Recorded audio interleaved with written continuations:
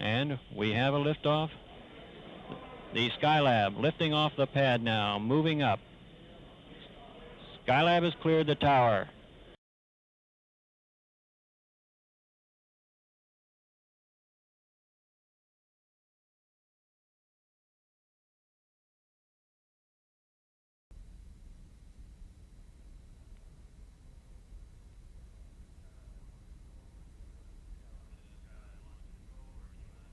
This is Skylab Launch Control. We're T-minus 3 hours and counting.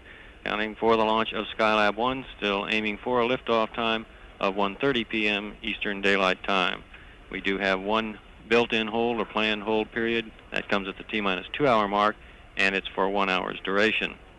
At this time, the liquid oxygen has been brought aboard both the first and second stages of the vehicle. That liquid oxygen loading has been completed, but we will continue to replenish the supply down through the count.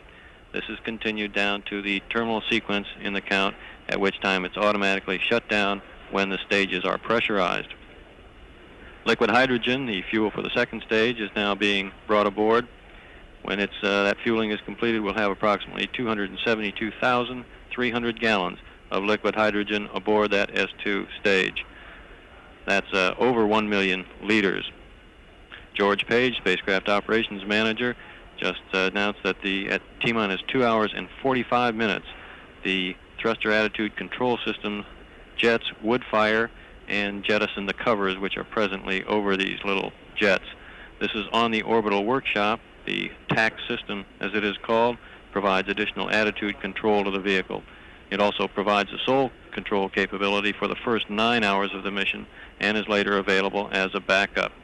The TACs consists of 6 cold gas jets that utilize gaseous nitrogen blowdown systems to develop 10 to 100 pounds of thrust. Right now they have covers over those small thrusters, and they will be jettisoned or blown off at the T-minus 2 hour 45 minute mark. The countdown has proceeded smoothly this morning, cryogenic loading going extremely well, sometimes running somewhat ahead of schedule. Now T-minus 2 hours, 58 minutes and counting. This is Kennedy Launch Control.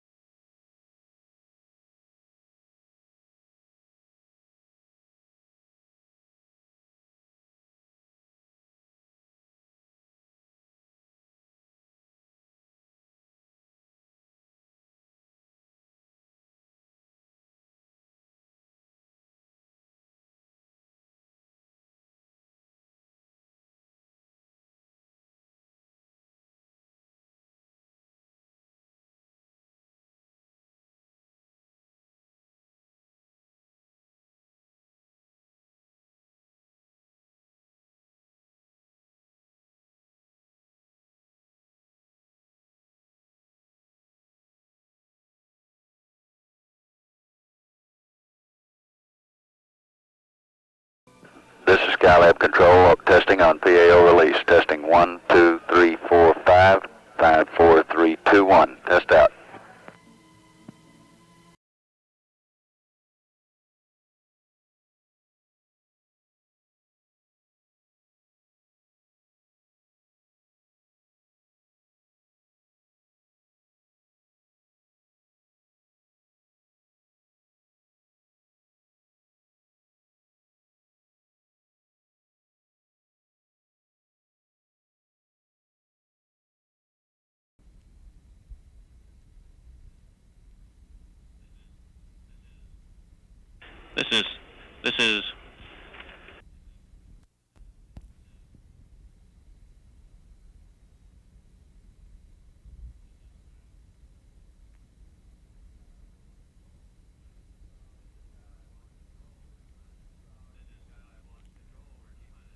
This is Skylab Launch Control. We're T-minus 2 hours, and we're in a hold period at this time. This is a planned hold.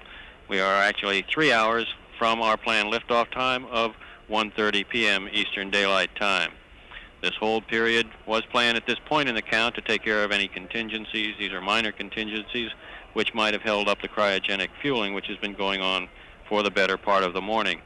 Actually, that fueling went extremely well. and the fueling has been completed at this time. Fueling started earlier this morning following a half-hour planned hold period that ran from 5 a.m. to 5:30 a.m. We began bringing aboard then the liquid oxygen aboard the second stage of the Saturn V, then brought liquid oxygen aboard the first stage, then brought in the liquid hydrogen fuel for the second stage of the vehicle. All of this fueling proceeded very well, taking a look at the amount of fuel that's been brought aboard. On that second stage where we use liquid oxygen and liquid hydrogen, there's 88,200 gallons of liquid oxygen aboard. Liquid hydrogen is 272,300 gallons. The 5 J2 engines, which burn that liquid hydrogen for the second stage and the liquid oxygen, will develop 1.150 million pounds of thrust. Aboard the first stage, we use RP1, a kerosene-type fuel that was actually brought aboard before the countdown demonstration test started, and it's remained aboard since that time. There may be some level adjustment made during the final hour of the count in the RP1. This would simply be an adjustment due to the weather temperature conditions. The liquid oxygen brought aboard the first stage is some 348,300 gallons. In liters, that's well over 1 million liters. Countdown now in our planned hold period. This hold period scheduled to last for 1 hour. We'll resume our count at 11:30 a.m. Eastern Daylight Time. Now T-minus 2 hours in holding. This is Kennedy Launch Control.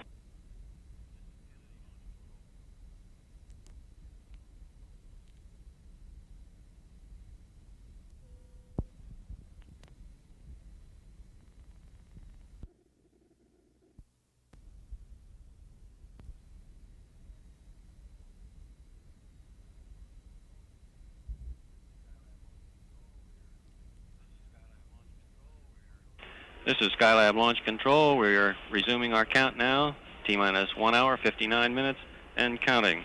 As the countdown resumes from that planned hold, checks are being made or preparations for checks of the emergency detection system aboard the vehicle. This is the system which could check any or would notice any out-of-phase or out-of-tolerance conditions and report them back to the control center. Also checks being made of the launch vehicle telemetry. Telemetry is used during the powered phase of flight to send back information on temperatures, pressures, and rates, sends these back to ground stations. Just prior to resuming the count, the order went out to clear Pad B. Pad B is about 8,000 feet away from Pad A, where the Skylab vehicle is. And over on Pad B, the countdown is continuing for Skylab 2, the first manned mission in the Skylab series. This morning, the prime crew for Skylab 2, astronauts Charles Conrad, the spacecraft commander, science pilot Joseph Kerwin, and pilot Paul Weitz, were awakened at approximately 7:15. They'll be watching the Skylab launch with more than slight amount of interest this afternoon. They had a brief medical examination this morning. Actually, this was the last of their pre-flight laboratory examinations. Dr. Royce Hawkins, Deputy Director of Medical Operations from Johnson Space Center, said, following that examination, the crew is looking great and feeling fine. Actually, this crew, for the first time here during Skylab, will be offered some of the more common comforts of home in their spacecraft. There'll be about 12,398 cubic feet in which they can move about and work. Also, the planners are trying to improve the quality of life by offering them a little greater variety of food, much more like the crewmen are accustomed to at home. They even have some water for a limited number of showers. Compared with Apollo, Skylab is some 59 times greater in volume. However, with all its size, Skylab has some weight and space restrictions. Stowage experts at NASA's Marshall Space Flight Center have followed a strict plan in providing, cataloging, and stowing some 20,000 items needed for the long-duration mission. Everything which can be stowed for the 8 months and the 3 manned missions is aboard the laboratory today. Crewmen traveling to and from the Skylab in their command module will be carrying relatively few items. The first crew watching the launch today of Skylab 1, the orbiting laboratory, will be at the Kennedy Space Center. They came to KSC from Johnson Space Center yesterday. Astronauts Pete Conrad and Paul Weitz will be watching the launch with their wives at a special site at Kennedy Space Center. Mrs. Kerwin will be watching with her in-laws, Mr. and Mrs. Kerwin, the parents of astronaut Joseph Kerwin. Countdown continuing now, T-minus 1 hour, 56 minutes and counting. This is Kennedy Launch Control.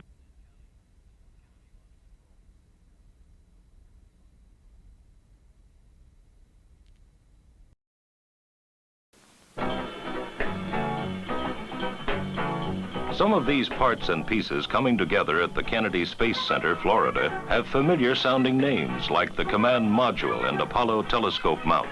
Others are not as familiar: Multiple Docking Adapter, Airlock Module, Orbital Workshop.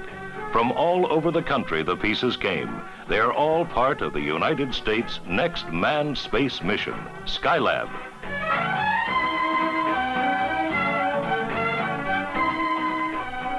Skylab, this country's first space station, will be operating in Earth orbit for about 8 months. It will serve as working and living quarters for 3 sets of astronaut crews for flights from 28 to 56 days. These are the 3 men who will open the space station and stay there 28 days. Astronauts Paul Weitz, Dr. Joseph Kerwin, and Charles Pete Conrad. Astronaut Conrad will be in command.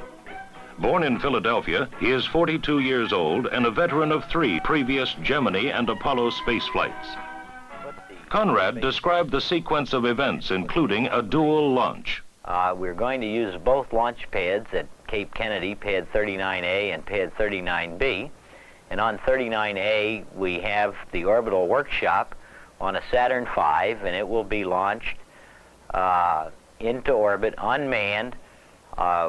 When it gets into orbit, the ground will be able to deploy the solar panels and the shroud around the front of it, get rid of that, and deploy the solar telescope off to the side and perform a bunch of functions by ground command which will prepare it for our joining it the next day. Now, we will launch approximately 23.5 hours later after it does, and after 5 revolutions of the Earth, we will have stepped up and rendezvoused with it. And at that time, we're going to dock. And we perform just a few checks on the exterior part of the vehicle and that our docking is a good docking. And we will pretty well have spent the whole day at the task of rendezvousing, so we will go to bed in the command module. And then very early the next morning, we will start activation of the workshop. Now, our task in activating the workshop will be longer and considerably different than the crews that will follow us up there, because much of the equipment will be in what we call the launch configuration. It has to be bolted to the floors or firmly to the walls to take the vibrations of launch into space. So we will go in, and the first day we will spend reconfiguring all this equipment to its proper location for use when it's in orbit. The orbital workshop is about the size of a small house. Pete Conrad continues. Well, in this vehicle we have, of course, quite a few items we've never had before. We have a freezer system so that we have frozen food, which we've never had before. We have 3 separate bedrooms with doors. You can go to bed and close your door at night. We have a full bathroom on board, and we intend to shave every day and so forth. And we have a shower on board. Won't be able to use that every day. The way the water works out, everybody gets 1 shower a week, so we'll be back to the Saturday night shower. And of course, all of these items that I've just mentioned are things that we've never had in spaceflight before. So I think we're going to be a lot more comfortable, and I look forward to giving most of them a try. To prepare themselves for the spacewalk they'll be taking, astronauts Conrad and Kerwin practiced underwater at NASA's Marshall Space Flight Center in Alabama. As we get to the end of the 28 days, about 3 days before the end of the flight, we're going to have to put on our pressure suits, 2 of us, and go outside to the solar telescope and collect all the film out of the different instruments that have taken the pictures, and bring that back in, and also load some film in the cameras for some of the other crews that are coming up. And And then, at that point in time, after having done our EVA and collected the film out of the solar telescope, we will spend the next 2 days preparing the vehicle for deactivation and our departure. 41-year-old Dr. Joseph P. Kerwin, designated Skylab science pilot, has a Doctor of Medicine degree from Northwestern University. Born in Oak Park, Illinois, Kerwin is the first MD to go into space.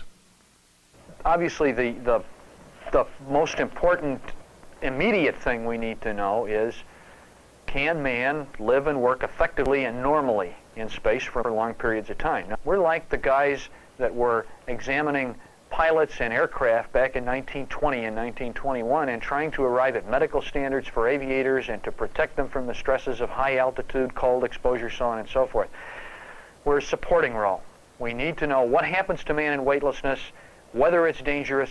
If it's dangerous, what countermeasures can we apply so that we'll get through those days and perhaps in the future fly very long missions. This knowledge can also contribute to an understanding of life processes, which are basic to treating human illness. Besides extensive pre-flight and post-flight medical studies on each of the men, the trio will be put through what Dr. Kerwin calls dynamic measurements.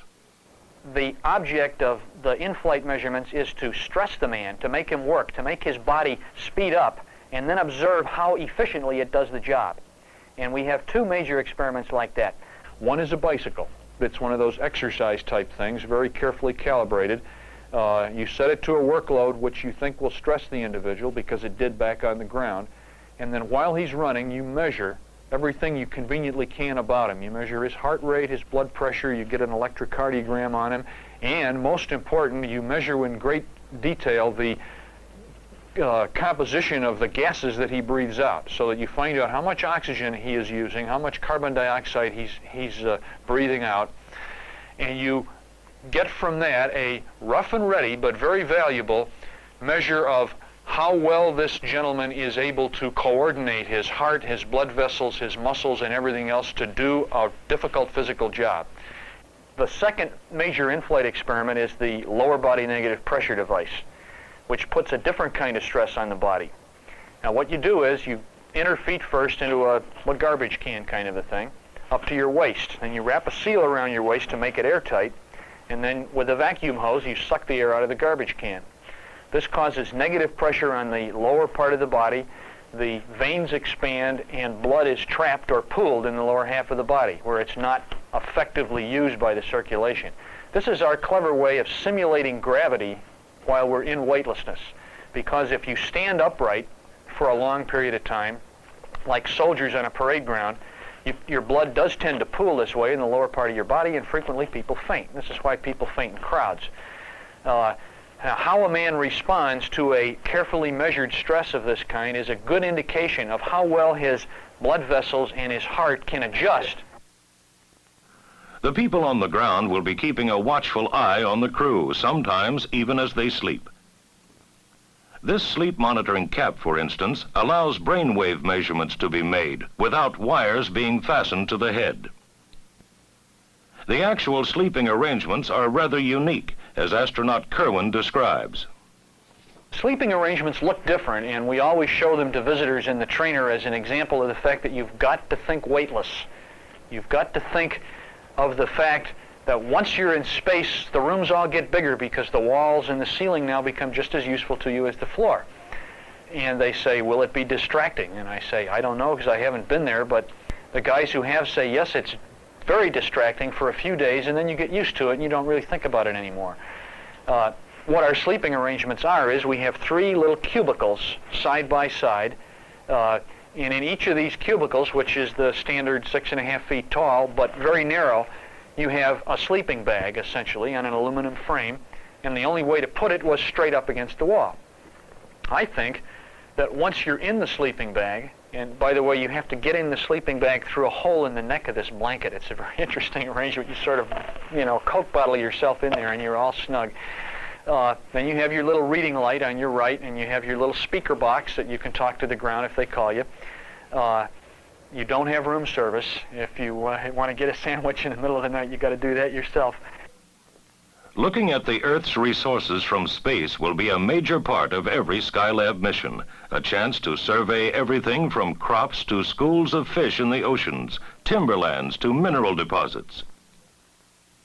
40-year-old Paul Weitz, a native of Erie, Pennsylvania, will have the main responsibility for conducting the Earth resources experiments on board this first Skylab.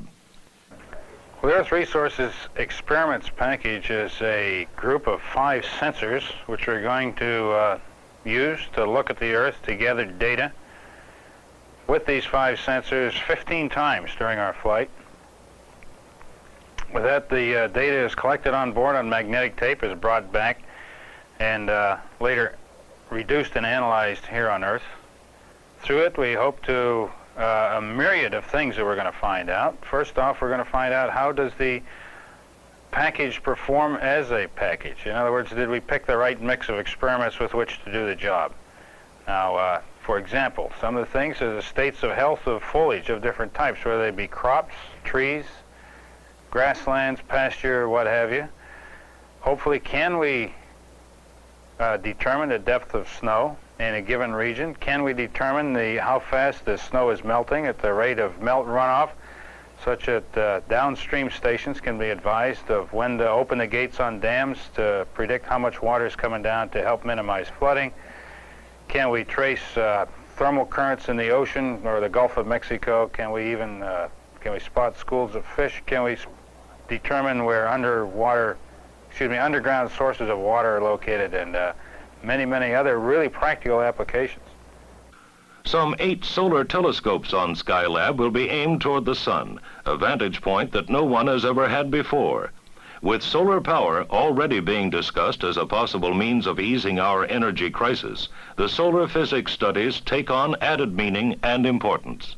We're going to be able to look at the sun in wavelengths that were impossible to see before because the atmosphere filtered these out. And from this, we'll have a better understanding of the phenomena that are presently going on the sun's surface, how it affects our lives on Earth now, how it's affected our evolution and our history, and perhaps how we can better cope with changes that are coming up in the future. The astronauts will assess the value of devices that expedite moving from one place to another inside the orbital workshop.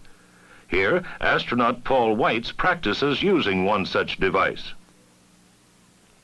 It is believed that unique crystal structures can be manufactured in the vacuum of space. Again, astronaut Paul Weitz. Yes, the primary experiment which we're doing is called the Metals Processing Facility, in which we're going to, it's a sphere which can be sealed off from the interior of the spacecraft and evacuated, that is, pull a vacuum on it by exposing it out to space, outside the spacecraft, and in it we're going to do some welding. We're going to melt some metal samples to see if we can form some ball bearings practically in a weightless environment. And in essence, it's a determination of what are some of the phenomena that occur in a manufacturing process in a weightless environment, and can they be used to man's benefit. To stimulate interest in science and technology, 19 high school students have had experiments they proposed selected for flight on Skylab. The youngsters were selected from more than 3,400 nationwide. Some of their experiments include behavior of bacteria and bacterial spores in the Skylab and space environments, web formation in zero gravity, and others. By way of summary, science pilot Dr. Joe Kerwin had this to say about Skylab. I like to think of it like this. We have explored Earth orbital space, and we have explored lunar orbital space and the surface of the moon, and this is very exciting. These people were kind of the Lewis and Clarks of the space program. What we're trying to do now is settle. We're trying to homestead space. We're trying to demonstrate on Skylab that man has a useful function as an observer and a scientist, a technician, a doer of things, a bringer back of information. in space, in that we can and should do this in a cost-effective, regular, long-term way. Skylab, this country's first space station, is nearly ready. From studies of the sun to Earth observations, its experiments will eventually contribute to improving life on our planet.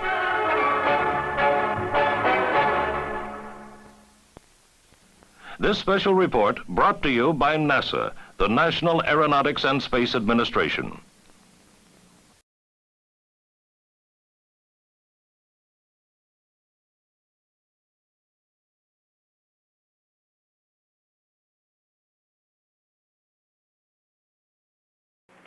This is Skylab Launch Control. We're T-minus 1 hour and 30 minutes in the countdown for the launch of Skylab, America's first orbiting space laboratory.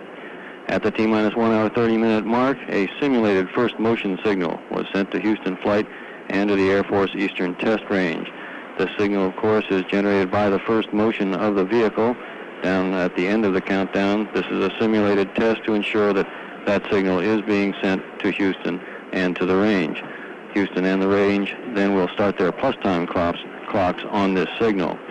Also completed recently were pre-flight command system checks. This ensures that pre-flight commands sent from the Johnson Space Center in Houston are getting through to the launch vehicle. Over on Pad B, adjacent to Pad A, where the countdown is continuing on the Skylab 2 vehicle, the pad area has been cleared, but the clock continues to count over there.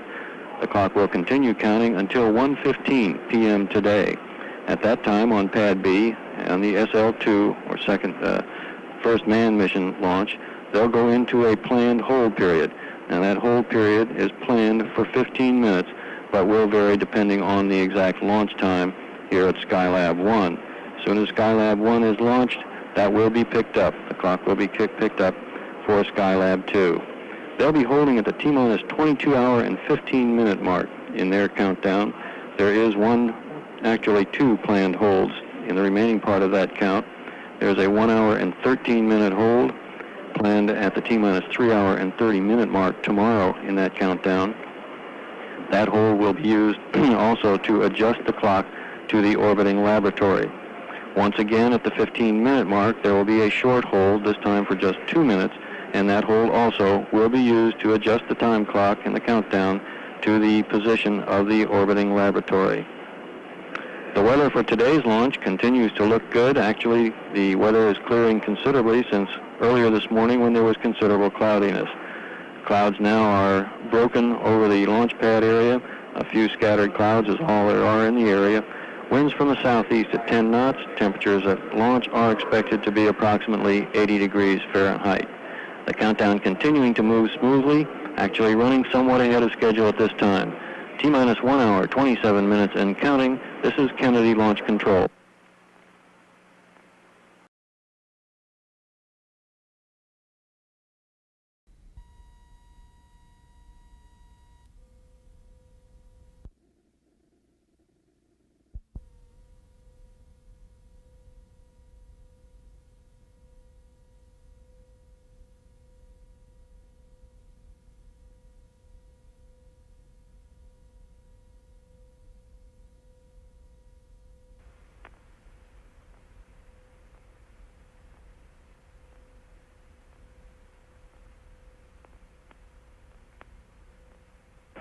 This is Skylab Launch Control. We're just passing the 1 hour mark in the countdown. Now T-minus 59 minutes, 55 seconds, and counting.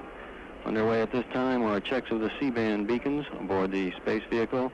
These are two beacons actually located in the instrument unit, and they're used in conjunction with ground radars to track the vehicle during the powered phase of flight. At that time, they can give, by this tracking, position data, speed, and acceleration. Coming up soon in the countdown will be a critical power transfer test.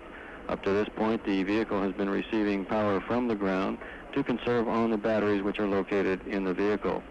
We'll make a quick test at this point to ensure that during a crossover to those flight batteries, all systems work well. Then we'll go back to the ground power again. At T-minus 50 seconds in the countdown, we'll make a final switch over to the flight batteries. Superintendent of Range Operations just reported to Chuck Henschel with his report on optical coverage from the long-range cameras. There are long-range cameras located at Patrick Air Force Base.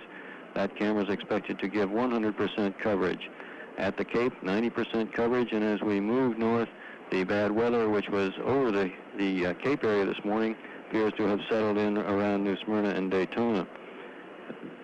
The tracking camera near New Smyrna is expected to yield only 10% coverage, and the one about 8 miles north of Daytona is not expected to be able to cover the flight of Skylab. Countdown moving along well, T-minus 58 minutes, 24 seconds and counting. This is Kennedy Launch Control.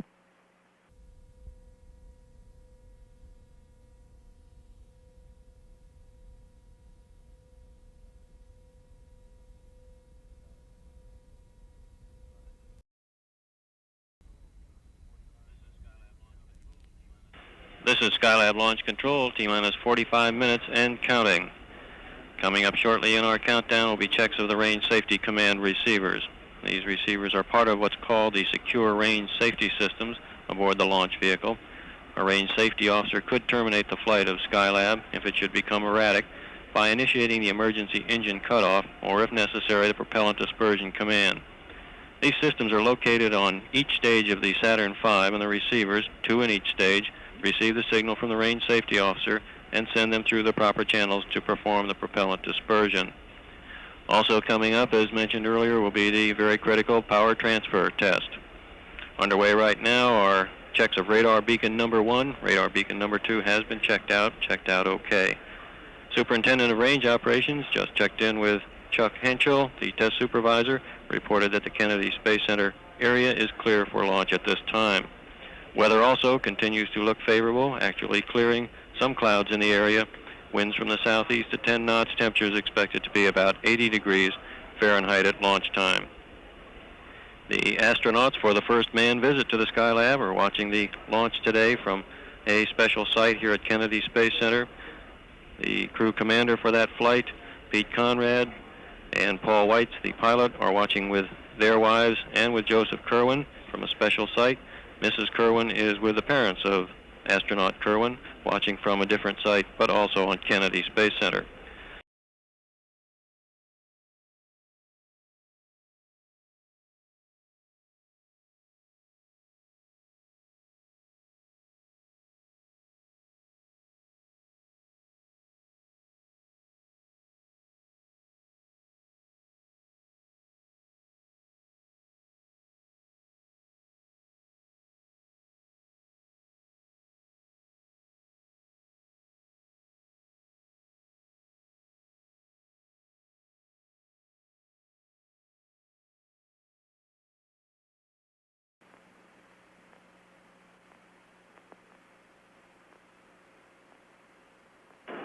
This is Skylab Launch Control, correcting that earlier statement.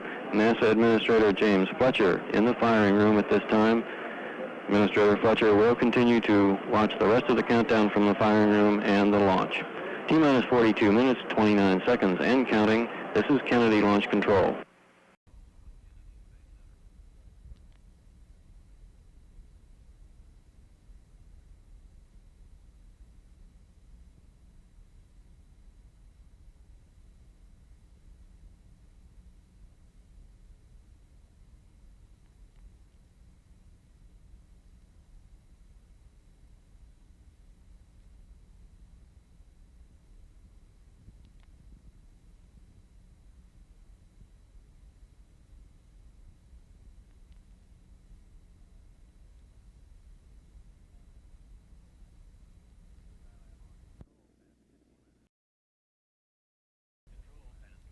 This is Skylab Launch Control, passing the T-minus 30-minute mark, T-minus 29 minutes, 56 seconds, and counting. At this time, the orbital workshop stands ready above the Saturn V vehicle. The power transfer test successfully completed just a few moments ago. Variety of systems in the vehicle, all observed during that critical test, all observed to work well on the flight batteries. We're now again using ground support batteries, ground support electricity. We'll go on the flight batteries at approximately 50 seconds in the countdown. Beacon number 1 readouts now complete. Both those radar beacons located in the instrument unit of the vehicle now have been completely checked out. The Skylab, as it stands at Pad A, somewhat different in configuration than the Saturns and Apollo Saturns, which we're used to seeing. Skylab stands 333.7 feet, whereas the Apollo Saturn V was 363 feet. Of course, the Saturn V had the launch escape system on top, whereas the orbital workshop and its payload have a payload shroud covering that. Countdown continuing to move along smoothly. T-minus 28 minutes, 42 seconds and counting. This is Skylab Launch Control.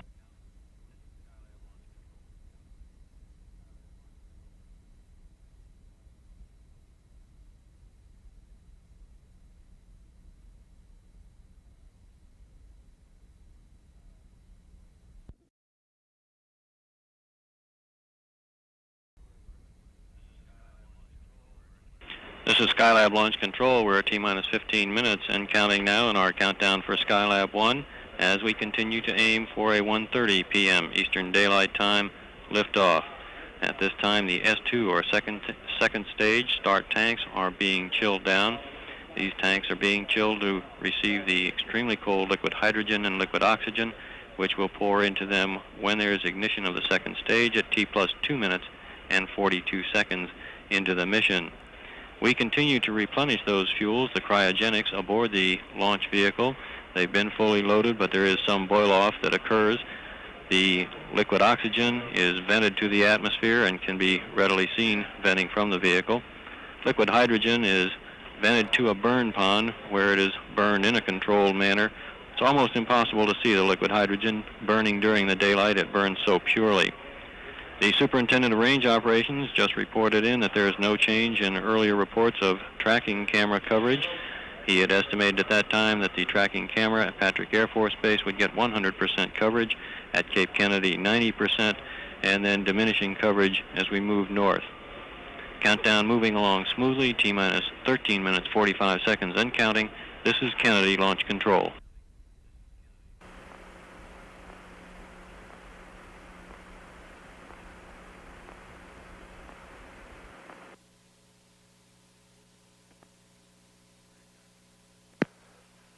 This is Skylab Control Houston, testing 1, 2, 3, 4, testing 1, 2, 3, 4. This is Skylab Control Houston, testing 1, 2, 3, 4, testing 1, 2, 3, 4.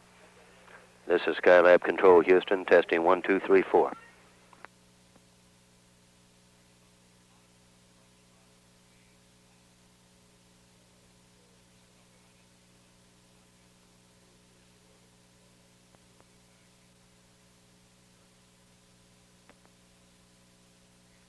This is Skylab Control Houston, testing 1, 2, 3, 4, testing 1, 2, 3, 4. This is Skylab Control Houston.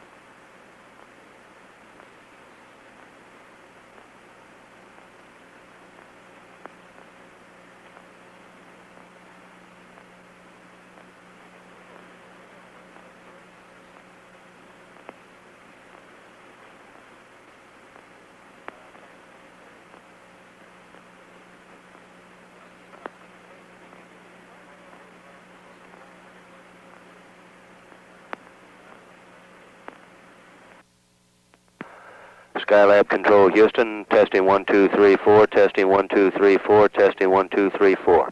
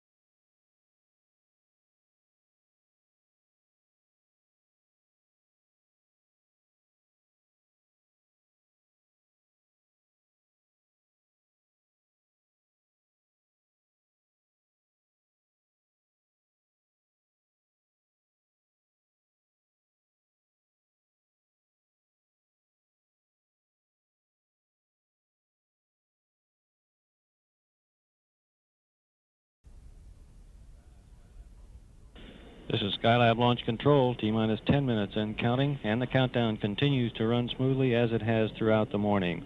Cryogenics loaded aboard the vehicle. We continue to aim for a liftoff time of 1:30 p.m. Eastern Daylight Time.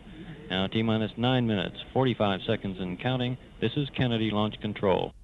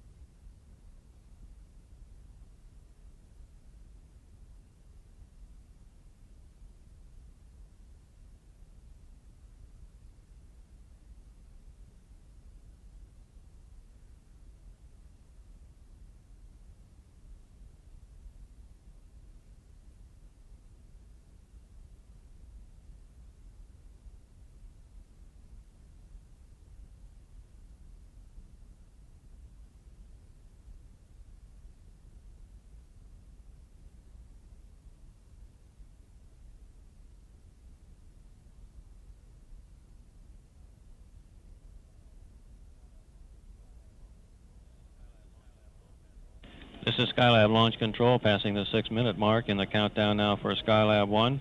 Houston Flight reports in that they are go for going onto the automatic sequencer. At the T-minus 3-minute 7-second mark in the countdown, the sequencer takes over and handles the countdown from that point on. From that point on, each event which is carried out by the sequencer must occur in the proper sequence, or the sequence would be stopped and the countdown would be stopped at that time. Thrust chamber chill downs continuing. Emergency detection system has been placed to the launch mode.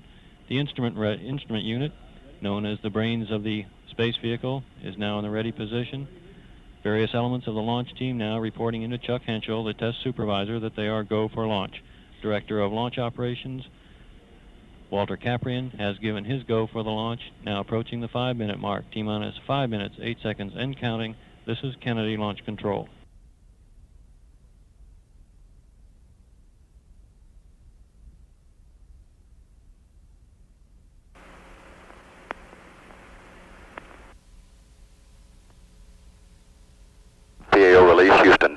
1, 2, 3, 4, 5, 5, 4, 3, 2, 1. Test out.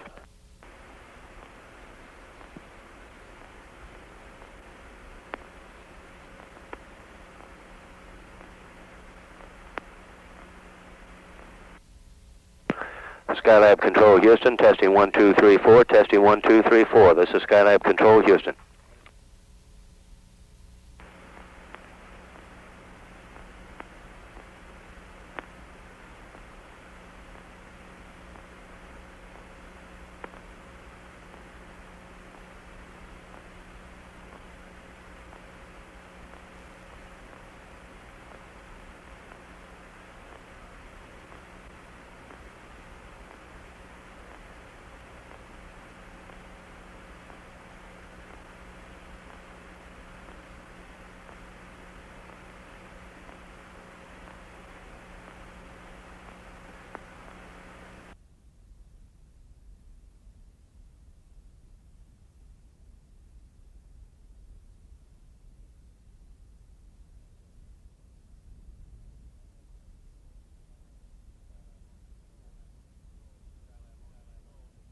This is Skylab Launch Control, T-minus 3 minutes, 30 seconds, and counting in our countdown for launch of Skylab 1.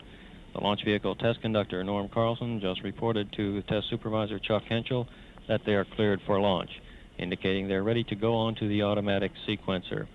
Of course, while that sequencer takes over, the team here in the firing room will continue to monitor their various gauges and readouts.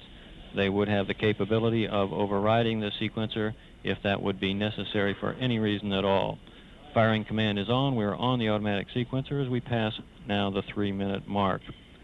Some of the events which will be happening now during this final 3 minutes as the sequencer has taken over will be terminating the replenishment of the liquid oxygen and the liquid hydrogen.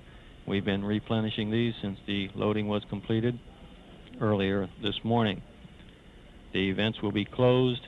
These tanks will be pressurized so that we can assure ourselves of a full load of fuel, and also so that we can assure a proper flow of that fuel down into the engines during flight. At the T-minus 2-minute mark, that pressurization is expected to begin. We'll transfer to the flight batteries from our external power seconds in the countdown, and we'll stay on those flight batteries from 50 seconds on down through the final portion of the count. Approaching the 2-minute mark in our countdown now. Mark, T-minus 2 minutes and counting toward the launch of Skylab 1. At T-minus 30 seconds, swing arms will start coming back. These swing arms give access to the vehicle and also afford a arm across to the vehicle to carry the propellants and the power to the vehicle. The first stage engines will be building up 7.6 million pounds of thrust at liftoff. Liftoff will follow an ignition at 8.9 seconds. We just passed the 90-second mark in the countdown. At 8.9 seconds in the count, we'll expect to get an engine sequence start on the 5 first stage engines of the Saturn V. They'll build up thrust. That thrust will be monitored. The vehicle will be held down for the full 8.9 seconds, and we'll expect to get liftoff right at T0. We're approaching the 1-minute mark in our countdown at this time as it proceeds smoothly. Mark, T-minus 1 minute and continuing to count. A water deluge system now has been turned on, activated at the pad area. Pressurization taking place now, the various tanks aboard the vehicle being pressurized. Switching to internal power. All stages switching now to internal power. All propellant tanks being pressurized. Count continuing smoothly. The water at the pad covering the flame deflectors. Now we've passed the 30-second mark.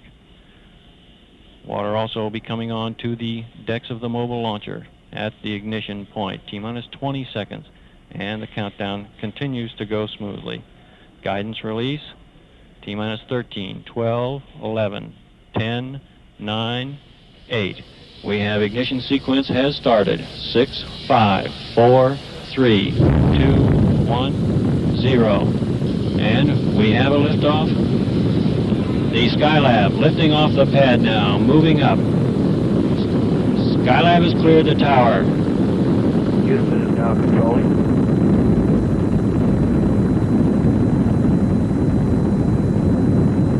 Mark, 18 seconds, pitch and roll program started. Saturn now maneuvering to its proper flight path attitude. Mark, 25 seconds. Mark, 30 seconds. 35 seconds, 1 nautical mile in altitude, looking good. Range safety, give Saturn a green, we've cleared the beach.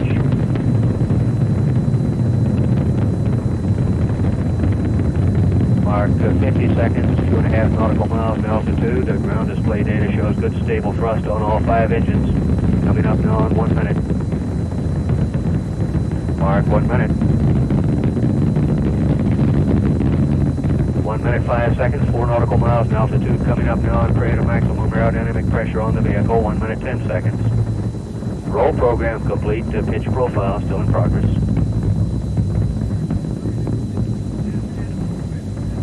Mark, 1 minute, 20 seconds, 7 nautical miles in altitude. Velocity now reading 2,500 feet per second.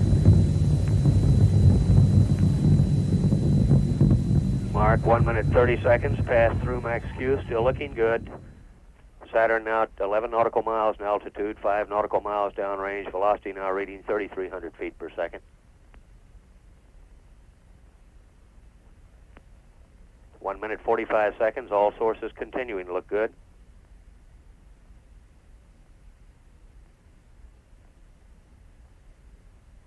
One minute, 56 seconds, 20 nautical miles in altitude.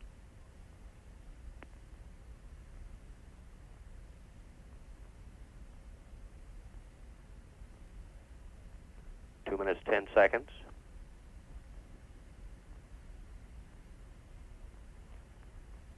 Two minutes, 18 seconds. Coming up now on center engine shutdown. Center engine shut down on time, reports booster system as engineer. 2 minutes, 33 seconds, 40 nautical miles in altitude. Standing by now for first stage shutdown.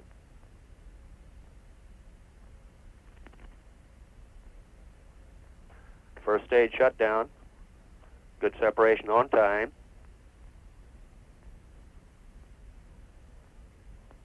Show good ignition on the 5 second stage engines. Saturn now 56 nautical miles in altitude, 64 nautical miles downrange, 9,300 feet per second, now reading the velocity. The huge first stage fall away now out of business. 3 minutes, 10 seconds, coming up on skirt sep.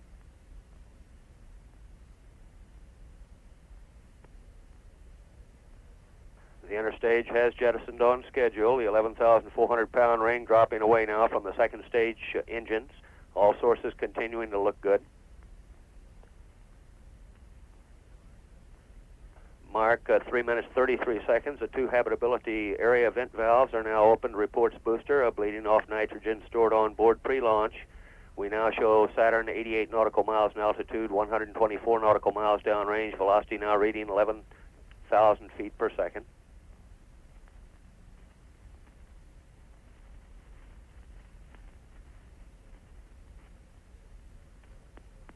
Looking good, reports booster, coming up on 4 minutes, Mark, 4 minutes.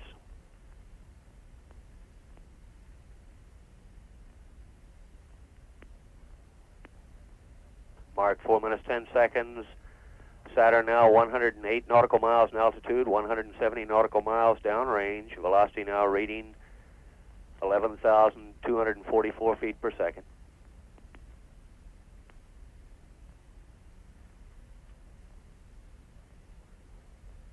Mark, 4 minutes, 30 seconds. Still looking at 5 good second stage engines performing as advertised.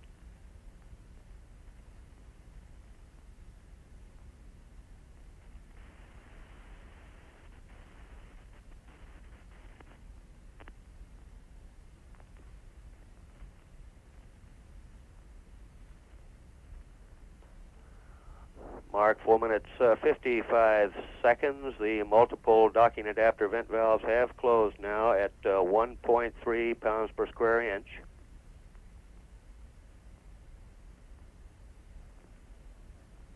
Mark 5 minutes 10 seconds. Saturn now 143 nautical miles in altitude, 268 nautical miles downrange. Velocity now reads 12,634 feet per second. Center engine shut down on time. Good sustained thrust on the remaining 4 engines. They burn for about 4 more minutes. The timing in this event quite different from Apollo, but this Saturn is carrying a much lighter payload to orbit. The shutdown time to when Saturn is beginning to pitch over for more straight and level flying rather than climbing for altitude. We now show Saturn at 160 nautical miles in altitude to 328 nautical miles downrange.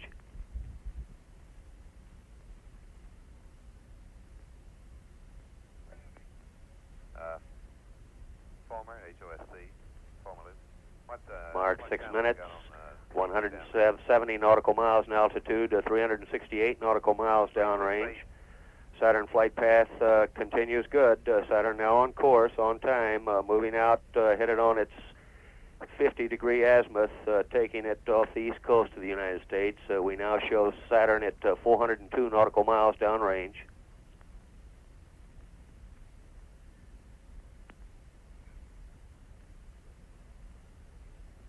Mark 6 minutes 30 seconds, coming up now on propellant utilization shift to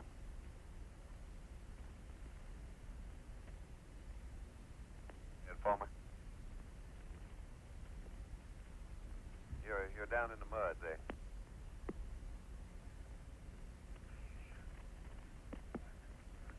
Bill Horton. Former.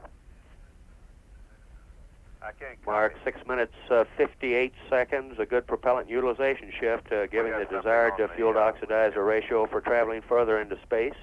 Engine performance continues excellent. We now show Saturn at 200 nautical miles in altitude, 518 nautical miles downrange. Hostage former.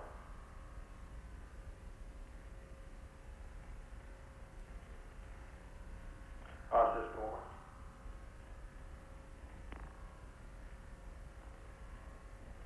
Mark 7 minutes 30 seconds, the velocity building up now. Saturn now traveling at 17,306 feet per second. Heading out now for downrange distance. Saturn flying almost parallel to the Atlantic Ocean. We now show an altitude of 213 nautical miles, a downrange distance of 620 nautical miles.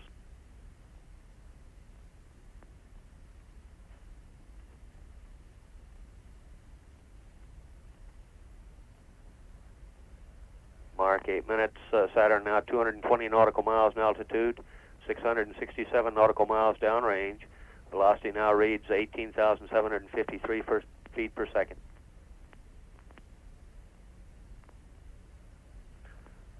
Predicted time of shutdown, says booster, is 9 minutes 51 seconds.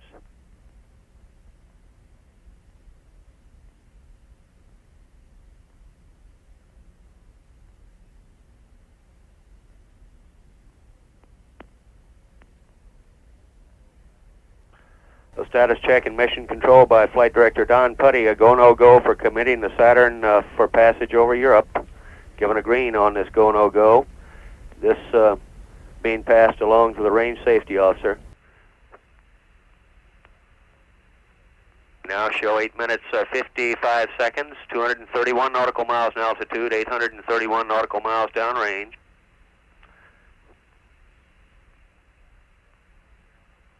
Trajectory data now puts Saturn traveling beyond Europe.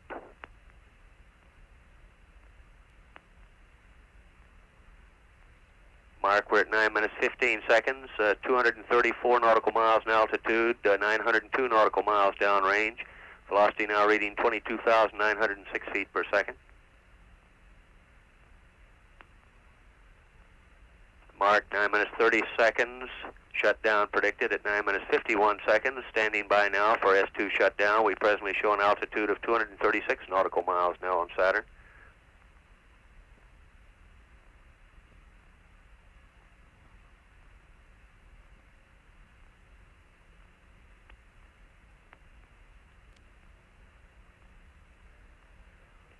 We've had shutdown and separation. The orbital workshop is now separated from the Saturn.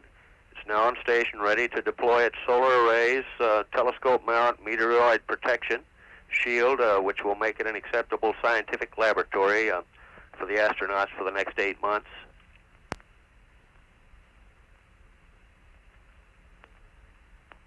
The refrigeration system on board has been activated.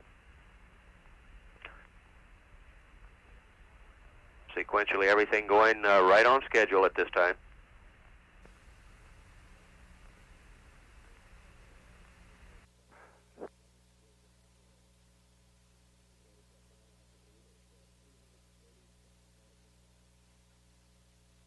First raw data reports flight dynamics, gives a nominal orbit. We showed a shutdown altitude of 236 nautical miles.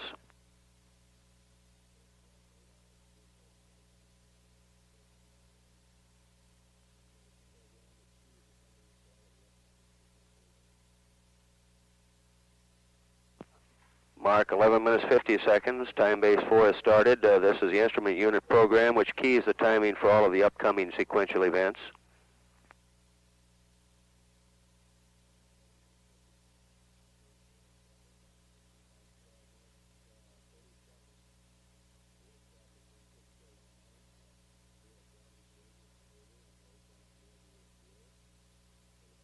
Mark 12 minutes 30 seconds. The workshop is being pitched over now through a gravity gradient maneuver, a nose down toward the Earth for the payload shroud jettison. The shroud splits into 4 sections by explosive devices for separation. We're about a minute away from that event at this time. We show 12 minutes 50 seconds ground elapsed time.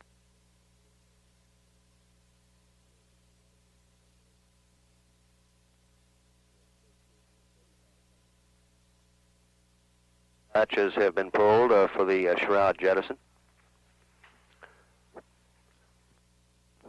We're at 13 minutes 35 seconds.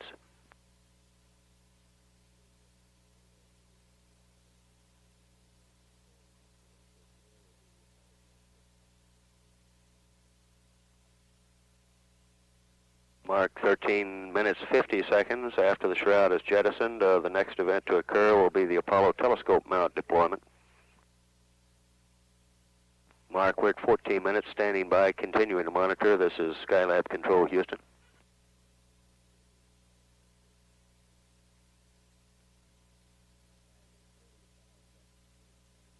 Mark, 14 minutes, 30 seconds. Predicted time of payload shroud jettisoned, 15 minutes, 32 seconds, or 5 minutes, 45 seconds since time base 4 was initiated.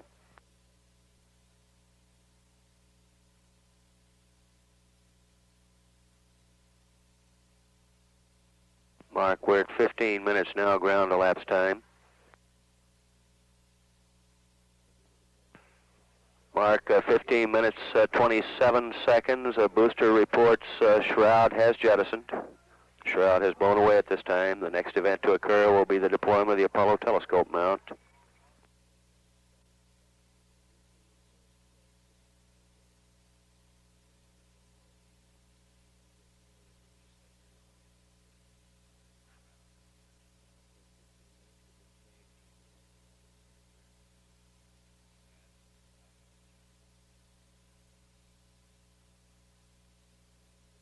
Mark, we're at 16 minutes. The disc cone antennas are now being commanded.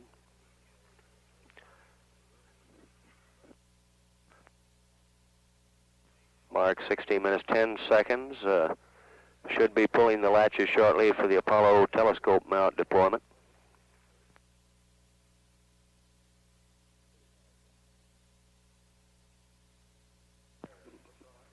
Mark, standing by now for confirmation of ATM deployment. We're at 17 minutes 35 seconds.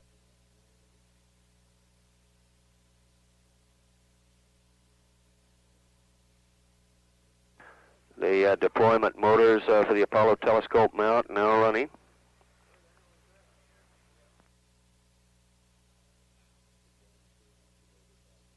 This deployment sequence in toto takes about 4 minutes.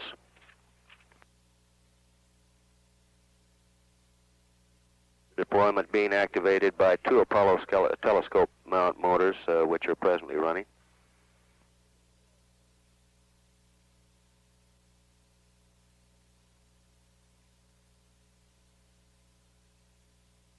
We're 18 minutes, 20 seconds now, ground elapsed time.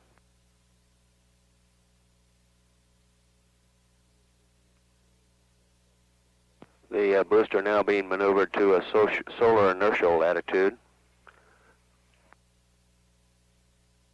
We're at 19 minutes, 10 seconds ground elapsed time.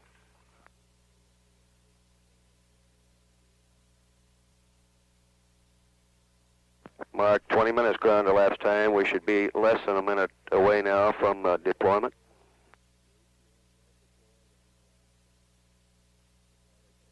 Mark, 20 minutes, 12 seconds ground elapsed time. Our data displays in mission control now show the ATM has deployed and locked. The Apollo telescope mount has been deployed and securely latched. The 24,500-pound ATM reaching out now at a 90-degree angle from the orbital workshop.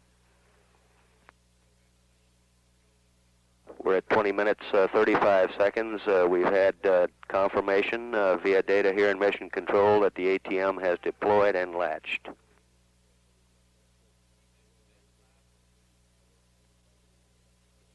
Mark, 20 minutes, 50 seconds. The next event to occur will be the deployment of the 4 wings for the telescope mount solar array system.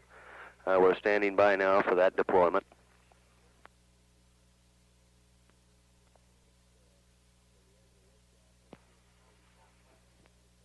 Mark, we're at 21 minutes, 40 seconds ground elapsed time. Preliminary tracking data shows an orbit for the orbital workshop of 237 nautical miles by 236.3 nautical miles.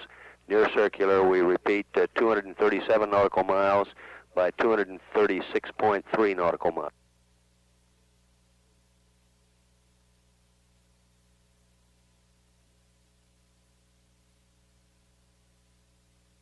We're at 24 minutes, 30 seconds now, ground elapsed time. Continuing with the solar inertial maneuver, reports booster.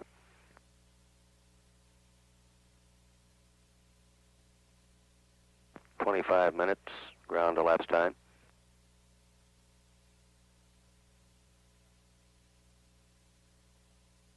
We've got 1 minute until loss of signal with Madrid.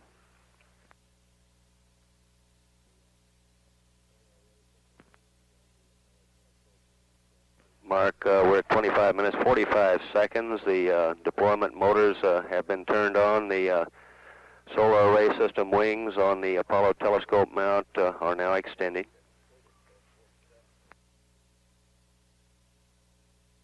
Standing by, continuing to monitor.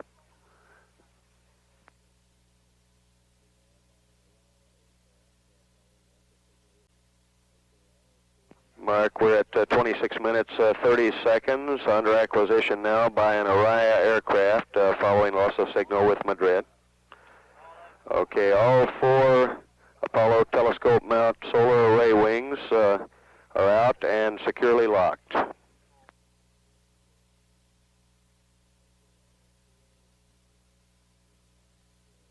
Mark, we're at 27 minutes, 20 seconds now, ground elapsed time.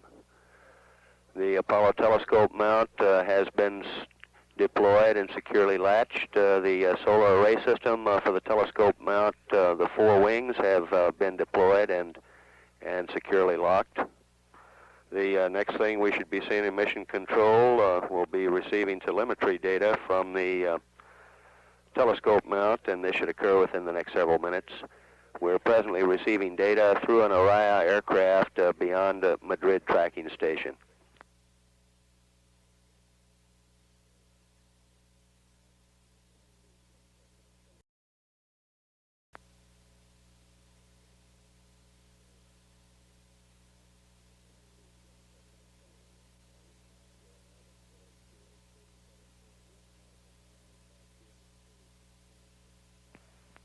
Mark, 28 minutes, 10 seconds. We now show an orbit of 237.1 nautical miles by 236.6 nautical miles for the orbital workshop.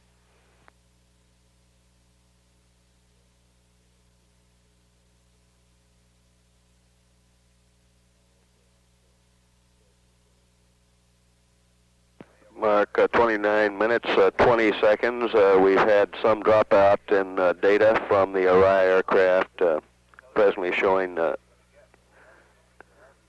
static displays in mission control. The procedures officer here working to get locked up on the data at this time. We're at 29 minutes 40 seconds ground elapsed time. We repeat that the Apollo telescope mount has been deployed. The solar array system for the telescope mount also deployed at this time. The next deployment to occur will be the solar array system for the workshop.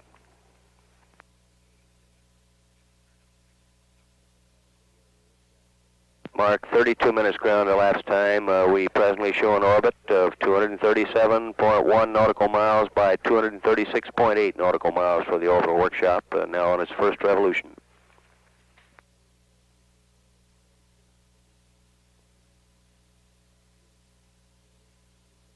Mark, 34 minutes, 20 seconds ground elapsed time. Flight Director Don Putty speaking to his flight control team and mission control, saying everything looks good up to this point. We're standing by now for a definite indication through our RI aircraft of receipt of telemetry data from the Apollo telescope mount. We're now at 34 minutes, 40 seconds ground elapsed time, continuing to monitor. This is Skylab Control, Houston.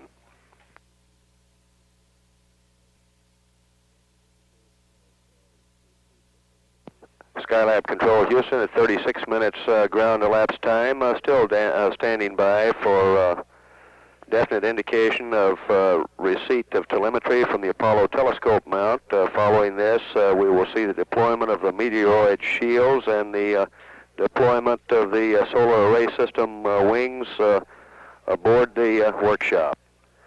Thus far, we've seen the successful activation of the Apollo telescope mount, as well as a solar array system for that mount.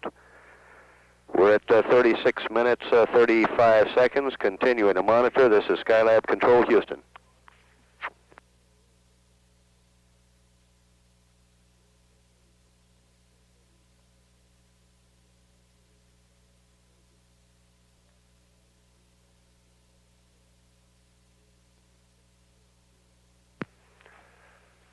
Skylab Control, Houston, 41 minutes ground elapsed time. We presently show an orbit of 236.2 nautical miles by 237 nautical miles.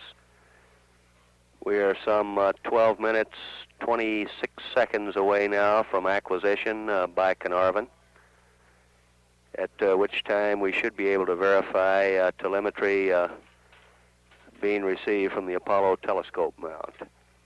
This is Skylab Control, Houston, at 41 minutes, 35 seconds ground elapsed time.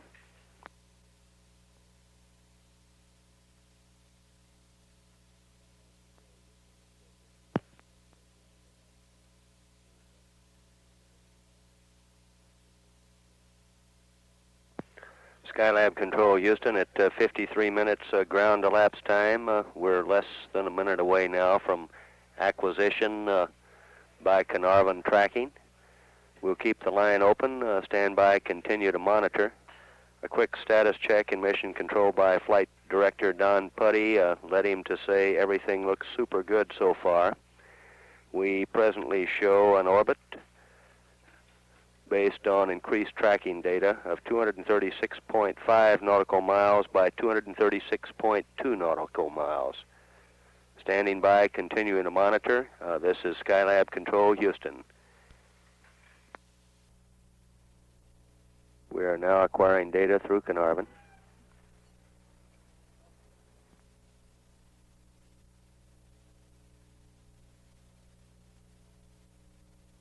Booster reports the vehicle is now in the solar inertial attitude.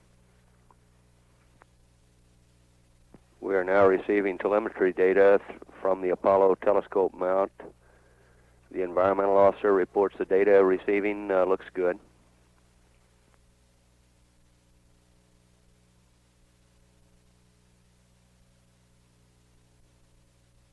The habitation area vent valves have been closed as scheduled.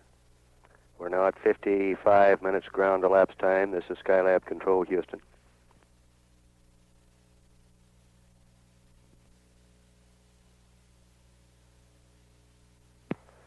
Skylab Control Houston at 59 minutes ground elapsed time.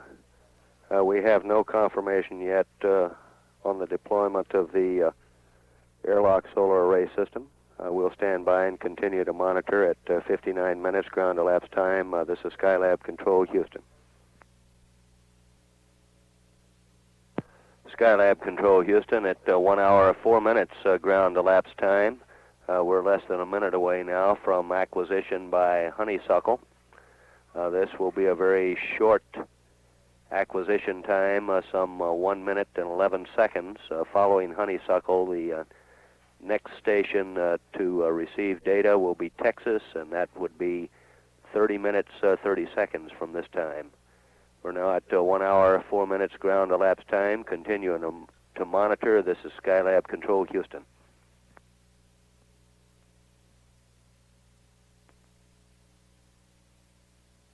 We have acquisition through Honeysuckle at this time. We're 1 hour 5 minutes ground elapsed time.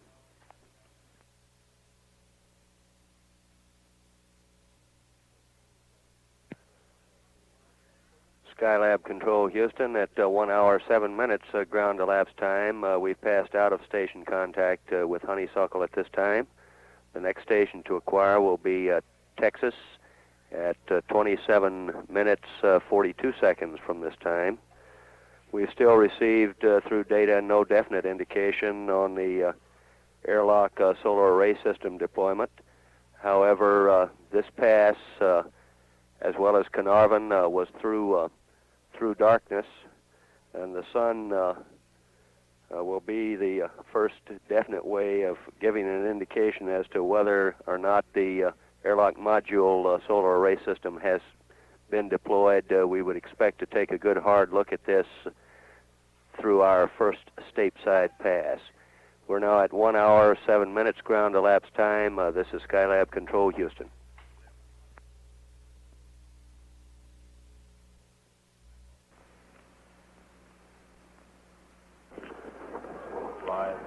You don't have to put it on if you want to, Kathy. You can just go ahead and talk it.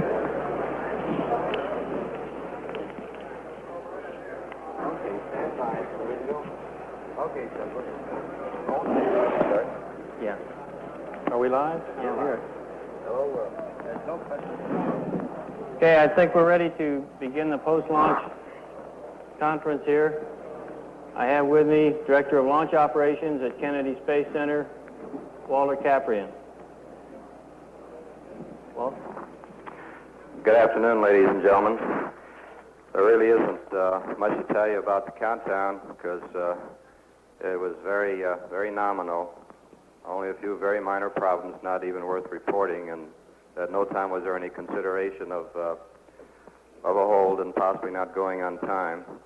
When I came in, I had my weather briefing with Ernie Ammon at 5:30 in the morning. He reported that we would be having thunderstorms at liftoff time, but within 3 hours he changed that to what we actually did have. So weather-wise, it's been a good day.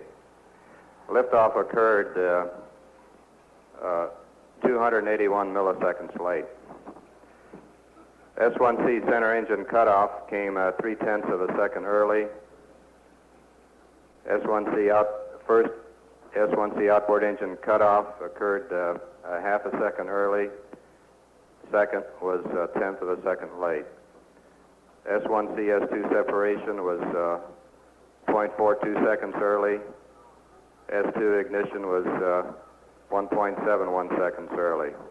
All the other events were that close to nominal. Orbital insertion was 1 second late. Orbital velocity is 25,096.6 feet per second, which was approximately 39 feet above nominal. Now, these are preliminary figures, so please don't shoot me if they're a little off.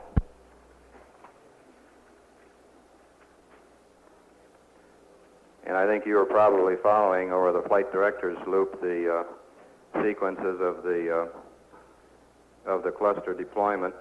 Payload shroud jettison occurred 15 minutes and 25 seconds into the flight. The ATM was deployed at 21 minutes and 34 seconds. The ATM solar arrays were deployed at 26 minutes and 38 seconds. And as of this moment, we have not been able to confirm deployment of the OWS SAS wings. So I really don't have anything more to say. Countdown was perfectly nominal. Any questions? Mary?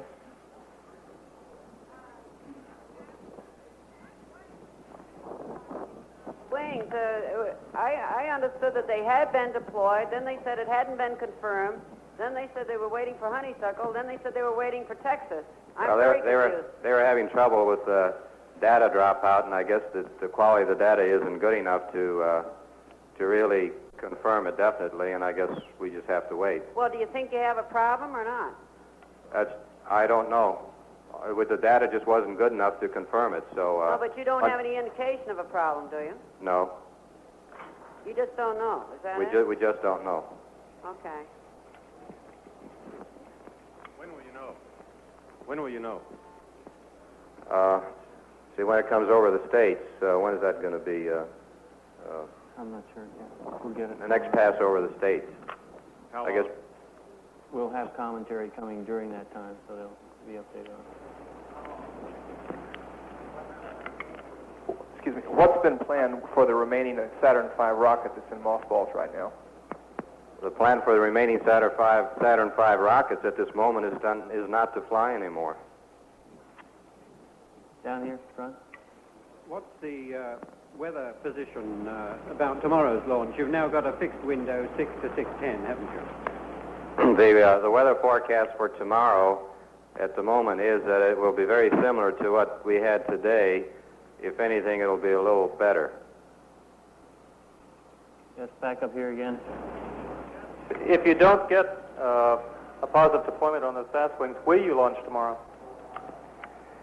Well, the flight management team is going to have a conference at 7 o'clock tonight to give the go, no-go for tomorrow's activities, and that the program director will be in charge of that. Up here? There are some conditions under which we would go and we would not. I can't give you a flat yes or no answer to that. But right now we can assume that it is going off tomorrow on time? Yes. Okay. When is it that you'll know about the SAS wings? What time? I don't remember the time. I heard when I was in the little booth there that they'd have to wait till the next pass over the States. And frankly, I'm behind on the timeline. I don't know exactly when. Shouldn't be too long.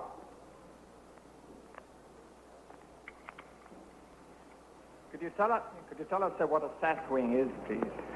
It's the two solar wing assemblies that supply the solar energy for the workshop.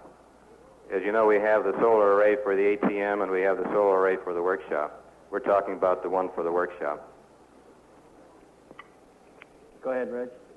Can you tell us, in language I can understand, how you will discover whether these solar wings are deployed? Will Mission Control interrogate the spacecraft? Well, yes, the telemeter data that comes down will tell us. We have switches on board, and we also have other parameters, power parameters, state of batteries, things of that nature that will give us that information. Without deployment of... Go ahead, Reg.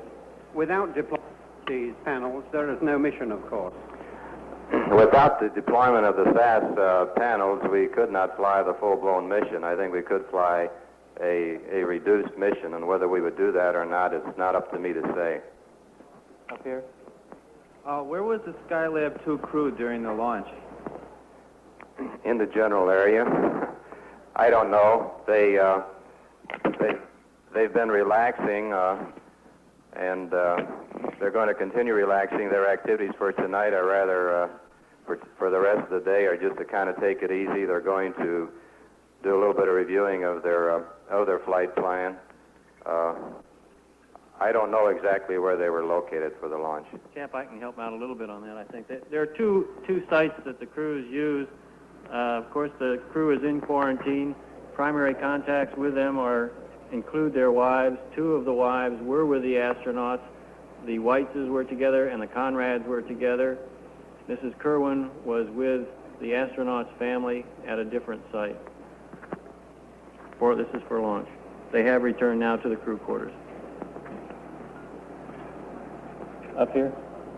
Based on the preliminary data, could you tell us what the estimate is on the time for a revolution of the Earth at this particular time?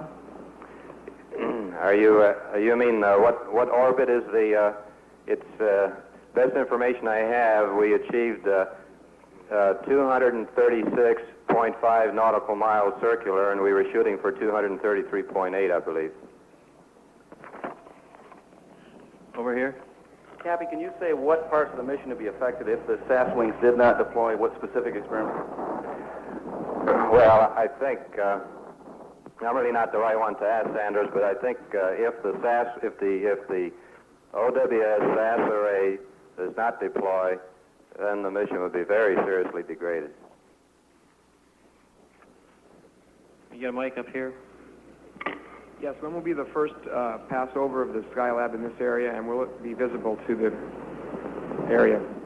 We've got data on that. Cappy, give me the answer. Go ahead. We have data on that in the newsroom, and it will be updated according to the orbital parameters, but Cappy doesn't have that here.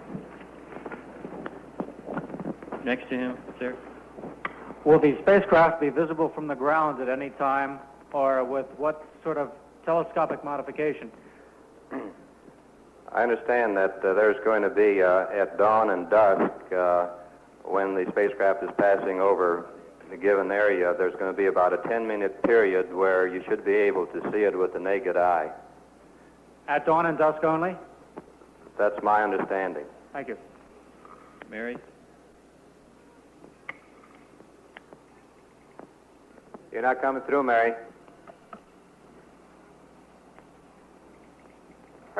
Communications aren't too good. Under what conditions would the crew go if not? Okay, Mary, hang on. We got another mic coming to you. Under what conditions would you send the crew up tomorrow if the SAS wings were not deployed? If the SAS wings were not deployed at all, I frankly doubt that we would send them up. It would depend on what the circumstances were. If the wings are partially deployed, though not fully deployed, and the health of the systems in general would probably be a determining factor. And I'm really not the right one to ask that question, Mary. I'm not going to be involved in that decision. I'm going to go home, go to sleep while they're having that meeting. Well, could the astronauts do any fix-it-yourself kind of thing if they were partially deployed? No, we're not set up for an EVA to do that kind of work. Well, I thought perhaps from inside through other controls and maybe switches or There something. are no controls for deployment within the bird. No switches or anything? No. In other words, they either go out or they don't go out, right? They either go out or don't go out. Man can't do anything about it. That is, the astronaut can't do anything about it. Can you do anything from the ground about it? I think we can send commands. And you think, well, we ought to know, though, for sure, one way or the other within maybe this next pass? I would think so, yes. Okay. Over here. What's the trouble that you aren't knowing why the SAS is not deployed? Is it something in the spacecraft, or is it just that you can't get any information? You're asking me a lot of questions about something that's a complete unknown to us right now. The problem is that the quality of the data, when we pass the station, immediately after the wings, the SAS array was to have been deployed, the quality of the data was very poor, and we were not able to make a proper determination. Why is the data so bad? Well, sometimes it's noisy. You have problems acquiring. Sometimes the ground station over which it's passing might be having a problem. Those things do happen quite often. Thank you. Do you have any more questions? One over here.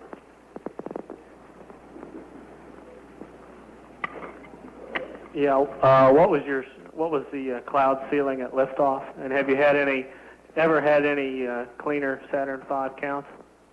No, we have never had a cleaner Saturn V count. Of course, you have to recognize that we had one less stage this time. The main clouds were the cirrus clouds at 20,000 feet, and I guess about an hour or so before launch, some cumulus clouds started coming in, and they were, I think they're around 6,000 to 8,000 feet high. Okay, one more question up here in the corner. Can we get a mic up there? Can you come down to one of the mics? That mic there is bad. If you can come over here, we'll take your question.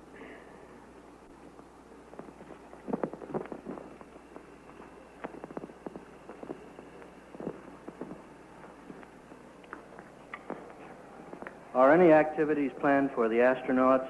Normally they fly within 24 hours before launch as one way of avoiding motion sickness. Is anything like that planned?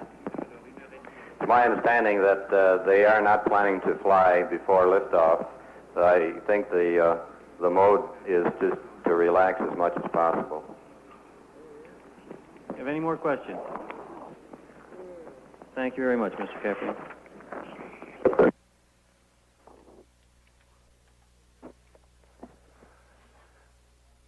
This is Skylab Control Houston at 1 hour 34 minutes ground elapsed time, less than a minute away now from acquisition by Texas. We show an orbit of 237.1 nautical miles by 236.2 nautical miles. To quickly recount what we've seen during this first revolution of the workshop orbit, the payload shroud jettisoned on schedule, the ATM Apollo telescope mount has deployed. The solar array system for the ATM has also deployed. We have no indication yet on the deployment of the 2 solar array wings attached to the workshop. We will look at this at display data for about 10 minutes under sunlight on this stateside pass to endeavor to confirm or not confirm that deployment. Given a non-confirmation, of course, backup commanding could be necessary from the control center. We're at 1 hour 35 minutes ground elapsed time. This is Skylab Control Houston. That's on okay.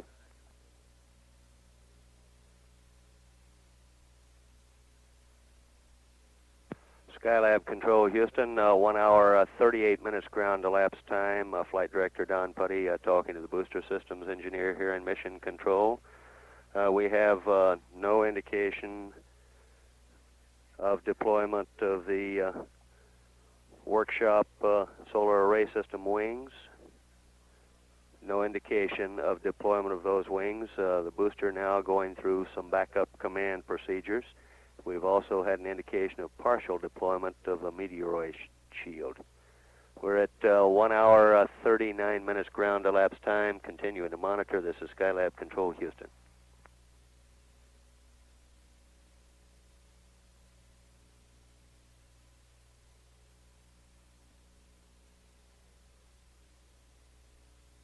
Skylab Control Houston, 1 hour 40 minutes ground elapsed time. The orbital workshop now on its first stateside pass since launch and insertion into orbit.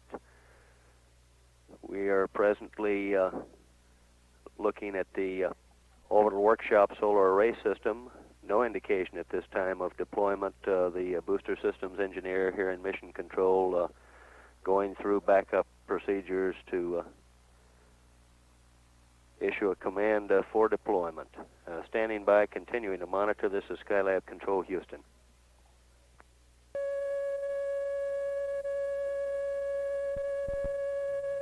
So they're going to go through some backup procedures, alternate procedures. Skylab Control Houston, 1 hour 46 minutes ground elapsed time, continuing to monitor on this first stateside pass, the orbital workshop. Again, we repeat, the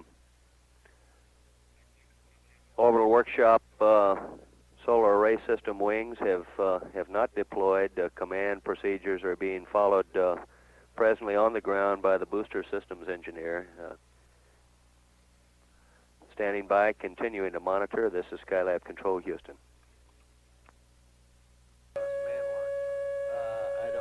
I don't know offhand, Bill. I'll find out. Okay, it seems that type of question is coming up pretty regularly now. Okay, Booster, go ahead. Lost data again. Let me see what I find out.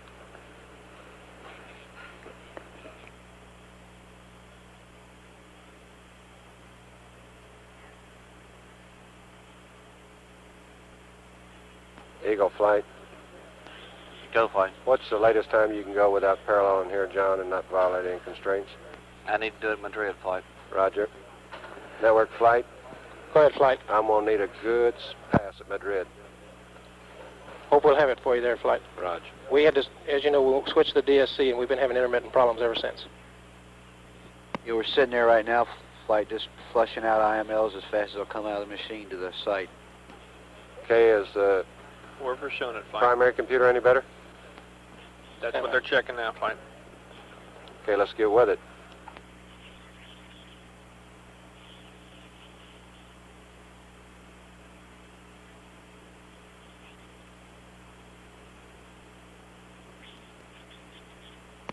We have some ATM data now, flight. We have AM data now, flight. Roger.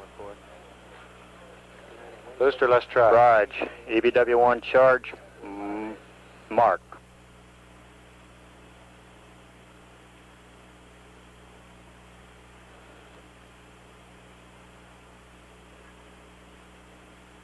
LOS of data again, flight. Roger. Flight final. Go ahead. They're getting the same reaction in both machines. Okay.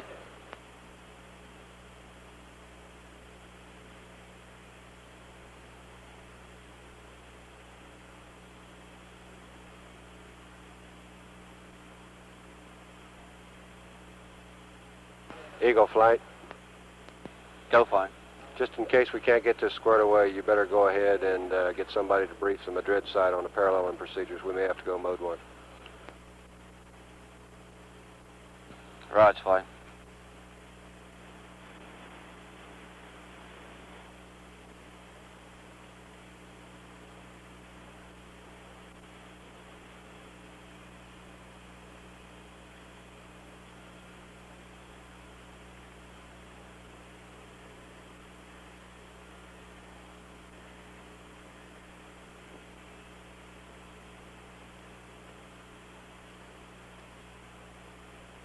Flight booster.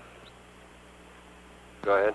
There's no reason we can't command out of the building, is there? That's affirmative. There's no reason at all. I just want to take all the precautions there, Mr. Raj. It's a verification that really bombs us.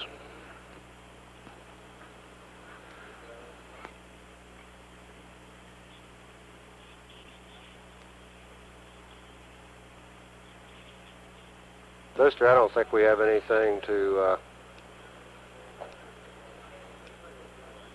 gain by waiting. You can go map over right on these as far as that goes. Well, as long as the site's getting good data, we don't even have to go map override. I just won't get the indications back here. Go ahead. Okay. Flight network. Go ahead, network. Newfoundland's got good solid, here we just were able to hand over to him. Go ahead, booster. We verify the EBW is charged, flight. Roger. Sending trigger. AM 459. Mark.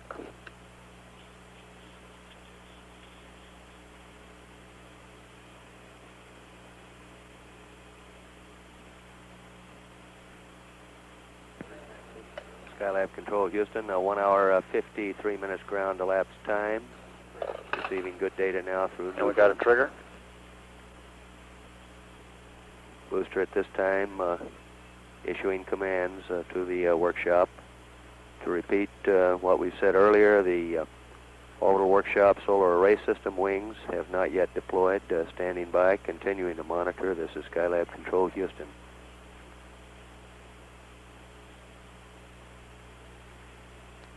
Flight Inco. Reset. Mark. Go ahead, Inco. Yeah, we seem to have lost the ATM Transmitter 1 carrier. Transmitter 2 is nominal, and they're sending us real-time data from Transmitter 2 at this time. I'd like to command Transmitter 1 carrier on at this time.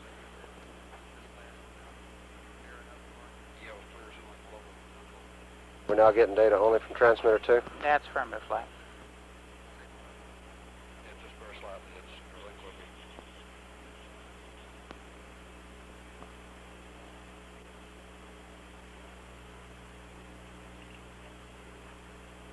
Any rush, Inco?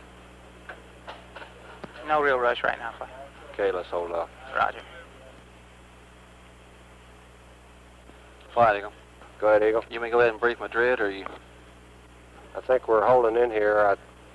You ought to have them standing by on it anyway, Eagle, and I think you ought to get these commands out whether you have data or not. I think we ought to go ahead and try to parallel.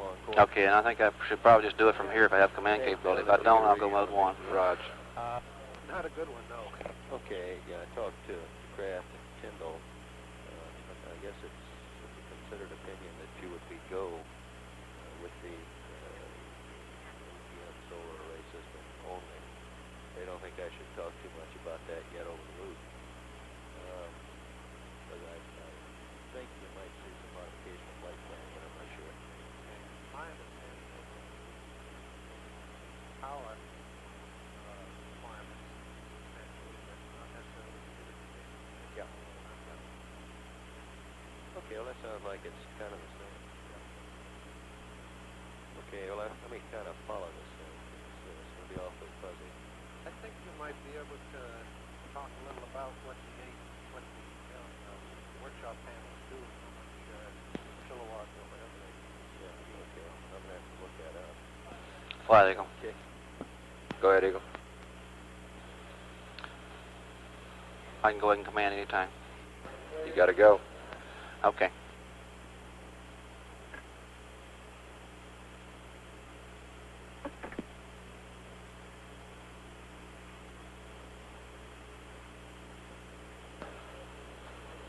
Flight network.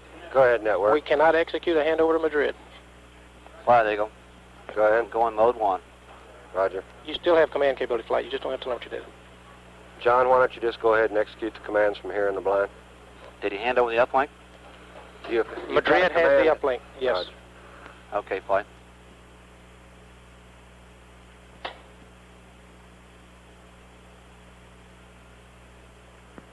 Skylab Control Houston, 1 hour 57 minutes ground elapsed time. We now have acquisition with Madrid. Standing by, continuing to monitor. This is Skylab Control Houston.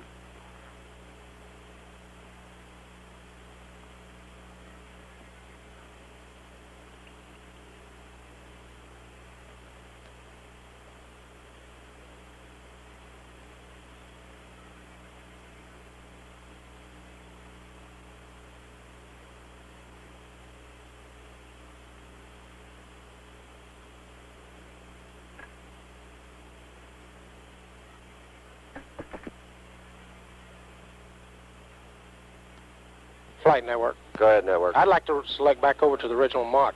We've got nothing right now. If Fido concurs there.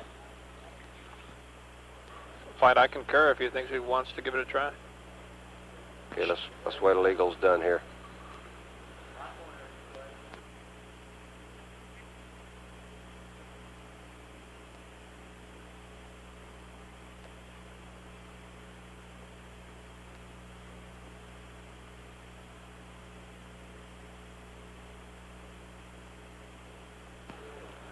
Go, network. Copy, flight. Okay, we have some data back We have now, some data. flight. Stand by on ATM. that network.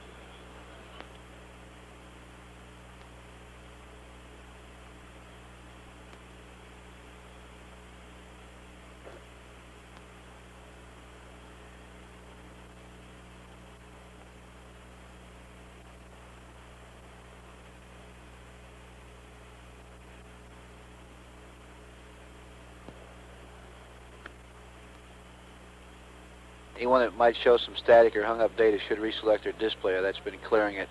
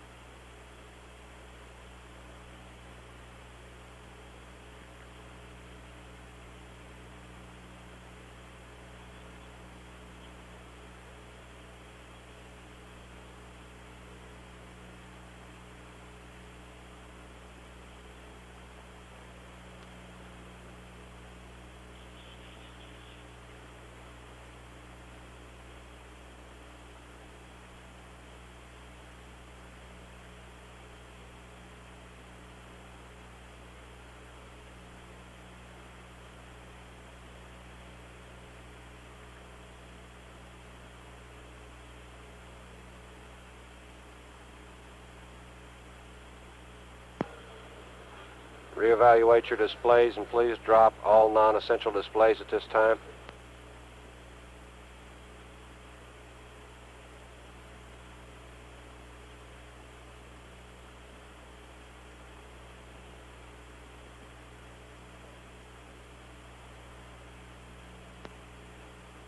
Flight Eagle. Go ahead. Yeah, we're paralleled and the PCGs, all 8 of them are off. Roger. Looks like 6 and 5 are charging slightly. Roger.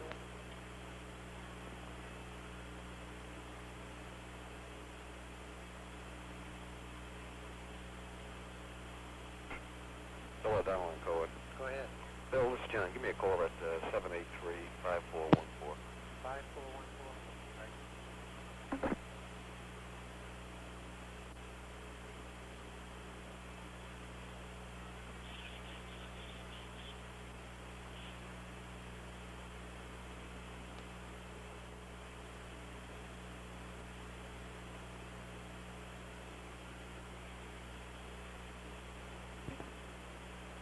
That tower on core. That tower, go ahead. This is Curtis. I understand you're just looking for the location of this thing at S1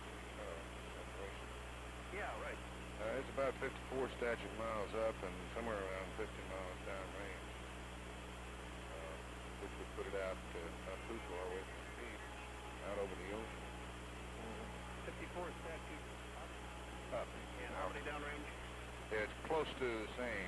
Eagle Flight. 50 miles downrange. Go Flight. Can you delay your heater activation or do you have to go with parts of it? We're in pretty good shape, Flight. Of course, the thing you want to do for this case is to stay thermally ahead. Raj. By the time it got to Cape Cod, it was way up there. What's your recommendation? No, I didn't figure that one yet. I'm just giving you... Well, I'd like to wait till the States next time. Let me come back with a firm recommendation. Roger. Yeah, okay, by the time they were Flight GNS. 54 miles up, it was somewhere around the same distance downrange. Yeah. Looking at it, Cape Cod is way the heck on up there. If we didn't get anything from the Carolinas and there. No, you would have gotten it better from Daytona Beach or something like that. Okay, man. Thank you. Flight GNS. Go ahead, GNS. I want to delay my orbital locks cage until the INCO is finished the switch select to check out, so Roger. there'll be a delay. Flight Eagle. Go ahead.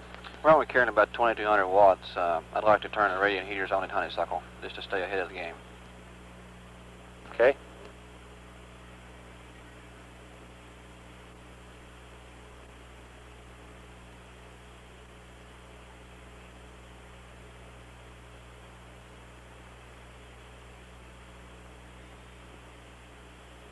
Eagle, do you want to go ahead and send them here?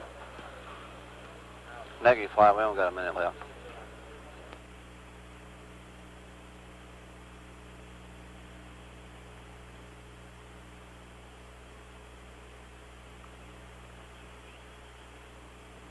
O'Donnell and Corey.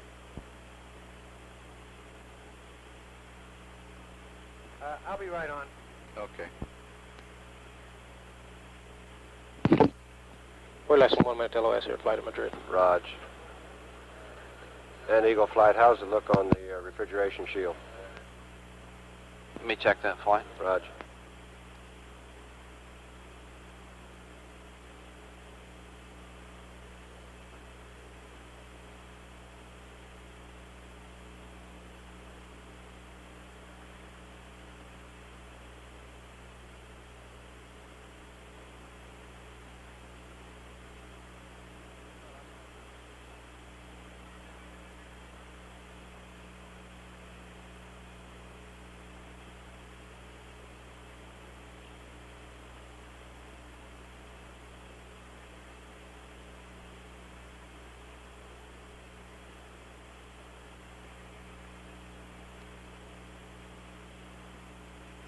Flight Eagle. Go ahead, this is O'Donnell. Yeah, Bill, we're getting a lot of queries. Go ahead, Eagle. Yeah, thermal thinks the shield's off, but we're running about 5 degrees warmer than the prediction.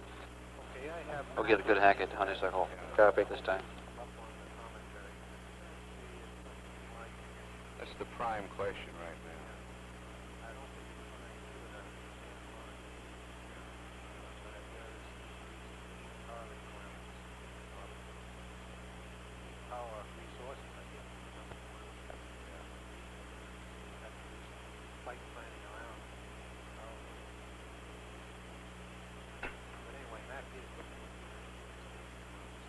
Okay, very good. Hey, Bill, this is Donnelly again for just finished conversation. When is the championship briefing scheduled for? It's late this evening. What'd you say, Jack, about... The police told me they're estimating 9 o'clock, but they'll have a better hack at a time later. Okay. Buddy has to talk to the crew at the Cape after he gets off his shift before he comes over here. Who's the contractor involved in this? I think it's TRW. I can't confirm it. I think that's what it is. Okay. Thank you. Yeah, 102. No. Are we just going to stay up for a while? Are we just going to stay up for a while with lost signal? All good.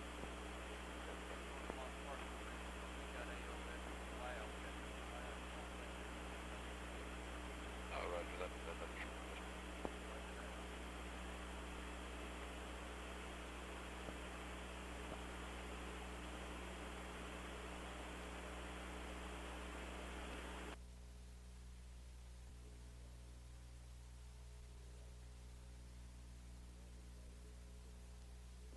Skylab Control Houston at 2 hours 7 minutes ground elapsed time.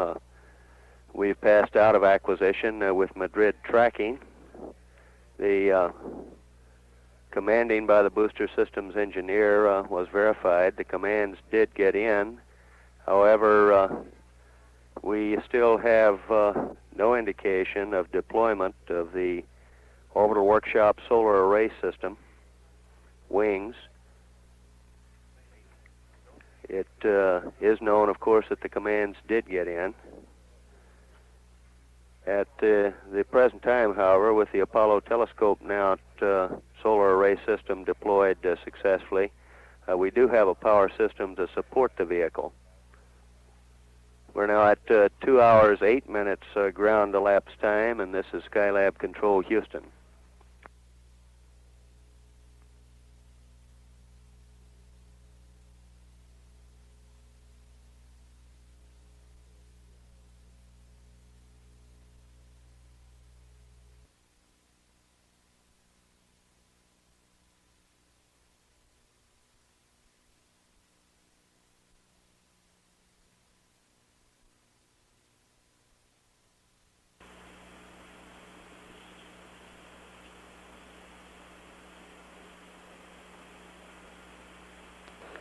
Flight booster. Go ahead. Right, in all of our discussions, we forgot that there's TV, movies and all this sort of stuff taken during that launch phase. And we've asked the former to see what we can get in the way of pictures. Roger. Maybe they can see something. I just got confirmation that it looked like the meteoroid shield may have gone around 1 minute and 3 seconds with the beam 2 about 3 seconds later. So.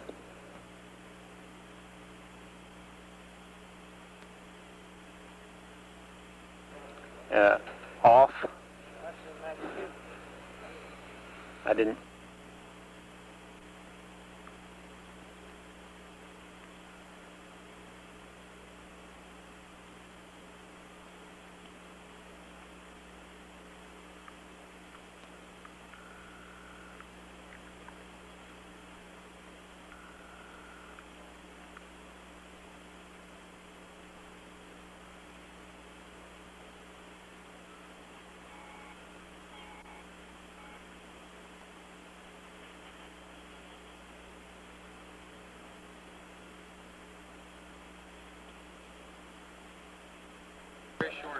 Inco flight.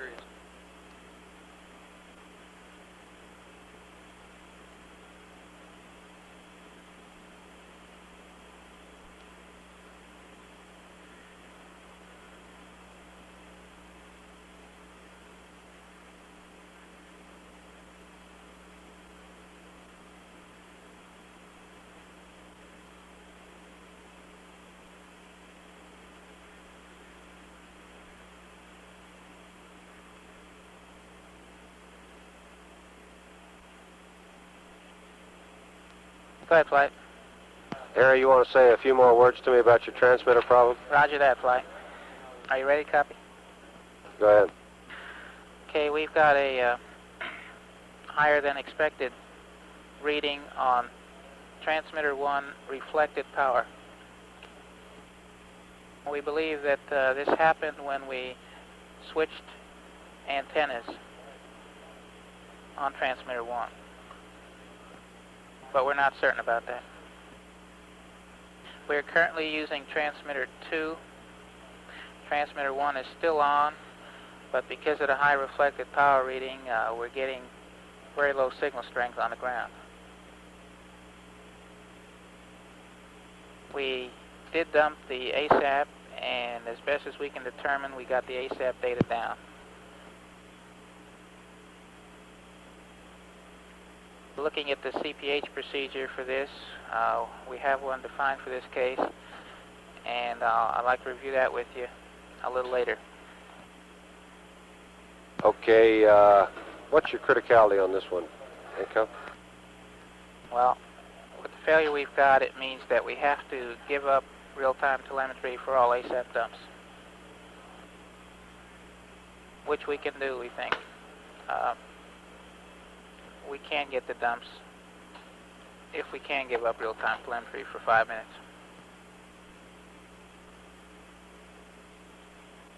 I've got another item I'd like to talk to you about besides that.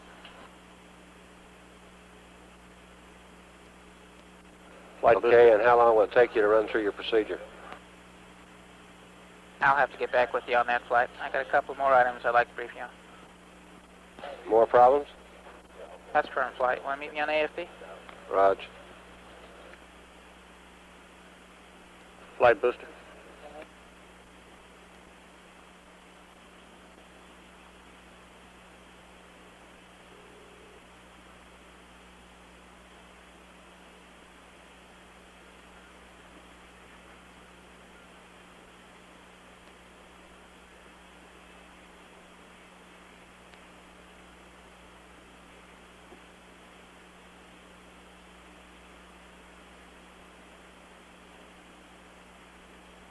Flight, we're running that data back, run it down through the MDRS now to see what the sequence was.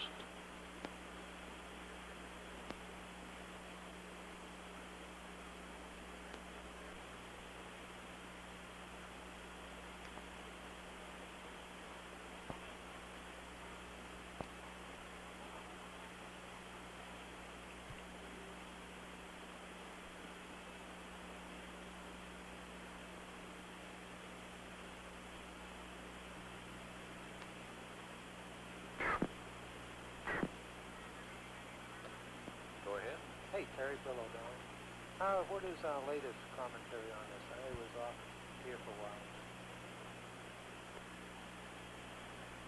What's the last announcement we've made? The one that McLeish made, summarizing what the current status is on partial deployment on thermal shields, or meteorite shield, and no deployment whatsoever on the workshop program. And we're coming up to Honeysuckle in about 10 minutes. Okay, just before we get there, maybe you ought to recap what he said. Okay. I'm doing a little homework here on that whole system. I assumed it would all be working when I... Network flight. Go ahead, Flight. We had a data dropout during boost, fairly early there. Do you remember what time that was? Can you find that, please? Which vehicle flight you talking about? Launch vehicle. And AM. Check both sources there, network. Okay. Trying to find a time. Very early in phase? I believe it was in the first stage. Yeah, I remember Milo reporting a dropout. We'll go back to Milo and let him look at the strip chart. Would you find that, please? Yes, sir.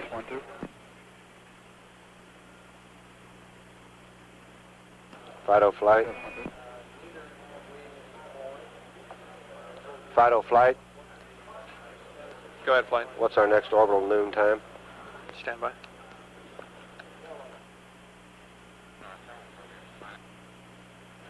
Flight Eagle. 309, flight.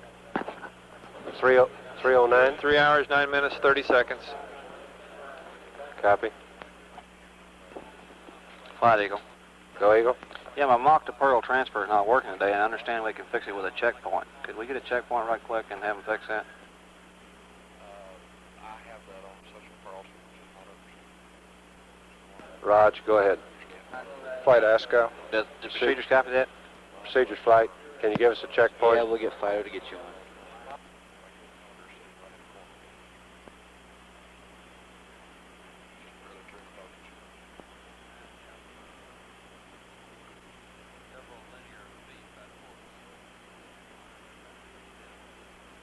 Booster flight. Go flight. You copy orbital noon at 309? Orbital noon at 309. Roger. Raj. Let's talk about our plan here for Honeysuckle. Okay, flight, the only thing we have to command are the meteoroid shield charge, trigger, and reset through the AM.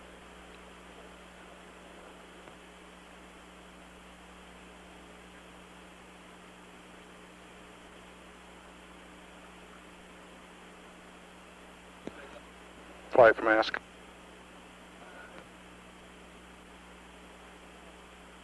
Flight from ASCO. Go ahead, ASCO. Listen, I'm willing to waive our nav update if we've got more. Sounds to me like more important commanding to do.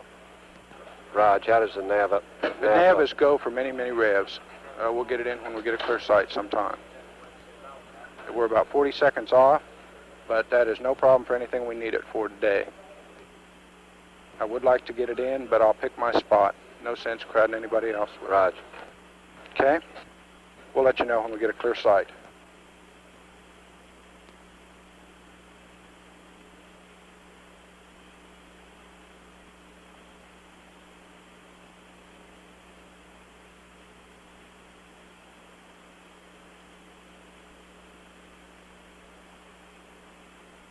Have that meeting, 7 o'clock?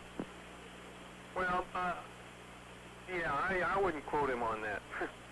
He said there was a meeting at 7 o'clock, but I'm not sure what he was referring to, and I think as things develop, that type of information has got to come out of Houston. They'll probably meet earlier than that at this point. Okay. Okay? They have a query out here. Yeah, okay. Well, you can say that that's, you know, the best information he had at the time he left, but that was a hell of a long time ago in terms of what's been going on. Schaefer Echo. Oh, okay, fine, thank you.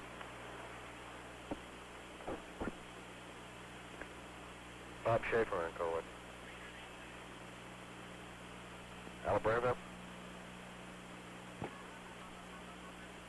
Okay, Booster, so you're going to go through, essentially, sequence. You're just going to go through the meteoroid shield commands, and then you're going to try your wing section commands again? We can try it, flight. I don't think there's any use. I think the meteoroid shield's all we can really stand. We've seen the wings, EBWs charge and fire. We saw some change in state in some of the positions in the wings, and that tells me we've done everything we can do from that standpoint. We're sure we fired that ordnance flight. Raj. And the meteoroid shield's the only thing I think that I can see at all.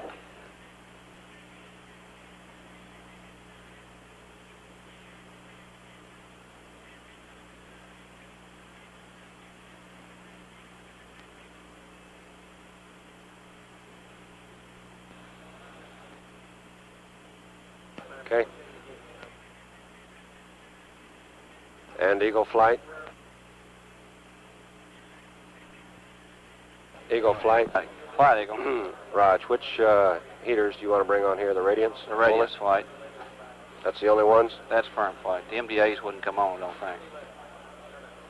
And flight, I was bad call on that mock checkpoint. What I need is an ASP checkpoint. It's not scheduled till 5 o'clock to put in a mod to enable the mock to Pearl transfer. Now, I don't know who all is using ASP at this time, but we need that capability. Let me check with track flight. Raj, procedures, will you work that one? Okay, Eagle, you got anything else over Honeysuckle? Negative flight. Okay, command procedures, will you add bringing on the radiant heaters at Honeysuckle to the command plan? Roger, flight.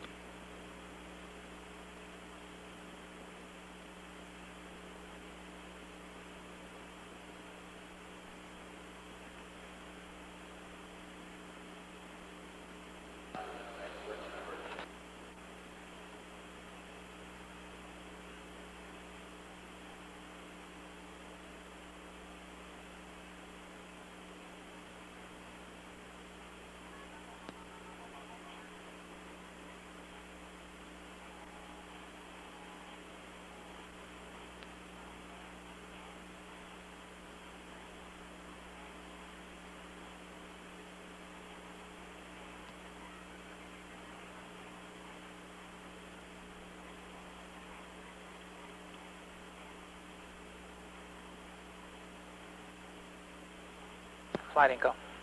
Go ahead. Roger, flight. We've been talking with the foamer on the ATM transmitter 1, high reflected power. Roger.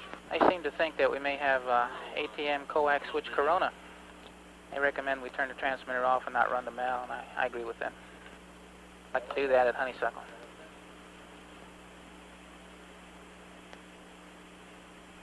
Raj, go ahead.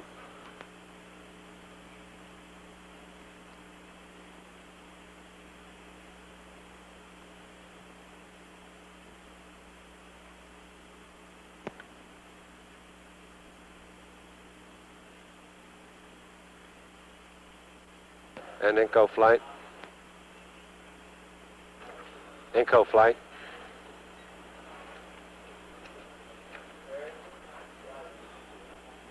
Go ahead, flight. Two questions. One is, if you bring it off, how long do you have to leave it off? And second, have they discussed it all? You just cycling and possibly clearing the corona by just cycling it on and off? Well, we're going to turn it off and leave it off until it states. And then bring it back on and see? That's right, flight. At the states. Okay. And if you still have the high reflected power, I hope you have a plan. That's right. We got a MAL for that case. We're going to talk with the foamer after LOS. Right. Make sure Copy. that they concur. Okay, you want to get that added to command plan? Roger, flight.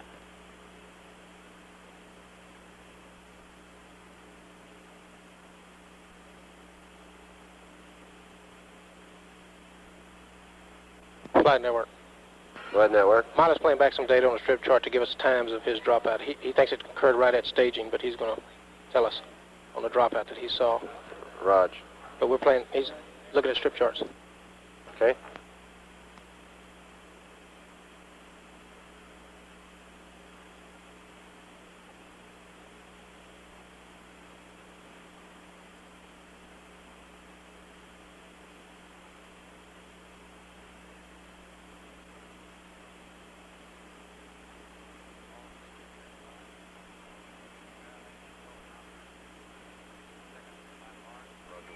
Roger, Gabe.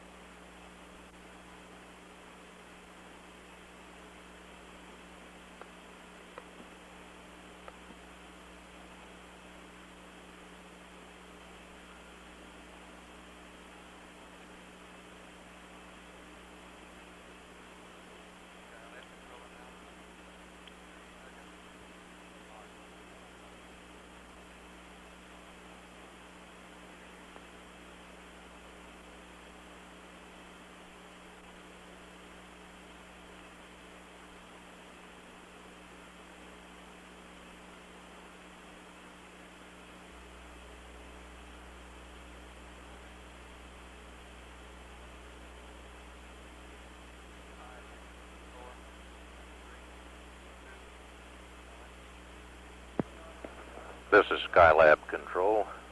2 hours, 41 minutes ground elapsed time in the mission of Skylab 1. Skylab Space Station, now in orbit, coming up on the Honeysuckle, Australia tracking station. Still some doubt in the minds of flight controllers here. AOS Honeysuckle. Control We have ATM data flight. Roger. IU main data. solar And panels now only workshop AM flight. have Over. indeed Roger. deployed. I had no confirmation on the ground from telemetry that this is the case. The solar panels on the telescope mount have deployed normally. Also, the micrometeorite shield around the workshop has partially deployed. The large wing reception solar panels on each wing, one on each side of the EBW workshop, charge, mark. generate anywhere from 51 to 125 volts depending on the sun angle at the time. This power goes through chargers, which in turn keep storage batteries in the workshop built Release up to trigger, supply power throughout the mission. Half of each orbit approximately is in darkness when no power can be generated by the solar panels. The two solar panel wings are What he said was deployed that they out may to be the out, side but of they may the not have workshop, confirmation and on whether each those panel on the wings operates on similar to a scissors action, spring-loaded to extend the panels. That's right. But later on, we tried to we got a Reset. for them to deploy, Mark. and they weren't deployed. Now, there is one thing that they can do to find out whether those goddamn panels We should be are out or not, getting and that is if they're getting data now through Honeysuckle. In other words, if they're We'll developing power stand from by the sun for when they're comments in the to the sun, flight then they're director out. If they're not getting power, then they're not out. from the Okay? flight controllers who are Question I'm gonna concerned ask. with the I don't know the answer to that yet. workshop electrical power What system. did Bergman say? I just, And Flight latest booster. information as Okay, we armed and fired the meteoroid shield back up. No change in the wing status at all. no change reported in the And I didn't solar copy panel that. wing Or the status. meteoroid shield status. Roger.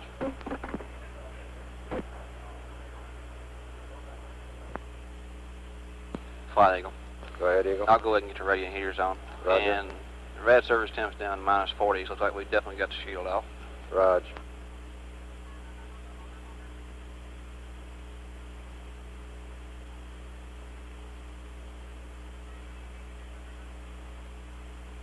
Flight booster, we have an IU lifetime prediction. Roger. 14 plus hours. Copy.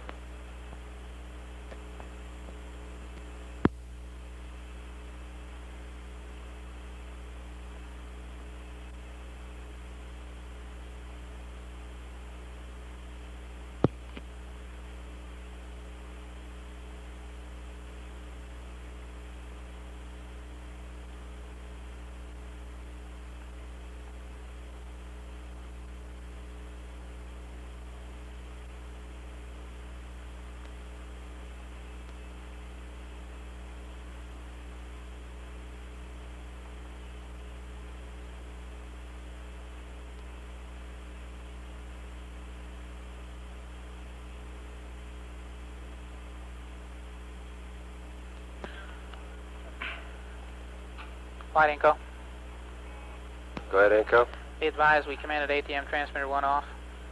Roger. We've also tried the subframe 1 dump enable command, and we did get a Charlie transmitter.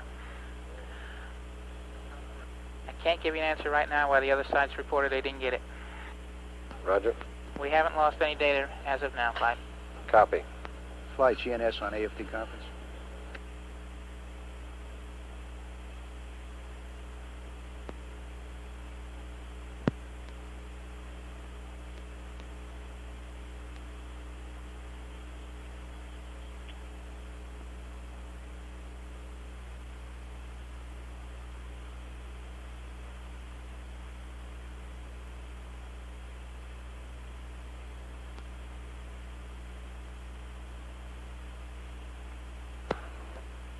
Flight, Adam. Go, Adam. Okay, it'll require us one command to turn the canister off once it comes up at 311, and I've gone to Foamer with the Foamer chit, and we expect an answer back shortly. I'd like permission to go ahead and put that command on your command plan. You got it?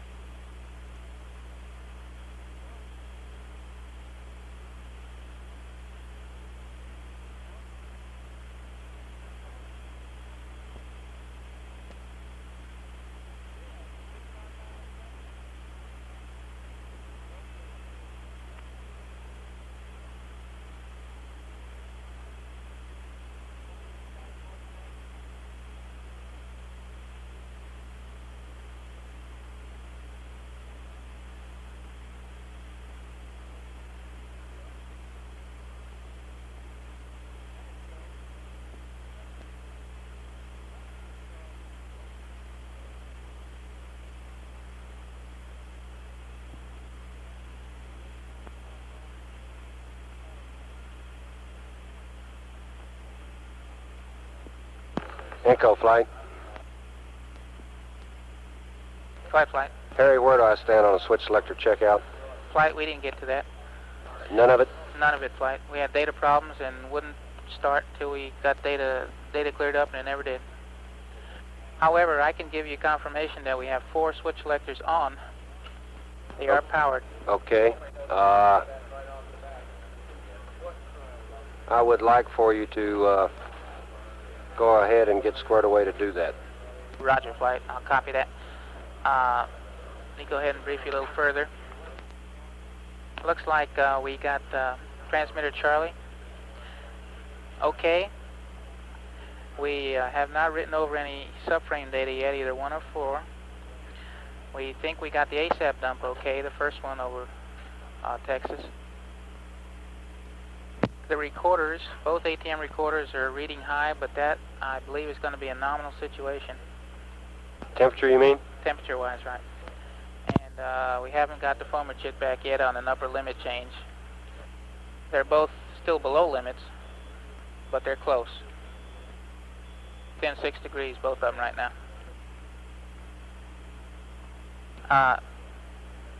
Transmitter 1 is still powered off. We're going to talk to the foamer now. If they recommend leave it off in order to get the next ASAP dump, we're going to have to give up 5 minutes of ATM real time. But I kind of suspect that they're going to let us power it up again. I would like for you to push in that direction, Inco. You copied the rate gyro problem. Roger. Flight, Adam. Go, Adam. I had the plans take the experiment MDA spectrometer power up off the command plan. I copy. And I concur with that. You've got how long on that one, Bob? It's actually 6 or 8 hours flight. I did write a foamer chit and just expressed that we were not planning to power up at 325 and asked for their concurrence on that. We should get an answer here shortly. Okay, what's the load? Stand by one flight. I've got it here. Roger.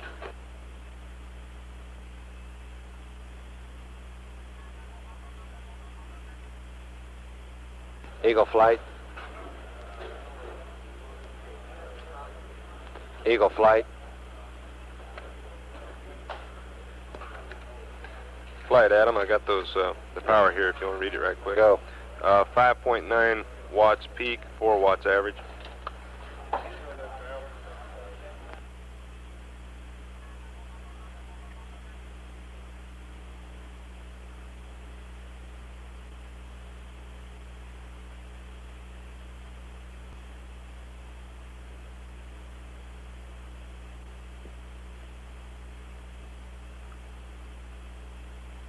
Flight network. Go ahead, network. You got 1 minute to me to bring you up to date on our internal problem here? Go ahead. Okay. As you know, we did a select over from Mach to DSC. That's because of the funnies we saw in the data. We were given continuous R1s on the Mach, and we were updating the data, but we were not getting those air conditions in the DSC, so we did a switch select over. And later, Tick's panel that he does all of his configurations with got one single PBI that hung up on him, and it locked out his other panel. So he had to go to the med, which also just confused the issue. At the same time, ENCO, of course, we had to switch transponders there on that last stateside pass. Not transponders, but ATM 1 and 2. But right now, we're on a Mach that was originally the DSC, and we have cleared up our PBI problem that locked out his command panel. Oh, we don't. Okay. And is it your time or our time, 7 o'clock? 7 your time, okay. Is our understanding. Okay, no, it's 6 your time. Okay. Yeah. I've just been talking to John. We don't know the participants. Yeah. Hey, this old John, I'll get told. I think the time is going to be 5:30, 4:30 Central. Okay. Let me verify that. Okay, another thing, Bill, while you're there, we're getting questions on how we're going to result this meeting. Are we going to put something on the air-to-ground line and say what the... We'll get either on a commentary and the president. Okay. Okay. Jack and Bill also, are you there, Bill? Yeah. We're getting questions, direct questions. What does the mission rule specifically say about this problem? Well, we are too. We don't have an answer yet. We don't have an answer? answer yet, or are we saying we don't have the mission rule? We don't have the answer. That's what they're discussing. Okay, is that what you want me to tell Mark Bloom? We don't have an answer. Well, they're discussing that now. Eagle flight. The same questions here, which we're not able to answer. Yeah. Okay. Did Bill say to move that meeting up to 4:30? Eagle flight. At 4:30. Yeah, but he's going to reconfirm. Okay. And it'll be a telecom. I guess a telecom where? From there to here, I guess. Or Marshall, I don't know. See, I don't know. Bill, did you get away? O'Donnell? O'Donnell on cohort? O'Donnell has left the booth. Yeah, no. He just mentioned a new time on that meeting. He said a telecom. Next question is a telecom. I'm sorry, Flies, on Mission Network. Okay, John, 3 things. Where do we stand as far as these trim vents are concerned? Well, we got a pretty long one facing us, flights. You know, we sealed off around 1.4 and 1.2. And flight support's computing those now, and we'll initiate them over the States. So I have to get back with you on that one. Okay, but you are going to start that here over the States? That's firm, flight. And they are going to be extended. Raj, and I'll need some predictions from you on that. And secondly, any other heaters you need to bring on? We'll bring the MDA wall heaters on over the States flight, assuming we got completes on the batteries, and I'm sure we will have. We're only running about 3,200 watts with those radiant heaters. I'd like to get a hack on the loads with the MDA wall heaters on. Okay, that's... And I think that the temps will cool down to that point where we will get them. When we do turn them, enable them, they will come on. Okay, and you copy that we got 2 additional rate gyros on now? I copied rate gyro problem. I didn't realize it. Oh, that's yes, right. it brought up in Y and Z the redundant rate gyros, so you got 3 rate gyros cranking away. Well, they're only in 2 axes, okay, and 2 in the other. And I assume you're starting to look at CP2. Yeah, I'm trying to follow that as good as I can, flight. My plan now is to gradually, work my way up to see what the capability of the system is, trying to keep it thermally stabilized, stay on the thermal warm side, and just see what our capability is and kind of feel our way here for a few orbits and then make a definite plan out of it. Okay, and you copy on the command plan that we are going to let the ATM TCS come up and then we're going to take it off? That's firm, flight. Okay. Now, ATM's still thinking 150 watts is going to save the experiments. That's affirmative. Okay.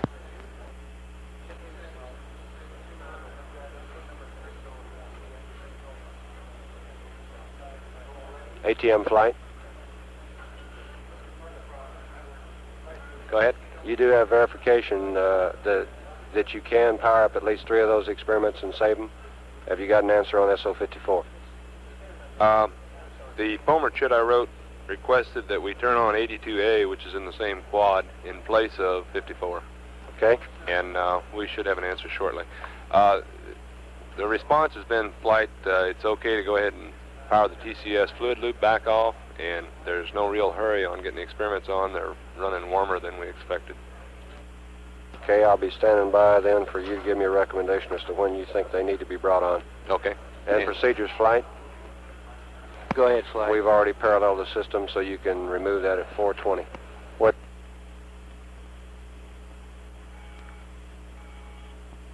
Flight MCS. Go MCS. Okay, when we took ASP down to checkpoint and put these Pearl mods in, we lost the database. We're coming up from a checkpoint that was made at 1610 GMT. The last 4 hours there, flight. Not quite 4 hours flight. The system was down and didn't come back up till 1840 because it wasn't up during the launch phase. So we lost it from 1840 to 2008.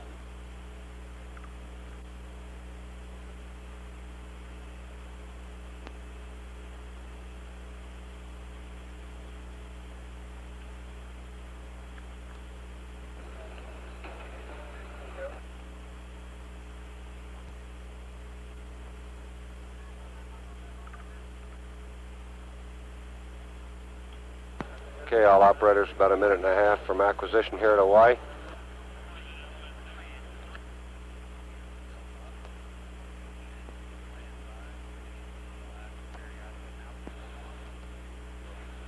Flight Eagle.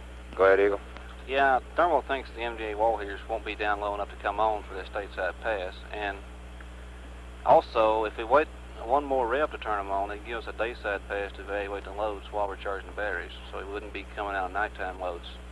So based on that, I'm probably going to go back and not turn the MDA heaters on this Connors pass. Wait on honeysuckle next rev. Okay. We have ATM and IU data flight. AOS wave. Roger, AOS. Flight booster on the Skylab control, 3 hours, 2 minutes, ground elapsed time. We have data all vehicles. Skylab 1. Skylab Space Station now being tracked by the Hawaii tracking station. Flight, Adam. Waiting for the systems engineers to report the space station status back to the flight director. We concur flight with The this data comes in. Flight booster. Go ahead, Booster. Roger. We'll set up to turn off the deploy buses. Copy. Put that in place of the Raj. procedure to bring bus 1 and 2 off on the ATM thermal control system. Raj. Copy. That'll be Procedures.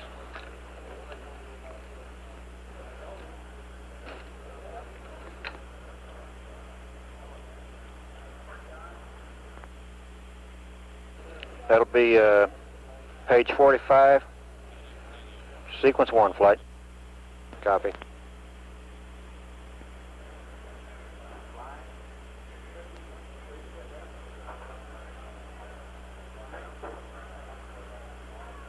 It appears that a plan will be Going to formulated command now, flight. later on in the day Mark. and this evening, by which the existing available power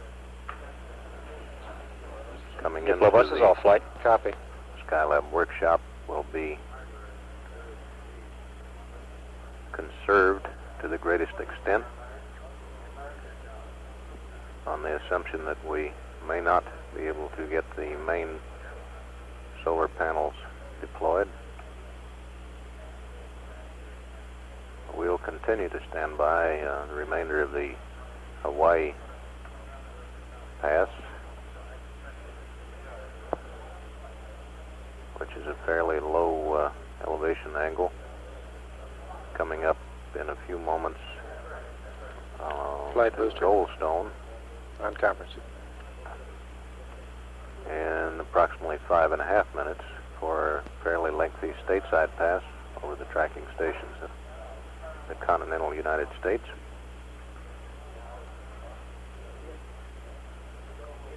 At 3 hours, 5 minutes ground elapsed time. This is Skylab control.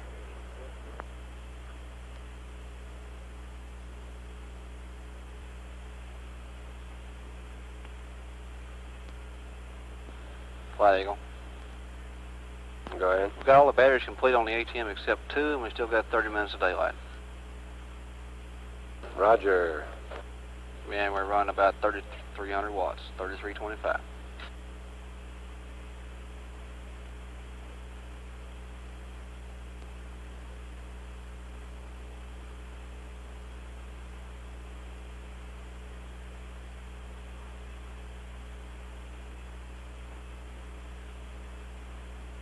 Can you extrapolate a load capability from that?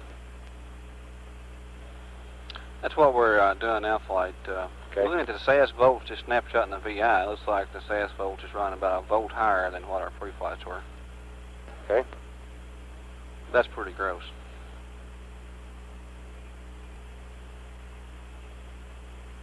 Fly GNS on AFD.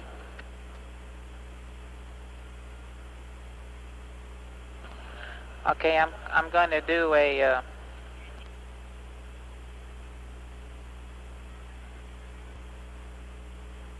Fly GNS. Go GNS. I'm going to command to the Atom DC at Connors here to reconfigure the rate gyros back to 1 and 2 in control and number 3 offline.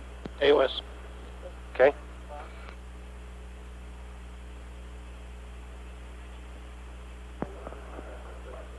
This is Skylab control, 3 hours, 10 minutes ground elapsed time. Acquisition of signal over Goldstone tracking station for the second stateside pass after launch. We have data. We'll stand by here as the data comes in for any further developments in the situation in which the main solar panels on the workshop apparently have not deployed.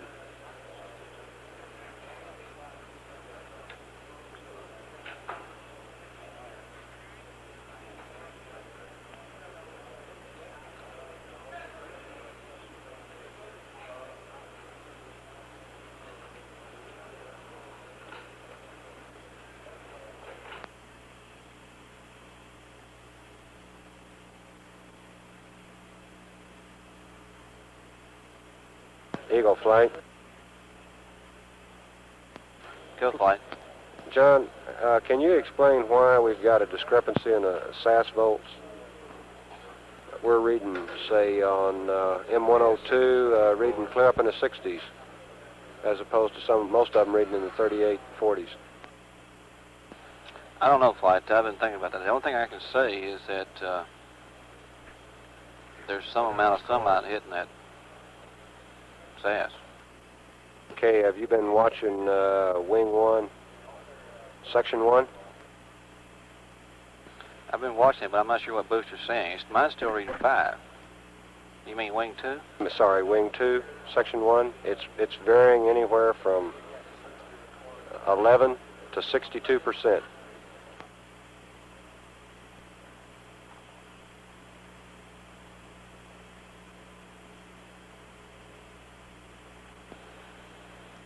That's got to be some kind of a transducer anomaly, flight. I don't see how I could go out and then back in.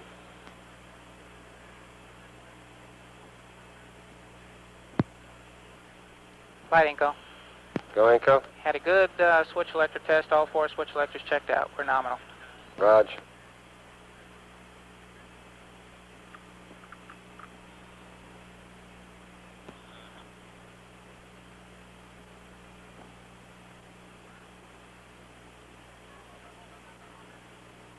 Okay, all operators, be advised that we have run the switch selector checkout and all switch selectors are okay.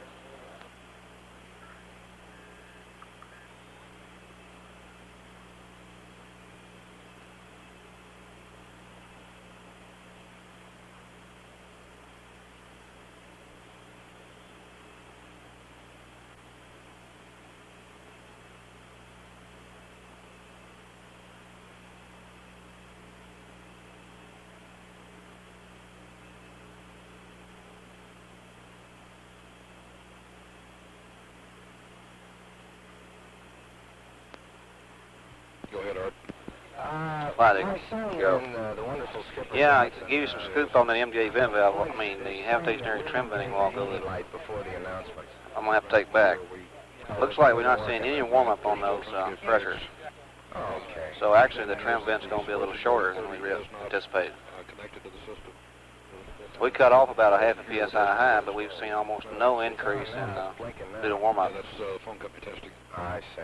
Well, maybe the switch. So our peak pressure here appears to be a little slightly less than what we'd anticipated with the warm-up. Okay, thanks a lot. Even with the high cutoff pressure. Okay. So I'll go ahead and initiate it to nominal time, but I may have to terminate it like an hour and 30 minutes early. Okay. What's your total time now, John? You thinking around 3.5 hours? Let me see, it was 5 hours, so that'd be about right. Okay. I want to make sure I got a sight out there. I'll check that first. Raj.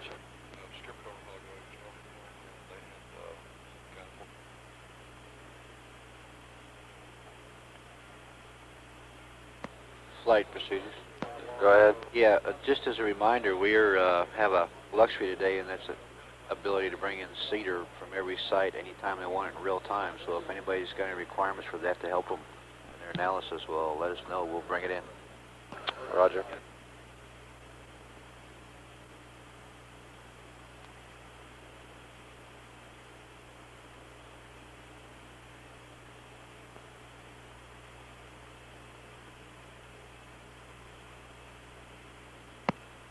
We'll have a short break in here flight between Goldstone and Newfoundland before we pick up again with data.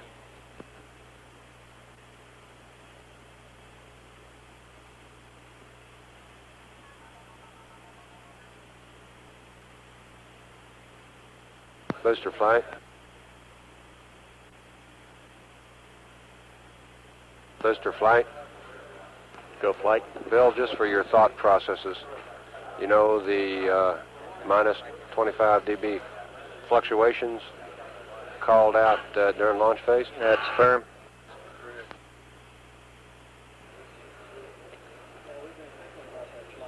We have considered that. Okay.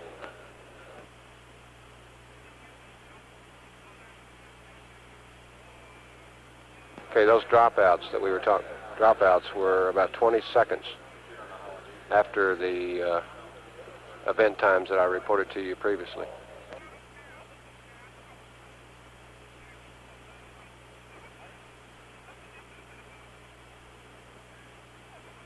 Flight Inco. Go ahead, Inco.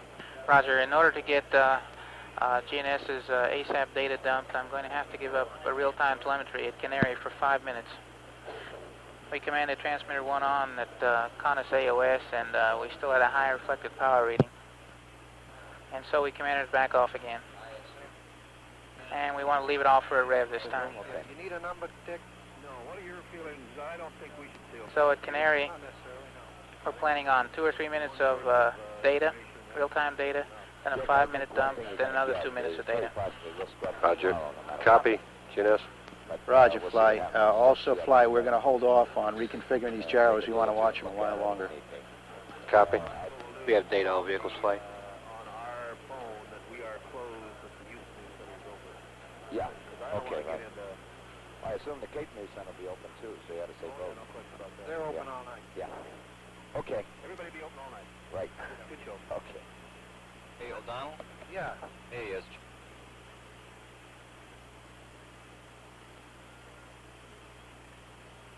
This is Al. The only thing I'd say is, under the circumstances, I wouldn't really speculate on what might happen tomorrow until after we get through that meeting. The way I understand no question. No question about that, Al. I completely agree. Hey, Al. Yeah. What we have here is there's going to be a meeting.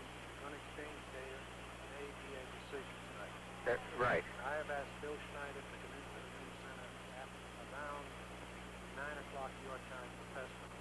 That's in Cocoa Beach. Cocoa Beach. Right. Bill Pomeroy is backing him up. Now, right. I've had a lot of questions on mission rules in this situation. And I've got there's a document here that has mission rules, and we're going to use it to answer queries, and also Terry will use it. Why don't we have Terry do that on the commentary? Right. Okay? Okay. And that explains our status. Yeah. Okay. Jack King. Yes. Okay. Yeah. Hey, Jack, this is Leash. Yeah. I assume we're still talking about commanding around the clock with a commentator, at least for the night. Yeah, John, I think we should, unless it turns out, right now I'd have to say yes. Okay, yeah, I understand. I've been listening to your conversation about the Schneider conference and Cape and this kind of thing, but I guess really looking at what we've got and, the potential of what we've got, the logical guy kind of comes out to be done. All right, let's talk about that in a little while. Whatever, it's fine with me. Okay, I'll get back to you. O'Donnell and go with. John, I'm trying to reach you on the black phone. Oh, yeah? Okay. I'm halfway down. Listen. Okay, right. Bill O'Donnell in the code. Go ahead. Well, we're going to have a problem with commentators here that Patricia's discussing with King. Yeah, well, And they may, huh? let me talk to you that in a minute.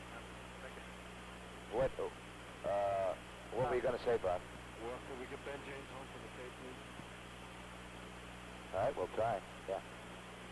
Hey, you mean for commentary?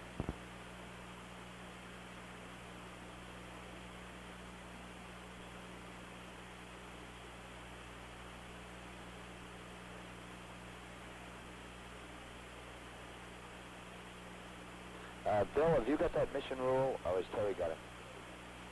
Okay.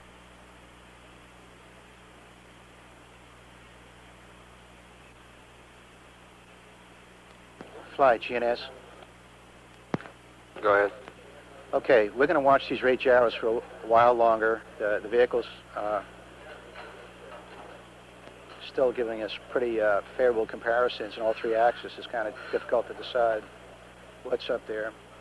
I've terminated my commanding to reconfigure, and I cleared the, I did a alert acknowledge to clear the alert light, and we're going to watch it a while longer. We also, when we get the ASAP data in, we'll go in the MDRS and see why, well, what was happening when we had that RGRM. Copy.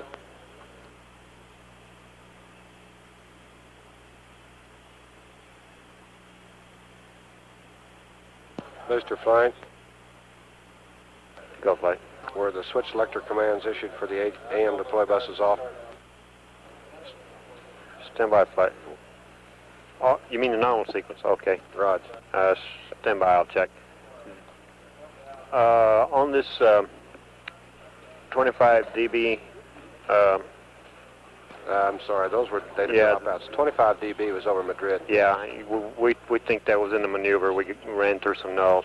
Okay, but the data dropouts during launch phase were about 20 seconds later than those reported times to us of 1 minute and 3. Yeah, I don't recall the AM data, but it during the max Q area while we were solid on the launch vehicle. I guess we're just going to have to wait and see what we get from the MDRS on the data, if any, if we can get it, if it's available. Of course, the launch vehicle data will be flown from Mila to the HUSC for analysis. Well, we can play whatever they have. We can try a playback for you, Flight, if that'll do anything for you. Yeah, but I don't think it'll do anything for us because we get it 1 second update. I think they probably would want to look at the higher granularity data. I don't think and all of it. I don't think that we've got, for example, they've got some FM stuff for accelerations and vibrations that we can't see at all. Okay. Yeah. So I think it's gonna be a job for them to take a look at that and see what kind of story they can come up with. Okay. So, as far as I'm concerned, right now, I can't see anything more to try. And the HOSC is working like crazy. Hey, John? Yeah. But I guess we're all kind of in the same boat. Roger. 867. 867 6665. Okay, I'll try it. Thank you. Eagle Flight. Go ahead, Fly. John, you go ahead and check out your site coverage on that trim vent. Yeah, we're checking it now, Fly. I think we'll be right down where we're sent you. Okay.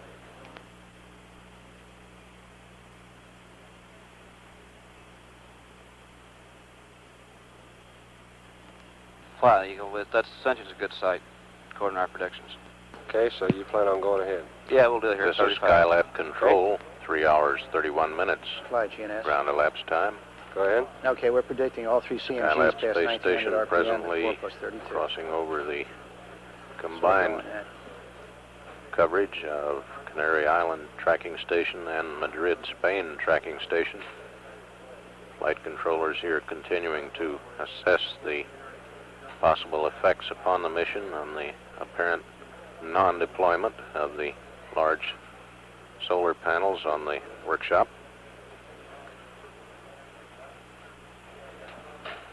As the afternoon and evening wears on, there likely will be some considerable amount of sorting out as to what course should be taken to get the most out of the mission. And his number in New York is 212. As these facts develop, as the plans are worked out, they will be relayed on over the circuit at 3 hours 32 minutes. Ground elapsed time with some 5 minutes and a half remaining over Madrid. I didn't want to give him your number. And standing by, this is Skylab Control.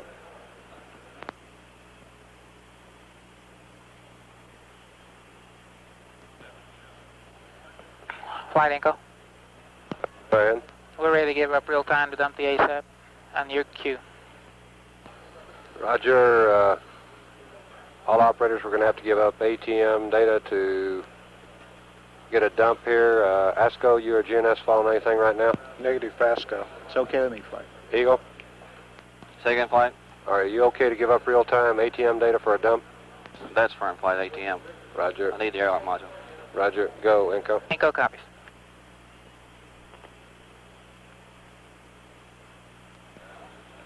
Flight Eagle, I'm going to start commanding now. Roger, Eagle.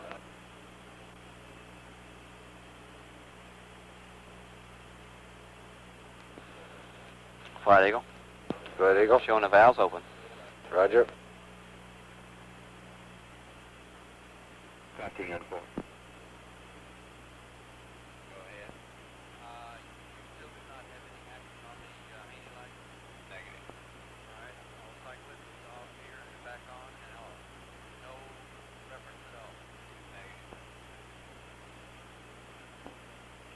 Forward now? Yeah, where are you at? I'm out front of the building, out in the grandstand. What's the matter? Oh, okay. Okay. You hear me good? Okay, Skylab News Center, Canaveral, you on the line? Forward, please.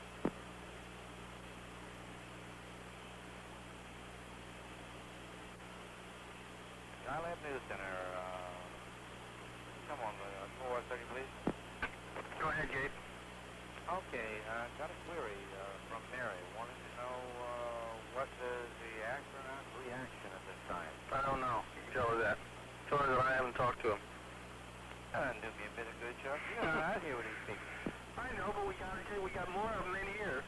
We haven't gotten to the astronauts. We don't have a reaction yet. As soon as we get a reaction, we'll bring it to Mary. Okay, we have real-time data back. Flight Inco. Go, Inco. We got ATM data back. We're finished with the ASAP dump. Good dump. Roger. Gotten a reaction from him yet. Okay, maybe we can rest assured thing. Hey, I understand that. As I say, we got more negatives down here, I think, than you got up there. So I'm but you have more flak up there than I got out here. Yeah. Okay, Con, anyway, I don't mean to be short. Guy Jackson, you know. Yeah, we really... little pole fella. Right. With a switch. Yeah, we really have been trying to get to the crew and get a reaction. We just haven't got one. There's no way, you know. Okay. Okay? Bye. But, you know, you guys ain't too much of that either.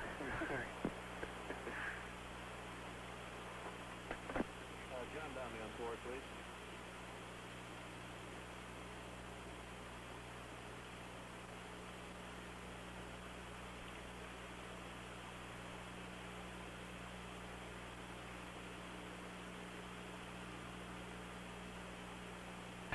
Donnelly. John, that's our. Yeah, Dick. We propose to close up here. Okay. Putting on the softbox, the few numbers of two news centers. Mm-hmm. We've had fairly steady business today from Hines, Seth Payne, and Don Kirkman. Right. All of whom perfectly understand that if something pops, it'll pop at Houston or the Cape. Yeah. And are loaded with phone numbers and have gone off. Gone off happy. Okay. You don't have any problem with that, do you? No, no. You know, it's, Yeah, just as long as they know where to get to. you guys are spread wide enough between the Cape and Houston as Yeah. it is without us Right. trying to get there. Okay. So, like about 5:30, we're going to pull. Is that what you're going to call me on the black number on? Because I had Bill Hines here and I was having to be very careful. Oh, okay. Forward, but Yeah. Now departed. Okay, swell. Good enough, Dick. Okay. Say, John, Yeah. did you get to Slayton? No, he had just left the astronaut place and he's on his way over to Schneider. Okay. At the LCC, so I left word over there for him to call me here. Okay. As you probably heard from Cod, we're getting bugged at both places for astronaut reaction. And of course, I'm sure all we can say is that they're watching it intensely. Yeah, well, as a matter of fact, when I had been on the phone to Bill, I suggested that we do try to get one over there for the 9 o'clock. Okay. And then that's what I'm trying to get hold of them for now. Okay, and in lieu of that, could you get us some kind of a statement? Flight Eagle, I need a display. Raj. Some operator drop a display so we can get one up for Eagle. Take it, Eagle. Texas time or what time they're asking? on this when they get together, this gathering of Eagles? Is it going to be at our time or their time or whose time? It will be at their time. This is Skylab Control, 3 hours 42 minutes, ground elapsed time. Right, set 7 o'clock. Skylab Space Station now over the hill from the Canary Island tracking station. 34 minutes away from being acquired again by the Honeysuckle, Australia tracking station. You mean on the cohort? No further resolution at this time on the solar panel deployment problem, which likely will affect the course of the mission. As the planning develops on how to best manage the mission for the maximum return, we'll bring these details to you on this circuit. Okay, and at 3 hours Marshall is 43 rebuilding minutes, their model. ground elapsed time in They the estimate mission that of probably Skylab 1. they will have a revised This is Skylab Control. generation model, both electrically and thermally, by a ground elapsed time of approximately 10 hours. This is with the flight data? This is with the flight data and assuming Didn't expect a resolution what they anywhere. think is the case on the meteoroid That shield. would be, in other words, after that conference. Okay, all right. Okay. How good do they think it's going to be with the amount of stabilization we got here thermally? I cannot answer that one, John. You probably ought to tag with them and get a real good feel for that.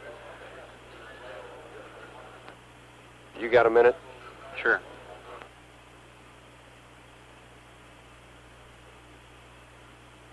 Are we going to stay up for this to the next AOS?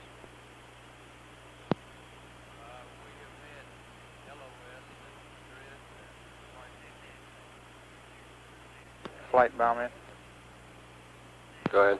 I'm going to step off for 5. Roger.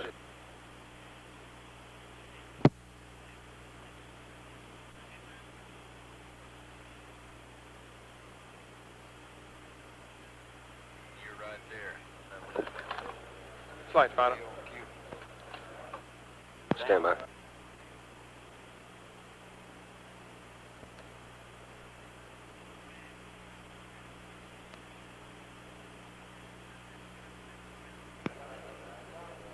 Flight caller, I'd like to take 5. Go.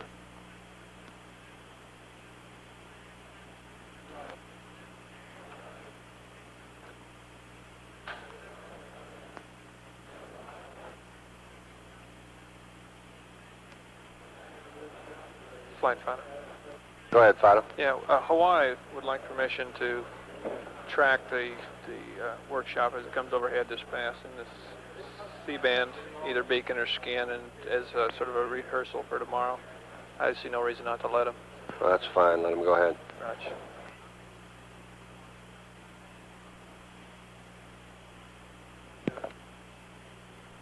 Flight procedures. Go procedures. Okay, we got to get Johnny's mock to Pearl transfer, and when they came up with the ASP, they used the MDRS disk. In order to try to get this mock to Pearl, they're going to have to cancel MDRS, and we'll be down for 5 minutes. If we can stand a loss in report generation for this mock to Pearl transfer. It's up to, I guess, how important John thinks it is versus report generation. Houston newsroom on cohort.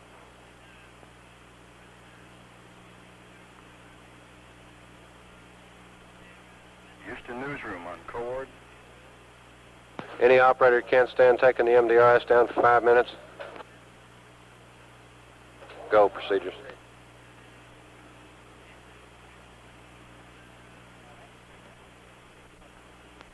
Houston news on cohort.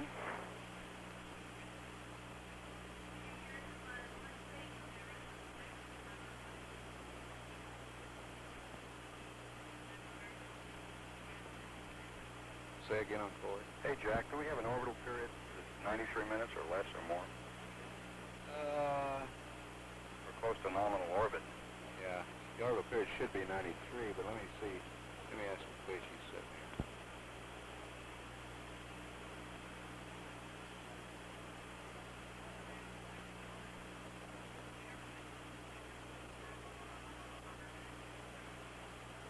Okay, flight procedure. We'll be doing that in about 6 more minutes. they'll take it down for 5. Right. Is Alabrando on at the Cape, John Donnelly? This Alabrando. Okay, yeah, Al, look, here's what we're talking about now. Bill and I are discussing it. We're going to work it out with the people here, and we'll talk to you a little further on it before we go with it. Basically, it looks like Bill has pinned down some telemetry that indicates what may have created the problem, okay? Who is this, Jack? Bill who? Bill O'Donnell. Oh, okay. We're just checking this through now, okay? So maybe we have a cause of this that can add to it. Yeah. Now, number 2, we would announce that, and our proposal then is to follow up and say, all our indications are the panels are not out. In this condition, we are not able to maintain power on board Skylab for a nominal mission. Possibilities of alternate missions are possible using power from the CSM, okay? Now, we're trying to determine the number of days we could fly and what mission objectives we could accomplish under those conditions. The mission rules say a 16-day mission where we could accomplish most of the biomedical stuff, a little ATM, little or no EREP. However, the way they're looking at it here is there's all kinds of possibilities that can occur, like up to a 19-day mission, waiting for 2 weeks before we launch so that we get the best sun attitude on what we have up there to try to get as much power on board as possible and so forth. So all this stuff's going to be tossed around. So if we pin down a 16-day mission, we're really going to be misleading. Well, I wouldn't do that at all. Yeah. So that's the course we propose to take, is that we ain't got the power on board for a nominal mission. We can augment the power with the CSM, and we're looking to see what we get out of that, how long we could stay up, and what can we do. You still have to answer the question, though, Jack, what the mission rules say. Okay. Right. I think let's do that as an RTQ, Yeah, because right. it's going to be very misleading. I'm not suggesting we don't do that. Yeah, right. But qualified no matter what you just suggested. Yeah, because we're not, it's very possible we won't follow the mission rule. Yeah, That's all right, I'm getting yeah. at. But I agree, I agree with you. But I think the important thing is to try to get it out along these lines, if that sounds all right to you. Yeah, that sounds good. That's the approach we're going to take if we can sell it here. Then, whenever the decision is made, we scrub, for instance, for 10 days or whatever it is, and Snyder can hold a press conference there. Right, okay. Okay? And we will say that when we get the decisions, we'll have a press conference. Right. Okay, all right. Yeah. Preliminary telemetry indications are there could have been premature release of one solar array beam fairing and the meteoroid shield, which could have led to subsequent anomalies. The release was indicated to have occurred 1 minute and 3 seconds after liftoff based on post-launch examination of telemetry. I think we're going to need some more explanation of that, Bill. Yeah, I think so. Premature release of one solar array beam fairing. I don't think anybody knows what the hell that is. I don't myself. That's 2 of us. Three of us, yeah. And a meteoroid shield. It's Assistant Administrator for Public Affairs, the Deputy Assistant Administrator for Public Affairs, the PAO at Houston now. You know. Yeah. Currently, I'm looking at the TRW fact sheet on the solar array system. This stuff beam fairing is playing pretty well with the picture. Okay. You don't know what the beam fairing is? Hey, the beam fairing is the way. Background, what it all fits into. Okay. Hey, Jack. Yeah. This is Bob here. Yeah. I'm monitoring this. Button was just in here before, and he was sort of summarizing that's just what he found out here, and I don't know what he's saying here to the newsmen that may ask him. Okay, well, why don't you suggest to keep his mouth shut? Well, There's a rather difficult situation here till we get the goddamn thing squared away. That'd be my first suggestion. And we appreciate their help, but this is the wrong time for it, okay? Yeah. Just make that very plainly. No, I don't know if he did, but he was talking to me about it, and I said I wasn't aware of that. Okay. All right. Yeah.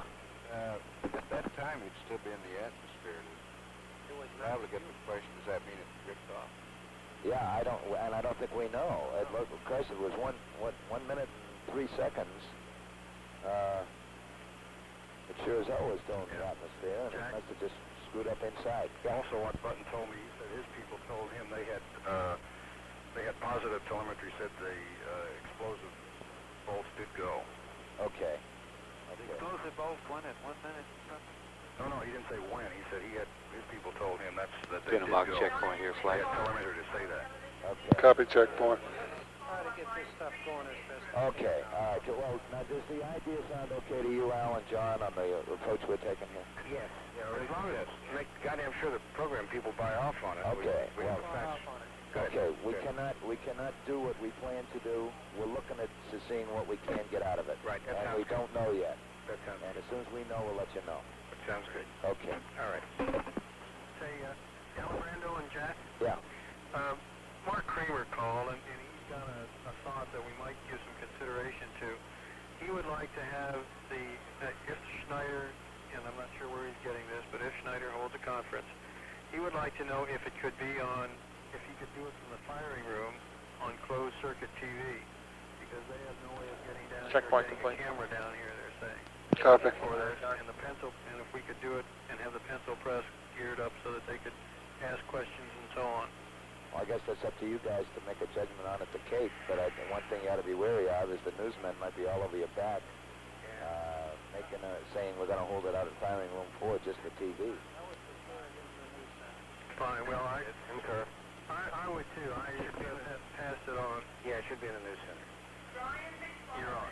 Okay.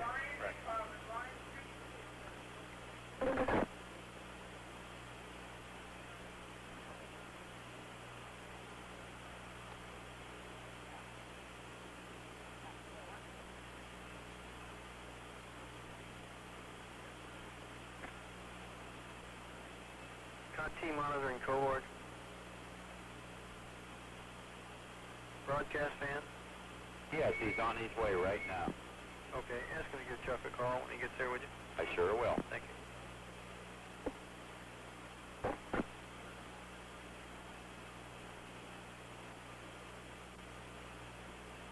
Okay, flight procedures.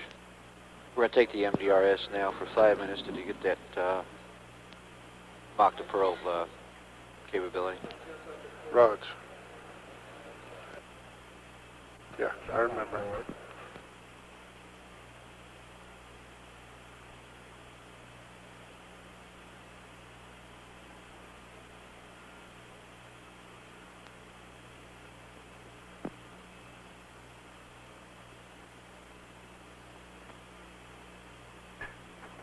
Oh, Donald, I go with. Go ahead. Hey, Bill, give me a call on 5414, 783-5414.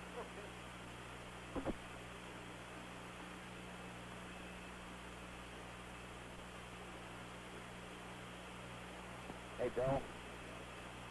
Bill O'Donnell. Go ahead, Jack. Could Flight you just GNS. suggest one thing in the statement? I don't want to fight it either way, but Go ahead. maybe to cover ourselves. Okay, I'm going to do the Rachel reconfiguration at Honeysuckle to put 1 and 2 back in control. Roger. That'll square us away for the control transfer at 450. Rog, you're confident in that? Yes, well, we're going to take one more look at Honeysuckle, and if they are performing like they were last time we saw them, we'll go ahead and do it. In other words, we don't say it Okay. fell away or anything. Let's see what happens. Other than that, we have no problems in APCS, and I don't even consider this to be really a problem. Copy. Flight ASCO. Go ASCO. I agree with that, and also we're going to delay our nav update till after the control transfer. And that's all been run through the HOSC, and they agree. We're going to let Larry get his rate gyros reconfirmed here at Honeysuckle, which is more important. Okay. Flight GNS also on its orbital locks. I just assume not full with it for the next couple of hours at least till everything simmers down. Rog. Eagle flight. Eagle flight. Flight network, you call? No, I'm calling Eagle.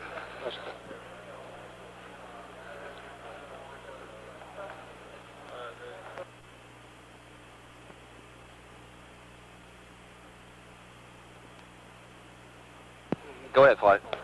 Rog, John, can you start pulling together some sort of a capability summary, and hopefully after Honeysuckle at least give us a short briefing on where we stand? Okay, flight. I'll see what I can do. I'll try to do it in terms of that CP2 with modifications I've seen since liftoff. Roger.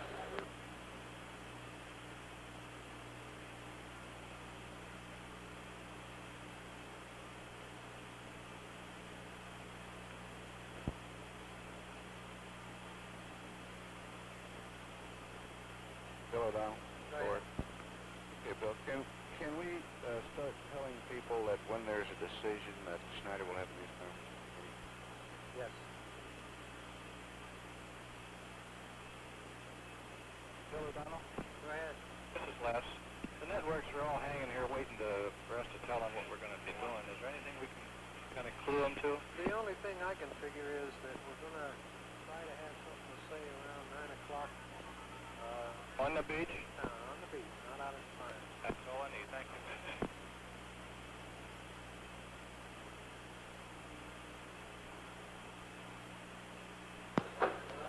Okay, and ASCO and GNS and booster? Go for it. Assuming the rate gyros configure properly, there is no problem known at this time that would cause us to be no-go for control transfer. Is that correct? ASCO's go. GNS is go. Booster, how about you? We're go, Flight. Roger. Ed Harrison on coord.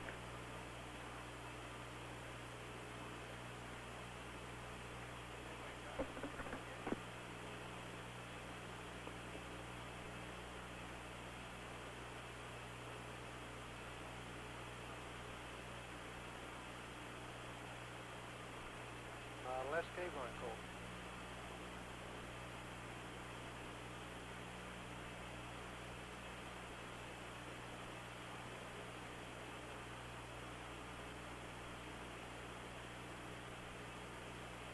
Gaver on coord, who wants?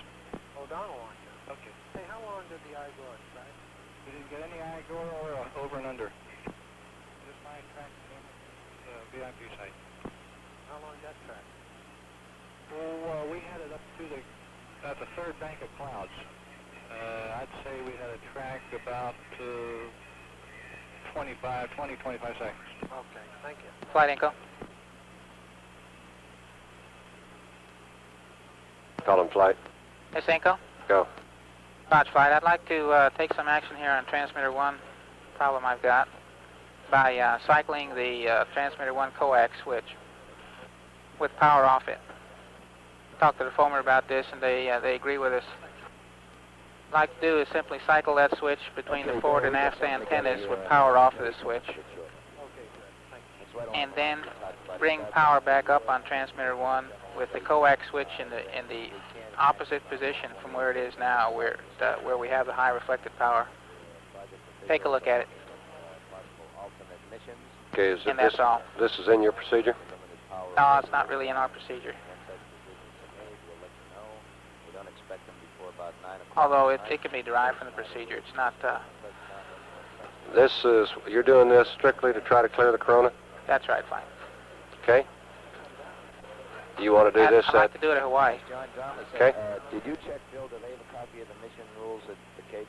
So you got to turn the transmitter off and then Understand. cycle the switch, right? Transmitter 1's already off. Right. And I'd like to cycle the switch with it off and then bring it up again in the other position of the switch. Okay. Are we clear to give that to Well, look, Jack, here's the damn problem. And be advised, Flight, that the ATM recorder temperature limit has been increased by the foamer to about 91 degrees, and we're about 10 degrees below that right now. But it's going to be misleading. Yeah. We have no other problems. Yeah, that is. So if you give it to them, you can say, yes, here's the mission rule, but... It used to be 85 degrees. Project people are going to be talking about this for the next 3 or 4 hours. Yeah. Okay? And the rule could change as a result of the discussion. Yes. Hey, Jack. Yeah. Jack, you're using the term in a couple of weeks from now. What are the launch dates? The 16th, the 20th, and the 21st. What do you got after that? They were talking, I don't know, they were talking about the 29th, but this is very premature time. Okay. And they're going to try to tighten that up a little Jack, bit. can somebody get a hack on that then if all I got is the 16th, the 20th? Yeah, but those don't mean a thing anymore, John. It depends on where the sun is and everything else. If you want to try to... Okay. You want to try to boost the power. Those don't mean anything anymore. Yeah, okay. Okay? All right. So what are the dates that do mean anything? Does anybody have a hack at them? No, the 29th is the only one I heard in the conversation. When the sun, I came in the middle of the conversation, it would be when you got your best goose from the sun on ATM, as far as I can tell. Okay. But there'll be a lot of talking about this before it's through time. Yeah, right. Okay. I think it's obvious we won't go tomorrow, but, I'm sure we're not going to go tomorrow, but I don't think we ought to say that yet till we look at the whole thing. Okay. Okay? Okay. you listen to what I do? Jack, what you're saying is that the flight plan launch windows are now inoperative. I would say so, yes. I can double check that. But yes. All right, I got you. Good.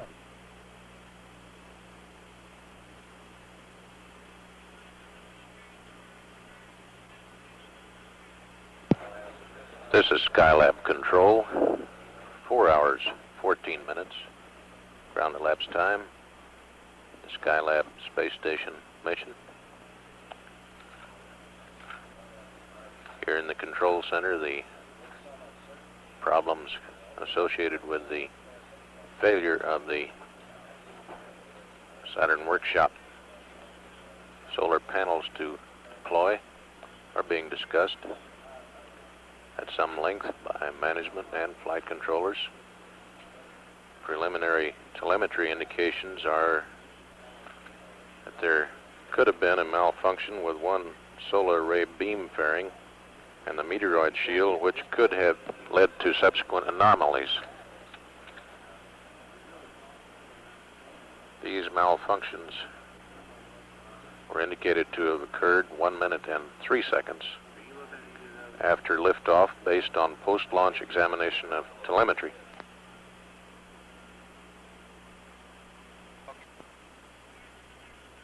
Okay, all operators coming up here on Honeysuckle. The planned GNS 28-day mission is not possible. going to go ahead and configure the ATM rate gyros. This is in the Y and Z axis. Put 1 and 2 back online and enable redundancy management. Project officials are considering an alternate mission Go Eagle. using the command plan, but I'd like to turn the command service module power system to augment the limited power supply provided by the Apollo telescope mount solar panels. Copy aboard the workshop. MDA Through a heaters system on, right? managing the 2 power sources That's for firm. Honeysuckle. the optimum Inward. usage.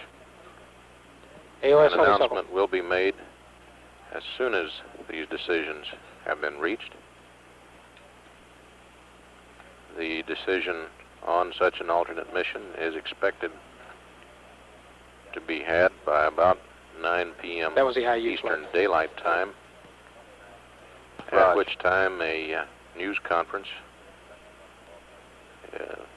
will be held at the Cape, and it is expected that Skylab Program Director Bill Schneider will take part. We have IU data. We have ATM AM data. We're starting to get data now through the Honeysuckle Australia tracking station. This is a rather low elevation angle pass of a little over 4 degrees, or approximately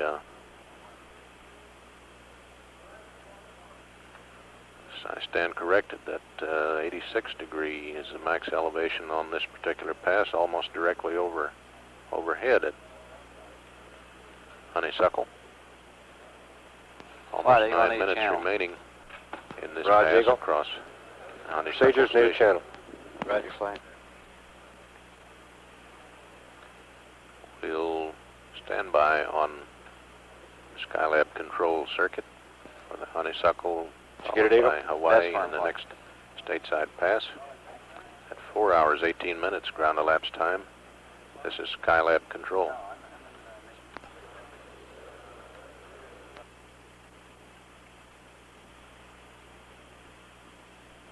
Flight MCS.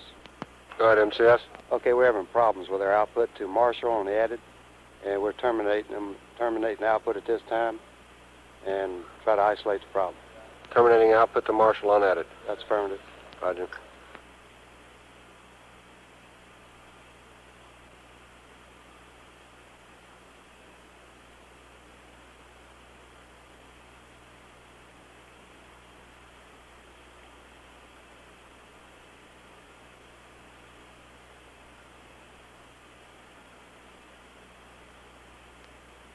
Flight Eagle, I'm going to start command now. Roger, Eagle. One thing I'd like to point out to you guys, a hell of a lot of people got access to the code. Yes. Right, okay? Yeah. Okay, 281. That's all I'm going to say. Bye. And GNS flight. Flight GNS, my commanding's complete, and I've reconfigured the gyros, and everything's cooking along fine. Roger.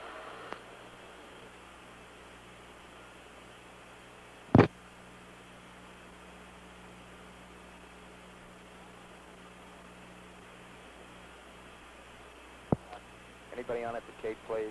Bob Gordon. Gaver, go ahead. Les, I want to talk with Bob or with Al to see if somebody on site there could give us a feel if Terry's last announcement has helped the matter or whether we still got some problems, you know, how the press is behaving over there. Hey, Jack, are you talking about over here? Yes. This is Chuck. Bob just went to supper. It helped a tremendous amount. All right, good. That's what I want to know. Let us know because we want to try to keep everybody happy with as much as we Flight can. Network. Go ahead, Network. Honeysuckle reports fluctuation on IUS band from 80 to 130 dBm. Yeah, it was important that Receive we signal let strength. them know that a conference was planned, and that's good. Okay. How many press did you wind up with, Chuck? Booster flight. Jack, tell the truth, I'm not sure. Accredited, I think we had somewhere around 1,800, and Booster here, flight. I think we had. Go ahead, Flight. Did you copy that? Around 12. Yeah, I'm thinking about that. You're talking about the S-band fluctuation? Raj. It's 40 dBm. Roger.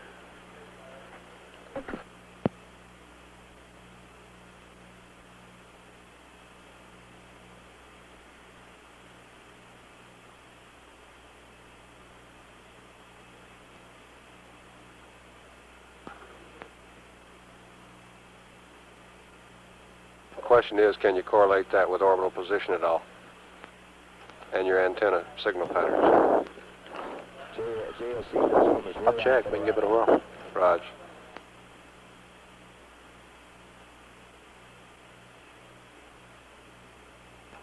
Okay, all operators going around the horn to see how it looks. Booster. We're go, Flight. Asco, how you doing? Go, Eagle? Flight. Eagle, how you doing? Looking good, Flight. We powered up the MDA heaters. They did come on. We're running about 3,900 watts. Activated the port heaters. They didn't cycle on, though. They're still too high in temp. Okay. And what's the additional load that you expect from those, John? Let me check the ports. About 34 watts. Okay.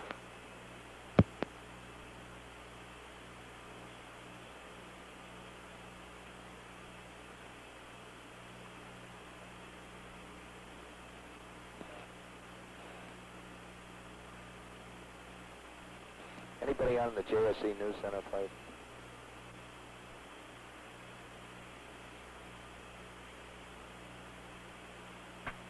Did you say J or K? J. Okay.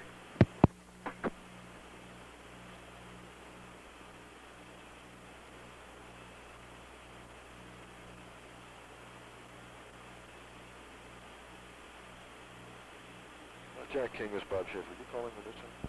Yeah, I just wanted to know if Roy Alford was around. No, sir. I haven't seen him down around this end. He'd have to be down around Barker's office or someplace where he's over Okay. here. Thank you, Bob. Hey, what number are you at? Right now, I'm in McLeish's office. Okay. I'm going to go back to my own pretty soon, and that's 6281 number. Okay.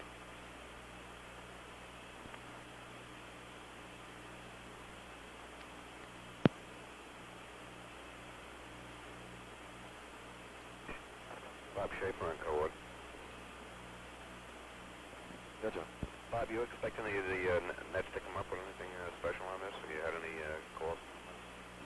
Well, probably we're having a little trouble with working out exactly where NBC is headed with this. We're not hearing an awful lot from anybody else. Bergman has called and talked to McLeish about what tonight's plan is with Newsman.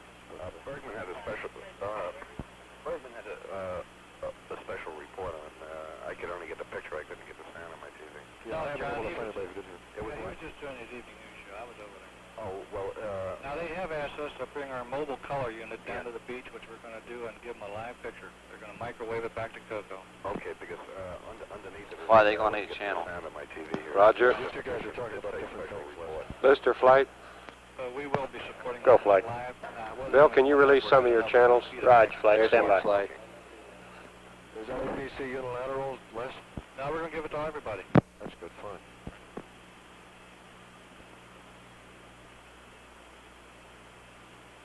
We got 'em, Flight. Roger.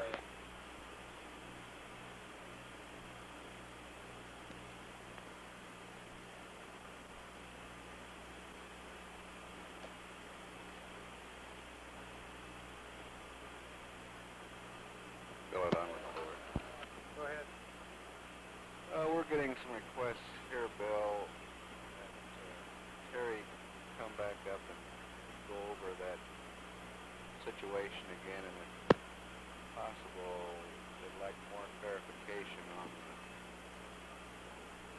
what the telemetry showed at one night. Okay, I'll have to repeat it. I'm Yeah. not sure we did. GNS flight, Fly GNS. what's your latest thoughts on the orbital locks? If you could repeat it. Oh, Fly. We got plenty of time, and I copy. and probably around the end of our shift and maybe the beginning of the next shift, they could probably go ahead and do it. Rephrase it a little bit maybe or something. Jack King? Oh, one for Jack King? Okay.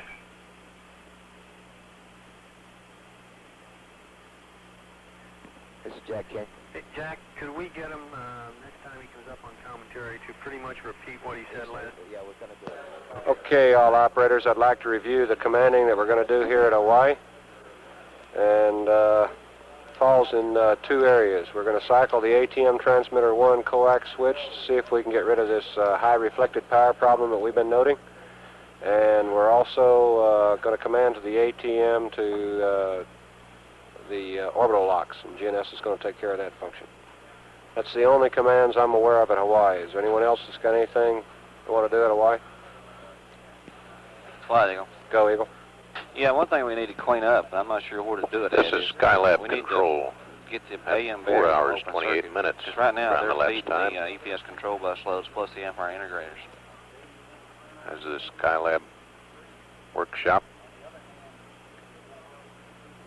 heads across Okay, the and what South the way we Central gotta do Pacific that is toward the take Hawaii the, tracking station and Take the, put coming up 2 in regs about back 8 on minutes so we can feed those from over that station.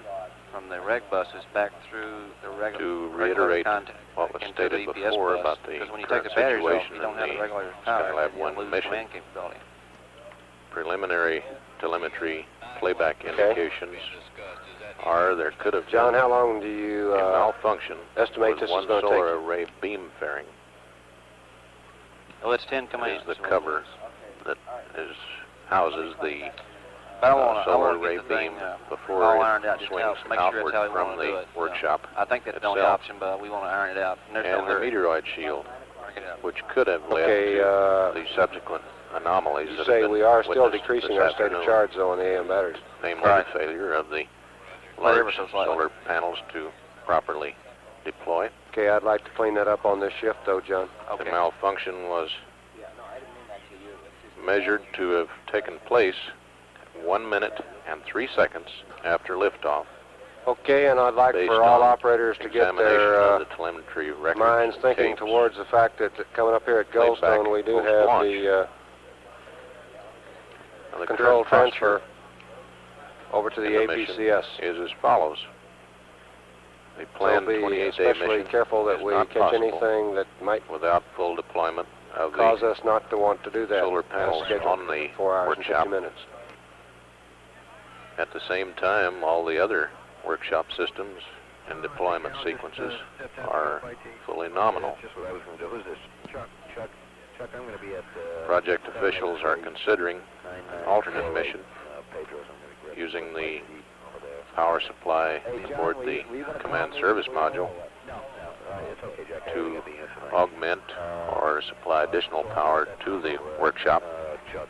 through managing of the I've also got the bleeper with various electrical buses Okay, fine. aboard. The ATM solar panels are deployed and are generating power. Yeah. This power supply tied with that brought up by the command Flight, module Adam. when it docks with Go the ahead. workshop I've got a proposal here would supply to power for a power the experiments reduced on, mission. and when you get a chance, I'd like to talk to you a little bit about it. However, an announcement Go will ahead. be made as soon as a decision Okay, on how we, the mission will be We went to Marshall managed. first, and in the other formal request, and got concurrence in turning This the decision TCS on off the fluid an loop. alternate mission is expected They by about concur in 9 the 4 o'clock experiments we recommend turning on, and they Eastern came Daylight back Time. with a News recommendation conference. that we not turn the experiments At on Kennedy Space Center until the canister newsroom temps reach with 50 Skylab degrees, program the director spar Bill temps Schneider. reach 60 degrees, Will or take the place instrument at temps this reach time. 50 degrees. I've tabulated all of the parameters I 5 have minutes there, out from Hawaii, and I'm going back with a and at 4 hours recommendation on what we 32 plan minutes. to do. Ground elapsed Basically, the time. Foamer This chip is Skylab says control. we plan to monitor the attached parameters. We've listed all of the canister, spar, and instrument temps we have. And as the first parameter approaches the limit shown, we'll power up 52, 55, 82A and B per the procedures in the SL1 appendix. And the power drain should be about 150 watts. I've asked them approximately when we should reach a limit. Right now, we've seen only about a degree shift in any temperature, so we could be talking a day before we have to start drawing that 150 watt load. Okay, what are your temperatures now? We're sitting right around 68 degrees, 69 degrees. And that's on the, what, canister temp? That's all of them, Flight. All of them? Yep. So we're, the 8-hour limit we heard earlier was obviously very conservative.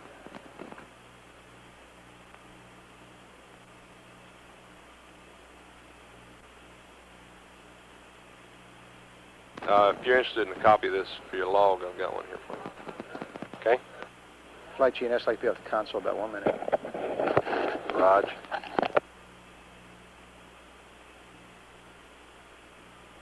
Flight, Adam, I'm going to go off loop a minute and go back and talk to Foamer.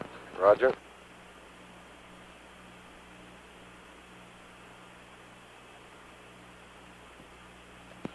Flight Eagle. Go ahead, Eagle. Yeah, and trying to assess how we're doing in terms of our prediction on continuous procedure 2. If you take into account that the ATM battery heaters haven't come on yet, and they're not going to come on for a few hours yet, but in our prediction, we assume about a 30% duty cycle, which would have added 300 more watts to our basic load we got right now, okay? So there's 300, which leaves us about 140 watts below what we predicted for this phase, for this failure. Now, that's probably the difference being we don't know where the AM wall heaters are. They're right at the point where they could either be on or off. So in terms of how we're doing, it looks like we're right on a prediction, you know, relatively speaking. And it looks like the CBRM capability in terms of what we're seeing on the solar rays is about the same, maybe a little better than what we predicted for pre-flight.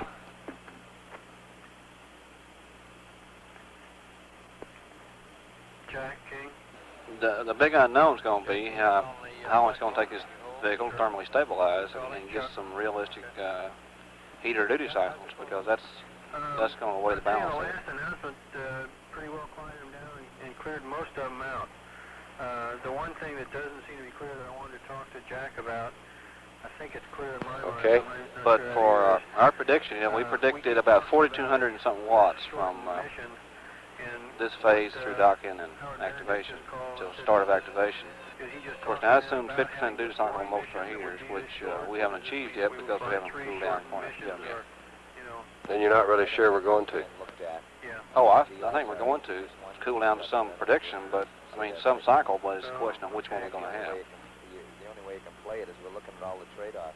Yeah. And I don't think we can say yet. Well, couldn't they, assuming that... Okay, you still feel that if you did not have any meteoroid shield at all, you still feel like overall it's still going to run around 50%? Well, I don't have a feel at all for what the meteoroid shield did to the thermal environment. Right, but I haven't had anybody commit to 3 missions. Yeah, okay, well... I would suspect we'll run cooler with it all. Okay. Well, let me check with Chris and see if they're willing to... The other question, I guess, is depending on when we decide to go ahead, you know, we could either do pressurization here or delay it Isn't there enough speculation there? until we do get ready. We have data all vehicle flight. And that's another consideration. I think we ought to talk about that one after this next stateside pass. Okay. I was planning for the same thing. Well, anybody that calls the NASA administrator James We have a US Hawaii flight. probably shouldn't be heard from anyway. Well, who said that? I said NASA Administrator James Webb is watching here in the firing room. That's all right, Chuck. It's an easy one to do. We said you were Shorty Powell. Chuck, the most important thing is to be good on recovery. Very good. That's right. Nixon's going to say even Nash is leaving Nixon.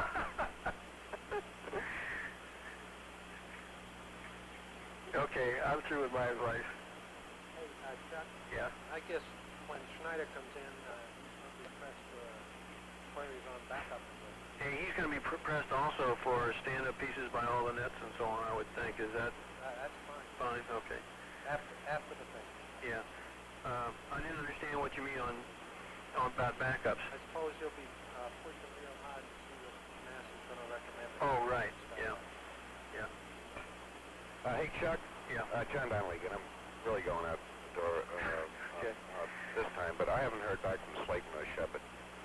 Would you try to get hold of one Flight of from them, ASCO. or the other one? Go ahead, ASCO. Assuming everything goes well here, we'll be ready with the nav at Canary. Looks good. I don't think anybody else has plans any commands at that time. Roger. And we'll get it on a command plan. Okay. Have you been trying to reach there, are they? They're down here. No, yeah, I was not trying to call from here there, but... No, they aren't at the astronaut place, Jack, and they had been going over to a meeting with Schneider, and I left word for them over there. Okay. Oh, well, what are you asking me to do, John? That's what I was going to do. Chuck, what I would ask you to do is call them over at the LCC, because I'll be going out, and they may be calling me here just as I'm going out. Okay. Okay. Fine. I guess I'd just like you to think of what they really could add to something like this, John.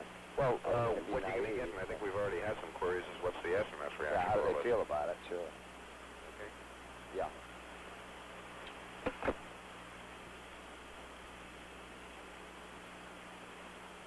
Chuck? Yeah. All right, look, if you get touched by Benedict and those type of guys, the way, according to the, if you look at what the thing says in the mission rules, it's a thing where you would be able to do pretty well in the biomedical experiments. It'd be degraded to a degree on the ATM. You wouldn't be able to do much EREP at all. And we need some more discipline on telemetry channels flight. It would have to be kind of real-time decisions, but they'd be minimal. But I think we ought to just hang in on that and see what comes out of this, because sometimes they come up with better stuff before we do it. Okay. Okay. Do you think you might do better with Deke or Shepard? I'll give if I can get hold of him, I can have him give you a call if you'd like, or whatever. Well, I just tell him Donnelly's trying to reach him. Yeah, Donnelly would like one of them to show up at the press conference. Right. Okay. Use John's name. Yeah. Okay. All right. No, but I'll be glad to do it. No, heck no. I don't. Not quite sure how to get hold of him over there, but I'll give him a try anyway. Okay. All right. Fine.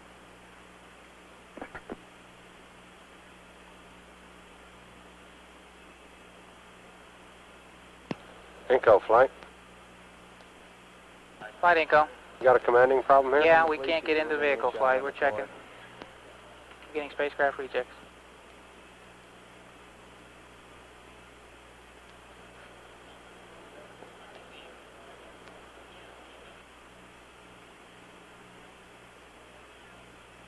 Any thoughts? Sun sensor update. Network flight, you copying our problem? Roger, Flight. As far as I know, my system is good, Flight.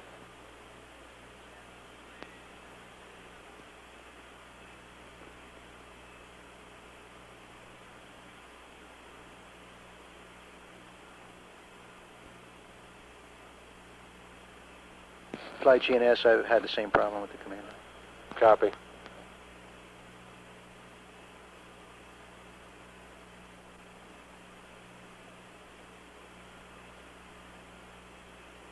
Inco, flight.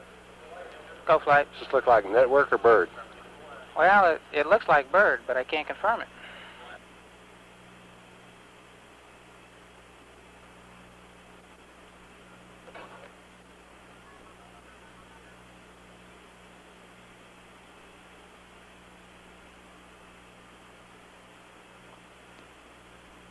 Flight network. Go ahead. I didn't copy Inco. Did he feel that it could be a ground problem there? He doesn't know for sure. Okay. One way to determine that, we're getting spacecraft rejects is if the map words are not being input to the command computer. If he goes map override and gets a function in, then it's my problem probably. But I'm getting Hawaii to verify that the command computer is buying the telemetry data from the ATM. Okay, I just got a confirmation he's accepting the data, so I don't see how it's my problem, Flight. Copy.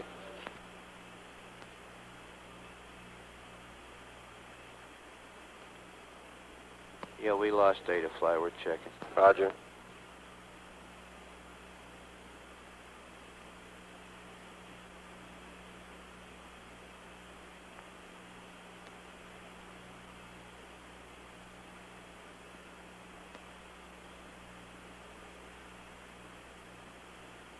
Flight network. Go ahead. Okay, we just had LOS AM ATM. Did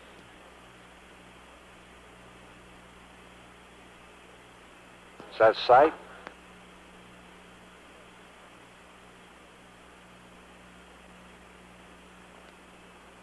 site reported LOS, Flight.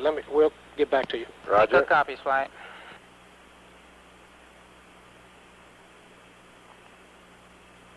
I think we show good carriers.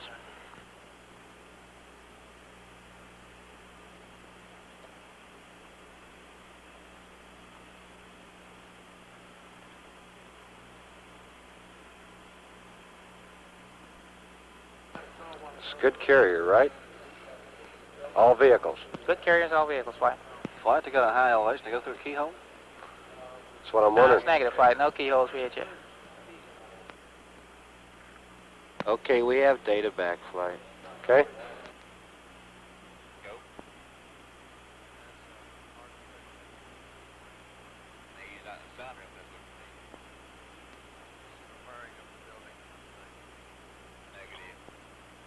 Okay, Inco, let's hold off till we got some idea what's going on here.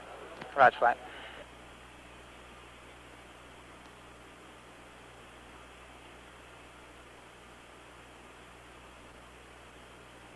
Flight Eagle.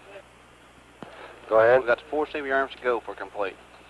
And we got 26 minutes of night left. A day left. Roger.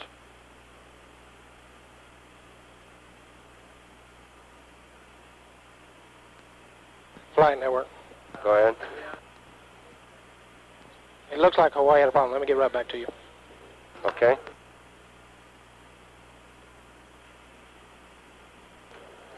Flight GNS. Go ahead. This command thing, we might start thinking about delaying control transfer. I am thinking about that. Flight network. Go ahead. Okay, we had a problem with our Teltrac antenna. We've switched to the retrofit is what caused that drop. Sorry it took so long to confirm that. Okay, you think this is a site problem? The data drop itself was a site problem. How about Yes, the command problem? We're using a different antenna for command flight. It could have been if there were multi-word type commands where we were not receiving the good telemetry data. But Negative, we were not sending multi-word commands. okay, I don't see how it could be, Flight. Inco, Flight. Go ahead, I Flight. need to know whether or not I've got an ATM command system. Roger. I'm using a different... Tell you Ghost on, Flight. I got to know before control transfer. There's no way we can tell, Flight. We're not getting AVPs from the decoders. But that could be just because we're not getting up. And we're not verifying end item. Can you try command and map override? Switch selector test command or something? That's too late. Forget it. Well, map override shouldn't help with single word commands, Flight. Roger. Coming up on Ghost on right now, Flight. Flight booster. Go ahead, Booster. If you want to delay this transfer, I'll have to hit it ASAP at Goldstone. Flight. Copy. We can send a quick command at Ghost on to verify the interface. At AOS, we can do it. Okay, let's see. How much time do we have here? Got AOS in a minute. Okay, I need a command in there. And Booster, if he does not get command capability to the ATM, I would like for you to delay control transfer about 10 minutes, and we'll sort it out. Copy, GNS. Roger, Flight.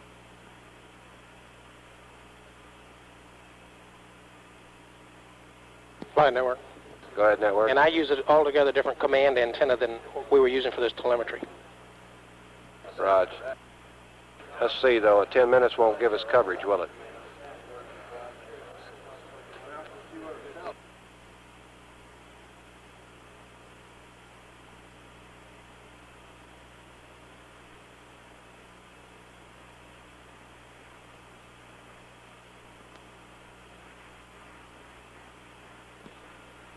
AOS Goldstone.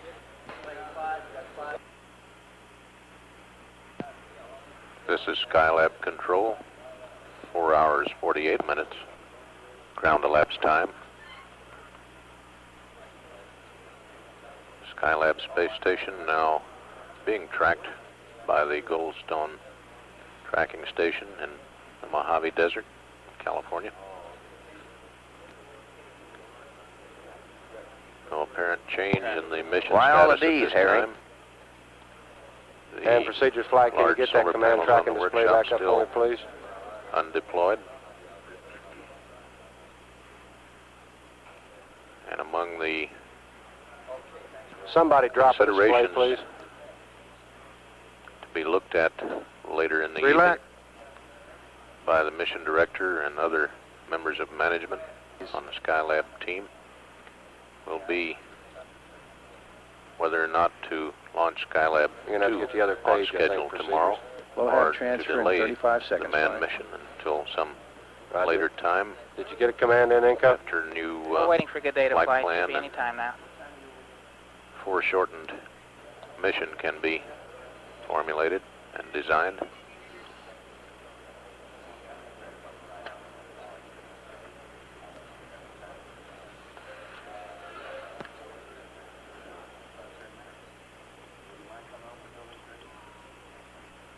At 4 hours, 49 minutes, this is Skylab Control. Okay, all operators stand by for control transfer.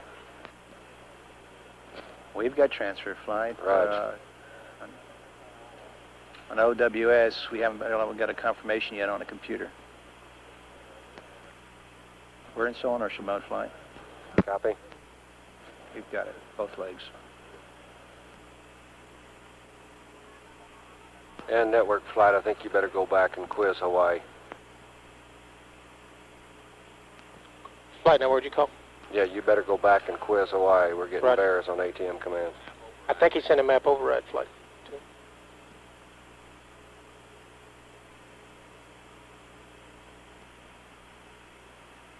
Flight GNS. Go ahead, GNS. Okay, we got all the events in the control transfer sequence, but we're static now, so we're not seeing it fly We back. have live That's data all back inertial. now. Okay, you look good then. Yes, sir. Flight Oscar, the computer took the control transfer well. Roger.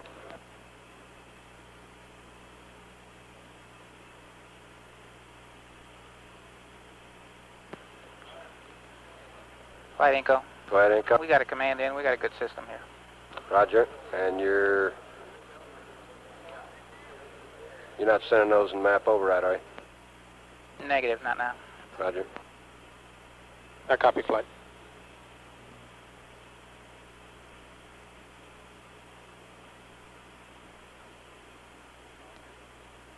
Flight GNS.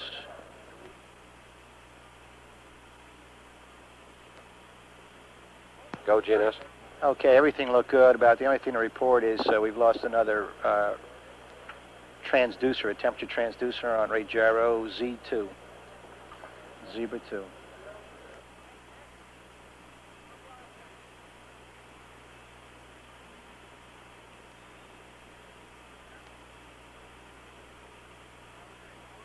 Roger, GNS. I'm going to need to get a complete list of those temperature transducers from you on your status report. Roger, I'll have it all in the handover status. Right? Copy.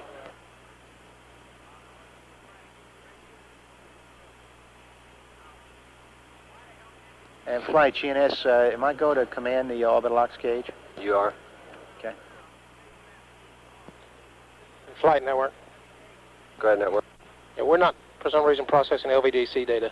We've got a good IU data, but no LVDC this time at Goldstone. Okay.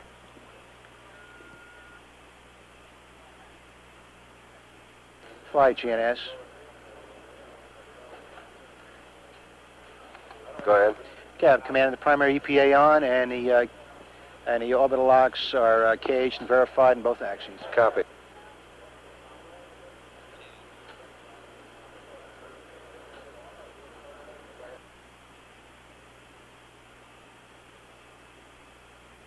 Flight Inco.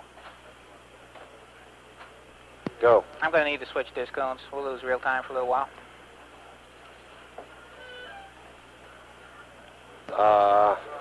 We're dropping out, flight. Okay, when are we going to regain? As soon as I switch, flight. No, you missed my point if I don't switch.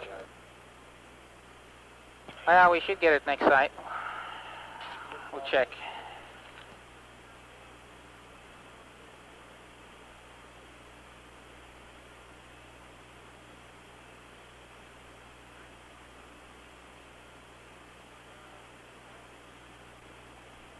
Inco, what I'm trying to tell you is I do not want to gamble unless you're going to tell me that I'm going to lose a significant At LOS amount of ranges, data. we're likely to lose like that. I don't mind losing a minute here and there. I understand.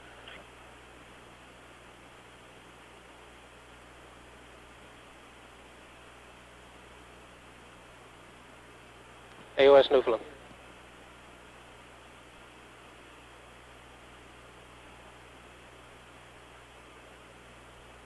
Flight Inco. Go ahead, Inco. Roger. If it's all right with you, we can do that coax switch cycling anytime. Here or at Canary.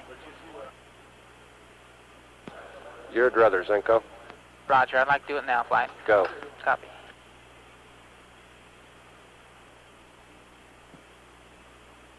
Flight network.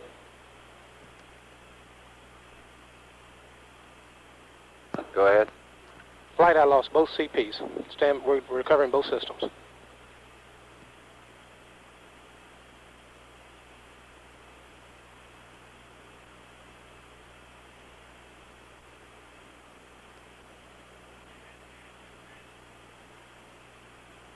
Network, when I you got get... the online system back up, flight. Raj, what happened? I don't know, flight. They both went down. We're taking the dump off the offline system, and we should have some words for you shortly. I'd appreciate it. Yes, sir.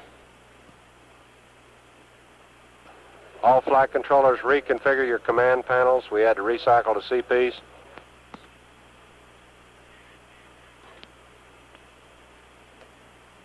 Okay, we have data back now, flight also. Roger.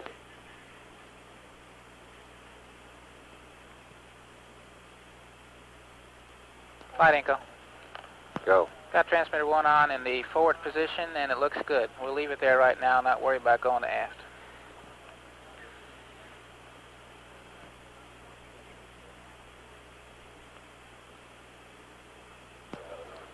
Reflected power is okay, right? That's firm, flight. Looks nominal. Just the way it came up. Okay. Eagle flight. Go flight. John, during the LOS time frame here, I'd like to discuss the complete pressurization profile. Okay, flight. Looks like on our radiant heater temperature monitors, we need to turn the radiant heaters off here at Canaries or so. Turn the radiance off at Canary? That's firm, flight. On channel 22 is a plot. They're coming right on up.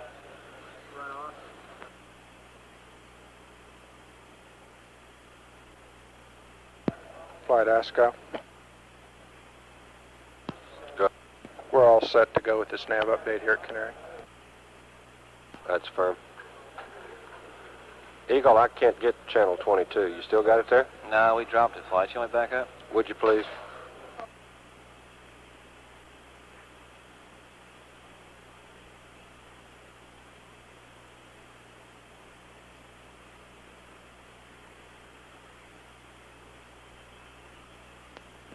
Flight route channels.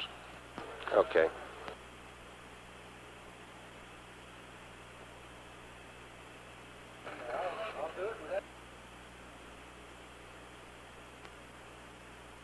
Procedures, flight. Go ahead, flight. We're going to have to work out something on these channels. Find out who's locking up all the channels, please. I will, flight, if I can. If you can get a channel up to find out. Roger.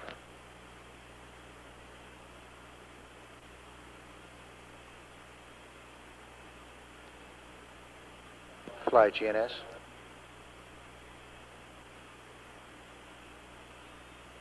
Go ahead, GNS. Okay, the APCS has controlled the vehicle right back on the sunline, and we're holding sole inertial at this time. Roger.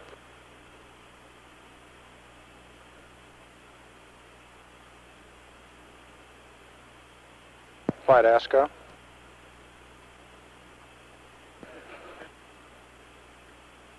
Flight ASCO. Go ahead. We're going to start our nav update now. Roger.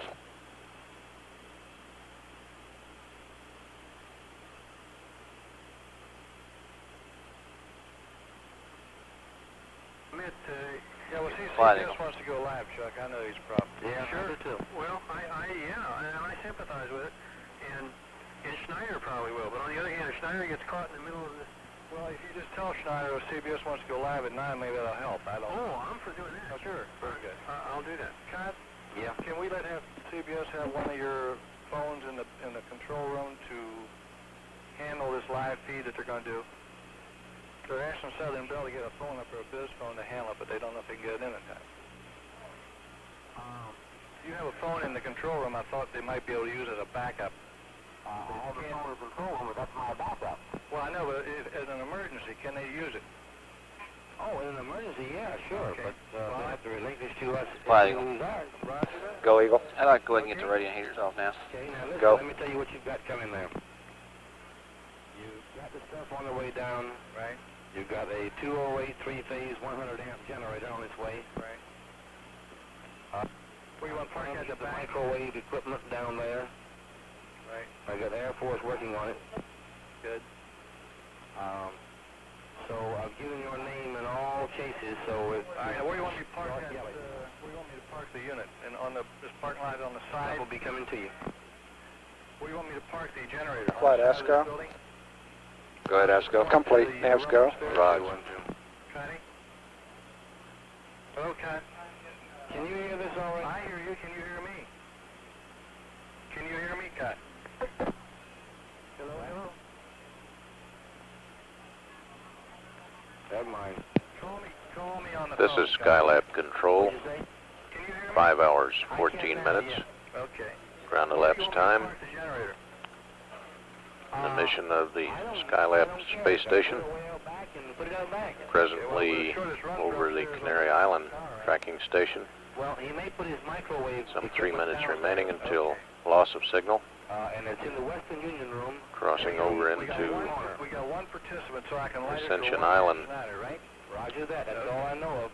And we'll tracking have to light the station room anyway, coverage. Q&A, I guess. Right.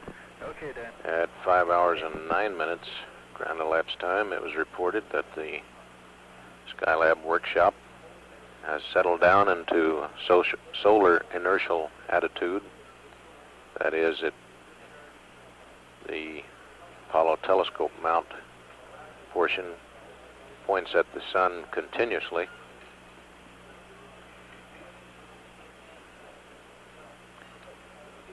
To recap again the current posture in this mission, it appears that a malfunction in one of the fairings covering the solar arrays on the Saturn workshop may have malfunctioned at about 1 minute and 3 seconds after liftoff. Playback of the telemetry data has shown that there is was an apparent malfunction of this fairing. Also, the meteoroid shield malfunctioned at the same time.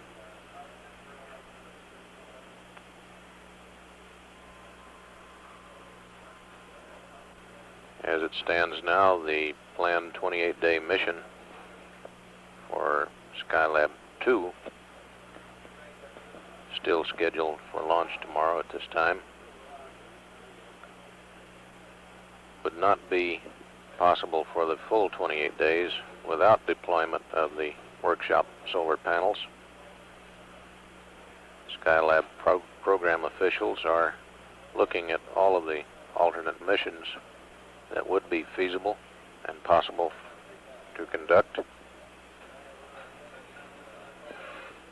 The main guiding factor would be the amount of electrical power available from the fully deployed and presently generating Apollo telescope mount solar panels, put together with the power available from the command service module when it docks with the cluster. decision on whether to continue with a somewhat abbreviated mission tomorrow on schedule, or whether a delay is necessary to regroup, will be made later in the evening. Decisions on alternate mission on a abbreviated mission is expected around 9 o'clock Eastern Daylight Time.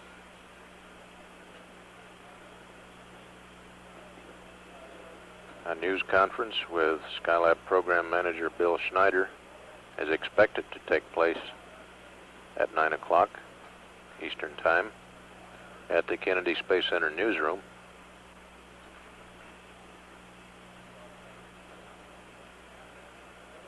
That is currently the status in the mission of Skylab 1, the Skylab Space Station. And at 5 hours 18 minutes ground elapsed time, this is Skylab Control.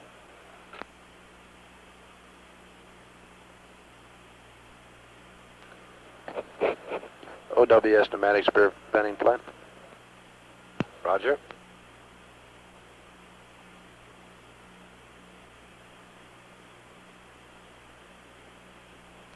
Fly, GNS. Go ahead. Okay, we've had a rate gyro RM fail again in the y-axis this time. Right now, gyro 1's controlling, and we're back in this failure isolation routine in the rate gyro system.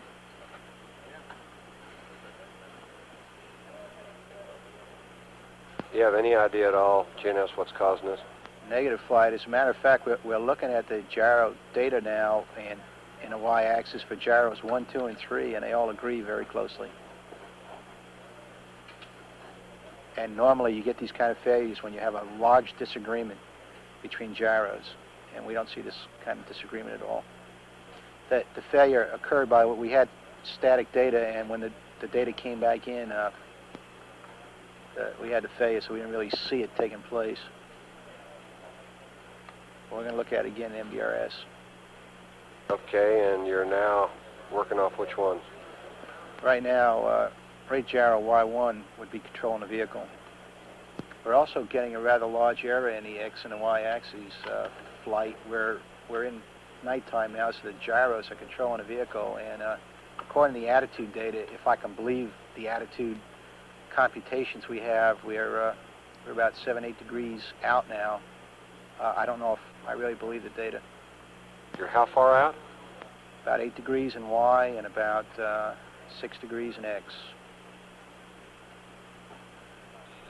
Going down on cohort. Go ahead. Okay. We've got a change in the Fly GNS. time. Okay, we had a CMG reset routine, and that's why we went off Eastern Daylight Time. out in attitude. Okay, right.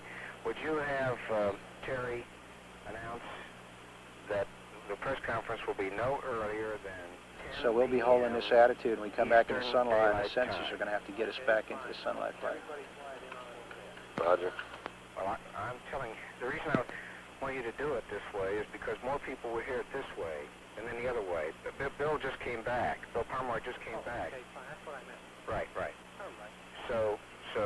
Okay. So have him come up with that announcement, okay? All right. Thank you. You want that? Okay, fine. Chuck Hollinshead? Flight ASCO. Flight ASCO. Go ahead, ASCO. Computer, as best we can tell, knows where it is, so as soon as it gets done with this reset routine, it should bring itself back on the sunline. Okay.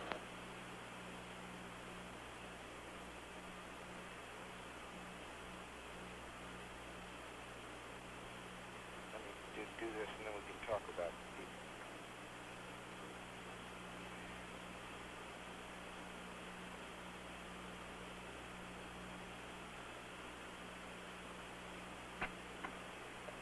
Chuck Hollinshead. Chuck, this is Al. Yeah. Bill Pomeroy just came back from talking with Bill Snyder, and the press conference will be no earlier than 10 p.m. Eastern Daylight Time, 10 o'clock our time. Now, Terry's going to come up with that on the release line. Okay. But you may want to start passing the word out here also, so everybody who's answering queries will know that. And, Eagle Flight. You may want to, after Go fly. What was the max temp that we got up to in the refrigeration system? You may want to do that a couple, 3 On the red service temp flight? No. A freezer temps? Right. Okay, hang on. It means 10 o'clock, hopefully. Okay, because an awful lot of people are, well, this may change it, but CBS was saying they wanted to go live with it, so Flight they Fido. wanted to be sure that it was Go going to start Fido? at exactly 10. Yeah, we're scheduled to drop the DSC at this time, and we'll pick up live if it goes within the right next at 9, half an hour. and so on. So I guess if we I pick guess up it's 10, your option as to whether you want to do that or not. it'd be good if we could. Well, we're really aiming for 10. That's why he's saying that, is because he believes he can make 10 o'clock. Okay. What? Do you have any advice there, Fido? Well, we've had several problems in the TM and the command area in-house here, but I'm not sure that any of them, when you really got down looking as to what caused the problem, could have been made different by switching machines. So I guess we haven't seen anything today that has made having a DSC valuable. Unless you've got some super critical work that has to be done, I'd say that you're not really taking any risk. You know more about what you've got left to do than I do. Takes what, about 5 minutes to bring it up if we need it? That's doesn't take any longer to bring it up. It's just a matter of getting one. You've got to tear it down and read in a reel, and that does take a little bit of time. It could take up to maybe 10 to 15. When his mouth is in. Okay, you want it on a black phone or on either way? I think if you've got something critical within the next hour and a half, we could keep it another hour and a half and not cause any catastrophes. It's just simply a scheduling problem.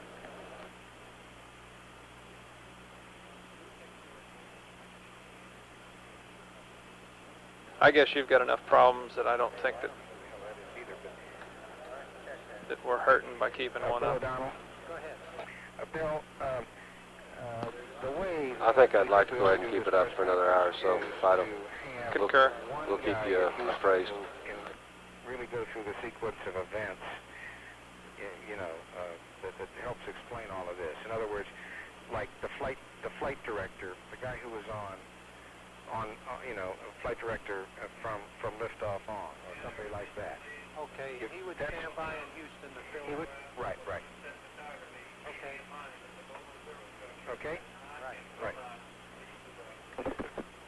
Terry, on call. Yeah, Bill. Terry, when you come up next time, you want to mention the time of this press conference, that the case will be no earlier than 10 o'clock Eastern time, 9 o'clock Central time. Okay. Going down on chord. Go ahead. Are you aware that the networks are going live with this thing? All of them? I know that... And Eagle Flight? I think ABC Go fly. Okay, I'd like to talk about the pressurization schedule you want to go through here. We're expecting to complete somewhere around 6 hours and 5 minutes, is that right? That's fine, flight. Looks like I sent you next time on that trim vent. The real question is what we do with the next launch as to whether we ought to pressurize now, I guess. I'd like to go ahead and pressurize regardless, Joe. I'm sorry, I came in the middle. Okay, well now, it's going to cost you some oxygen. I guess that's, you'd rather get a hack at what the pressurization sequence is going to be. Right. Exactly at 10? Yeah, I heard, yeah. Okay. Yeah, non-weight costs you about 15 pounds a day. That's the way we're going to do this thing now. 5 PSI. Understand, but we're certainly not O2 critical. No, that's for sure. No, and I think I want to get as soon as possible a good picture on what our total capability is. That's fine. Okay. So we'll plan on doing, go ahead and do the pressurization. Okay, and you see nothing right now to cause you to believe that we have any problems with cabin integrity, do you? Negative, flight. In fact, our predictions, our vent prediction is right on what we predicted. Okay, so you're going to go ahead and start the pressurization there too, right? Okay, if that gives you a leg up, I agree. I'd like to have that leg up. This is Skylab Control at okay, so 5 can hours, you go ahead and work 32 out minutes. that plan, John? Ground I elapsed imagine we time. just wait pressure at the nominal mission time. of Go ahead and Skylab determine 1. in here and Currently over the go to nominal time, and we can go right there southern at the tip same of time. the African And continent. look and see what that buys in terms of side coverage. There has been a change in the expected time of the press conference with Skylab Program Director Bill Schneider, Cape Kennedy newsroom. It will now be no earlier than 10 p.m. Eastern Daylight Time instead of the earlier predicted 9 p.m. That is a 1-hour delay in the press with Skylab Program Director Bill Schneider at Kennedy Space Center newsroom. At 5:33 ground elapsed time, this is Skylab Control. Roger 1. 31 on cue. So, did T. White say 9 o'clock our time? Affirmative on that. Roger, thank you. Roger. Hey, Tom? Yes. In the future, let's don't come up without us, okay? And you caught me 5 seconds from the air then. Well, I gave a time hack all the way from 60 seconds. Flight booster. Get a confirmation from Bill in 1? Go ahead. Just for your information, we reviewed the teletype data and S2 safety is proceeding nominally. Copy. Flight Eagle. Go ahead. On your freezer temp, the warmest one we saw was on freezer 3. It got up to minus 7.6. That was at Honeysuckle at 20 plus 17.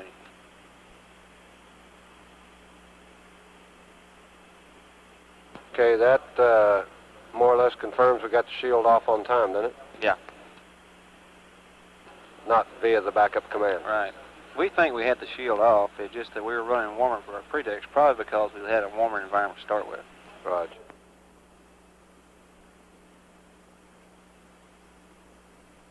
Yeah, we agree. It just wasn't a certainty. That was the big... Oh, I just wanted to make sure that we were keeping track of the cumulative score if we got above the 0 degree mark.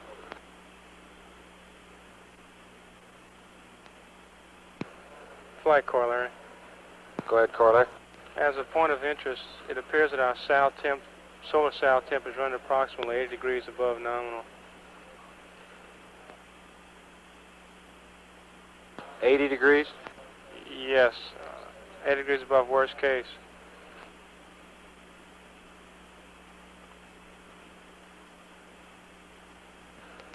Flight Carl, I'd like to take 5.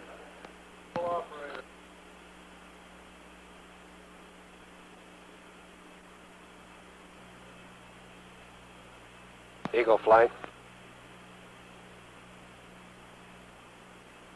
Go flight. John, have you had any discussions with anybody as to the advisability of waiting this 3.5 hours or so between end of trim vent and start of pressurization? Is there any advantage there? I don't know of any unless it be site covers, and I'm still checking into that.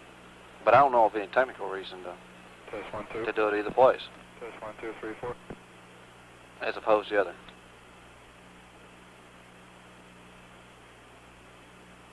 Okay. If you wait, you'll get a good hack on what the N2 pressure is before you do the O2 press. It'll be nice and thermally stabilized. Bill O'Donnell. But there's also no reason you won't know good enough if you do it right away. Can someone in Houston give me a comm check, please, on cord? Hey, this is Houston PAO, 1, 2, 3, 4, 5, COTT. My golly, that was great. Thank you very much.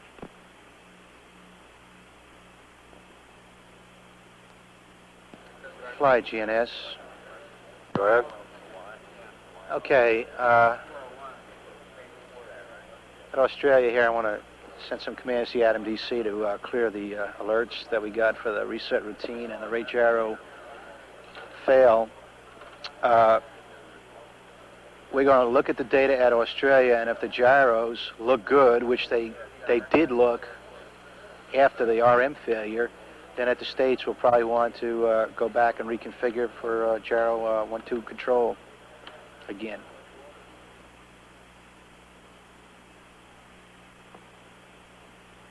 Houston, Osborne, Patrick Osborne, ROR. Okay, I just got the other wire into the jet.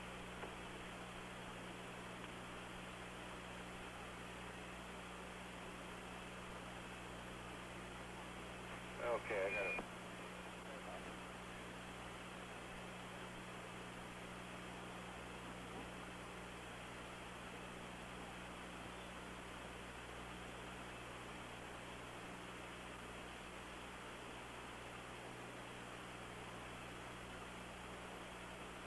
Oh, no.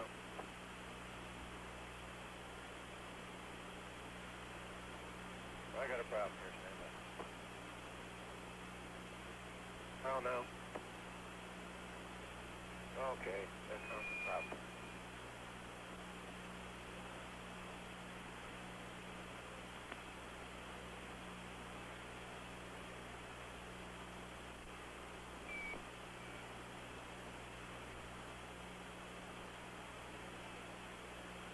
Somewhere we got a problem.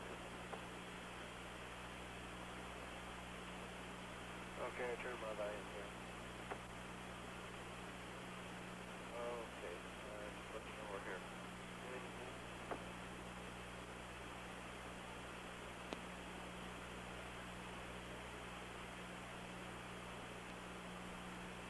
Flight biomed. Go ahead. I'm going to go back to my SSR for a minute. The team 1 biomed being coming on to be here. Okay. Stand by.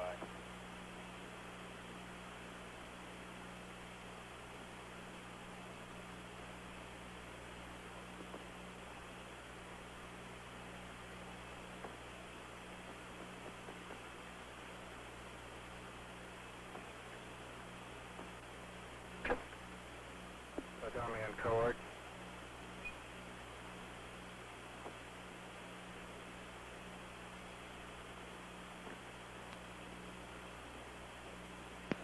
Flight Eagle.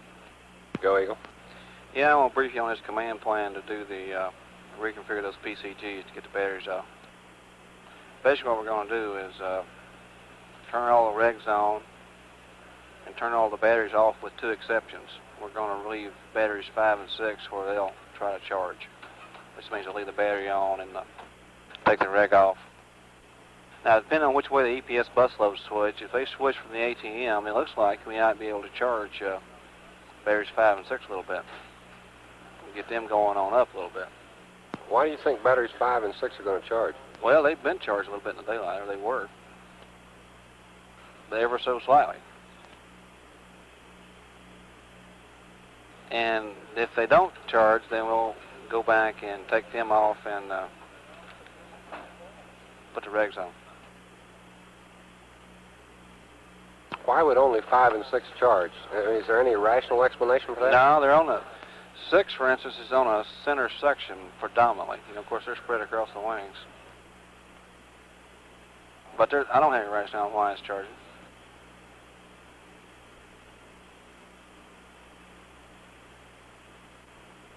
Okay.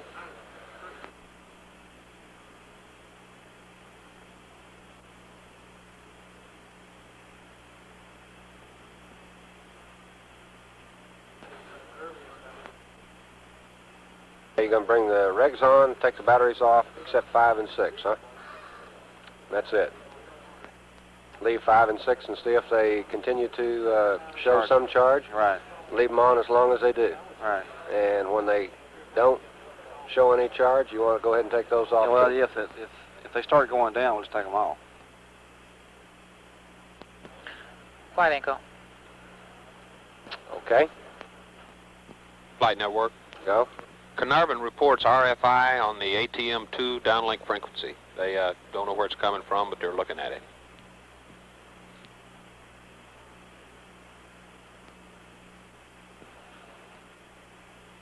Flight Eagle. Go. Yes, that's on the outboard section. I'm sorry, I gave you the center section. And it's also down next to the tip of the section, which means if there's any deployment at all, they're probably what you're seeing. Both 5 and 6 are down there, huh? Right. Predominantly. Okay.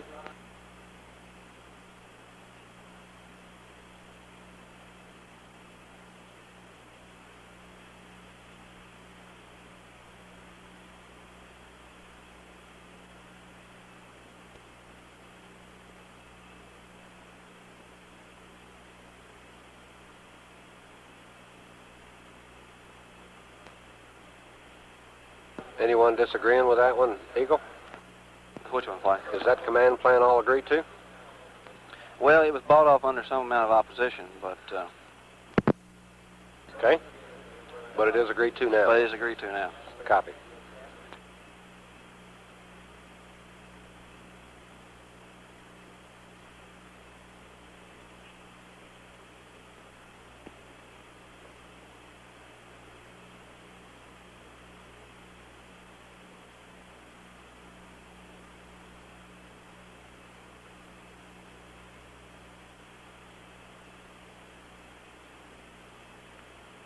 And Flight Eagle.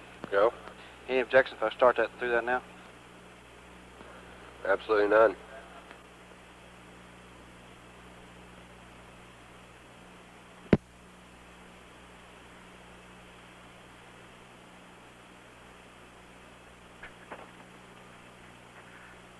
Bill O'Donnell on chord.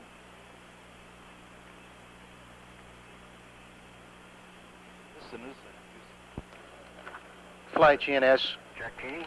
Go ahead. I want to command to the reach arrows now to put 1 and 2 back in control. Who's up in the Mocher now, do you know? Because right now we're flying around in a backup strap down, which is not a very good configuration. Okay, well, we're back in attitude, right? Yes, we're very close. We're about 2 degrees off in Y. I'd like to transmit at this time. Bill Pomeroy. Flight ASCO, I agree. Okay. If he doesn't do that, we aren't using the sun sensors to update our strap down. Copy.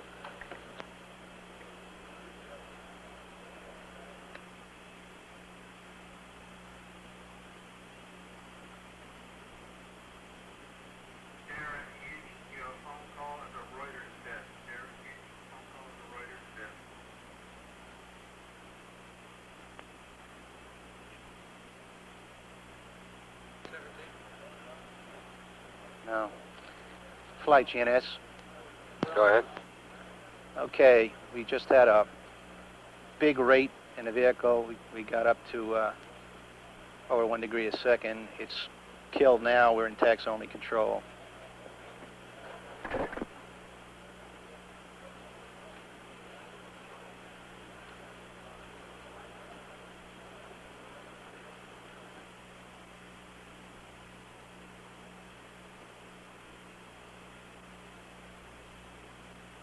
Any reason that you can see, GNS? Negative, Flight. She just started firing in one axis. It finally stopped, but we did go out about 13 degrees or so. We're coming back in now on the sunlight. Yeah, Bill. Did that happen just as you were going ahead and doing your commands there, GNS? Talked with That's it, front Snyder flight. again, and no change in our planning, but he was wondering if we could, if we had anybody lined up yet from Houston, and he had suggested he'd like someone like Gene Kranz, anyone who could talk about the sequence of... Okay, are we back in attitude? Yeah, we are trying to do that. I just That's a negative, Flight. I think we've lost the sun. Snyder? Yeah. Oh, okay, fine. I told him I thought you were out there. Stand by one. Okay, you'll be checking up on that. Yeah, we're going to see if we can get, I guess it's Don Putty, who was going over about that time anyway. Don Putty? Yeah, he was a flight director. Flight director, okay. How do you spell his name? P-U-D-D-Y.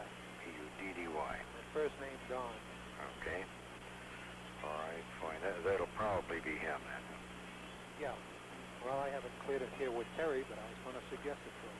Yeah, okay. Where is Jack King en route out there? Is that... No, he's down here. He had to go off for a couple hours. He'll be back shortly. Okay.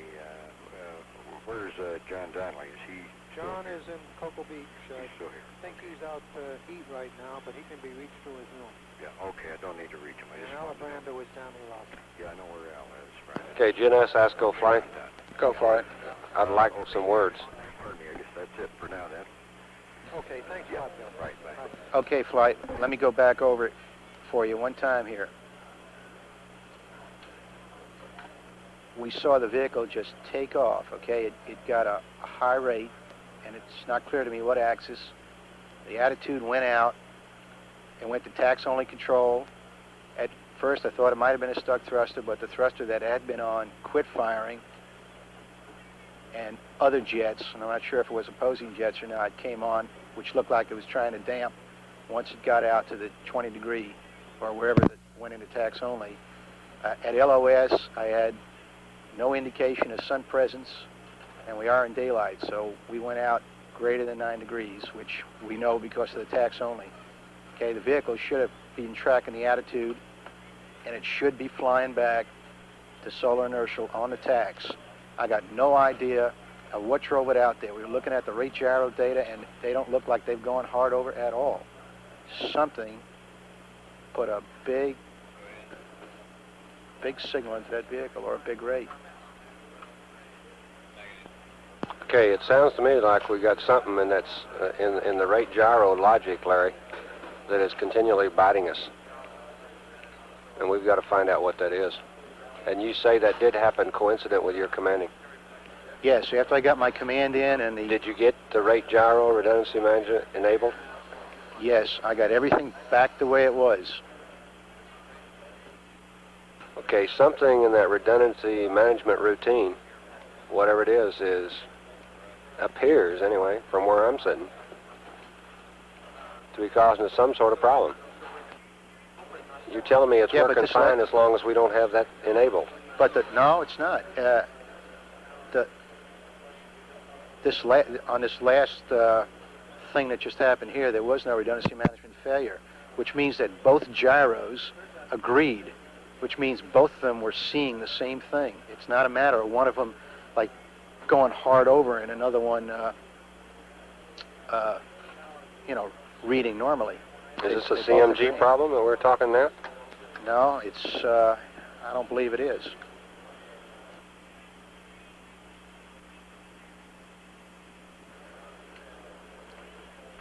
It's either something external to the vehicle or something in the computer in the rate circuit flight, and we got to think about this some more. I expect at acquisition that will be in tax only, and we should be back on the sun line. In tax only.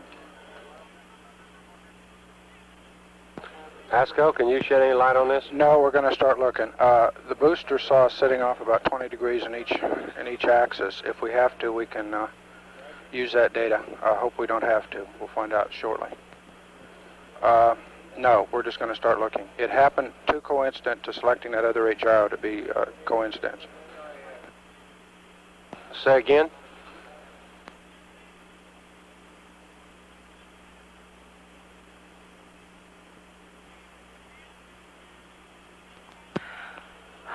Flight Inco.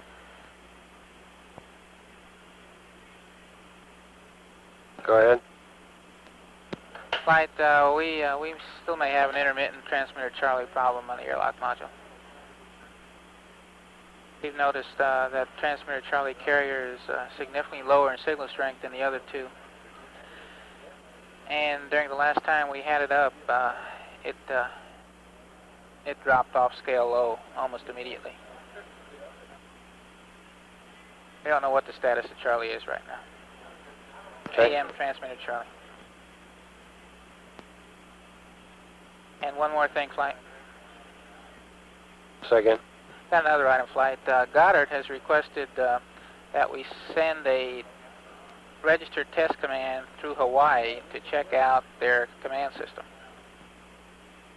And that's fine with me. It's all right with you. One command to check out their command system through the ATM.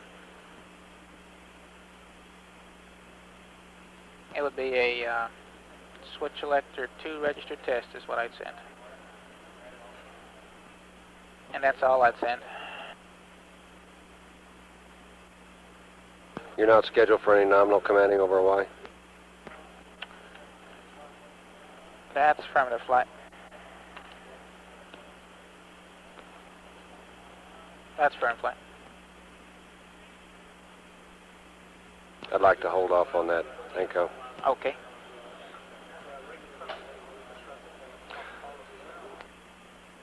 Okay, all operators, be advised that we have had some sort of a vehicle excursion of some type at LOS of our last site. We had lost track of the sun. We we have switched over to tax-only control, and hopefully we will be back in solar inertial mode here at Hawaii. Eagle Flight, you copy? That's firm flight. We looked at all of our bottles and all that kind of stuff, and looks nominal flight.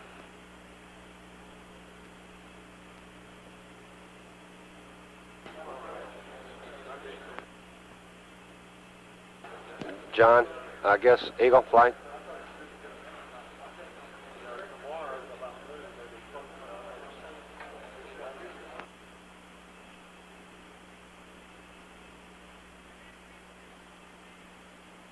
And booster flight? Go flight. Okay, you'll be standing by to help us get back in attitude, correct? Roger, we were copying the excursions and we show rather large ones. Okay.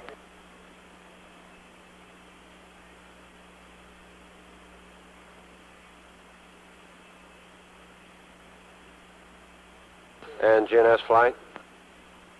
Flight Great GNS. flight. Have you given any consideration to using other gyros in your scheme? Yes, we're seriously considering in a y-axis using gyro number 2 as a controlling gyro.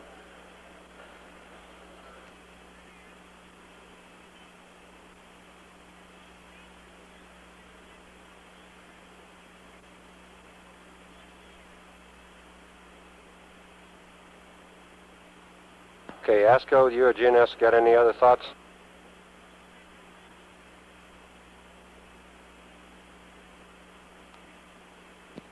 Flight network.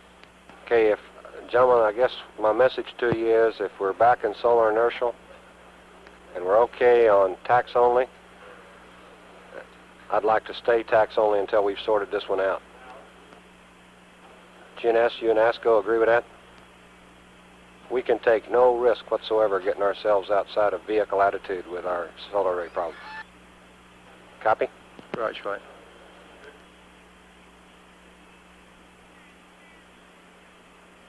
PAO, Billy 1 on Q. Go. Do you have a valid phone number for your interface? 5657. Thank you. Come up.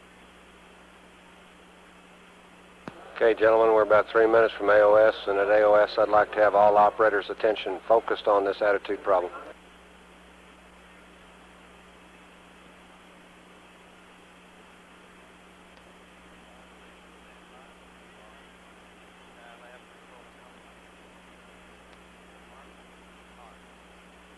Roger 1. Roger me.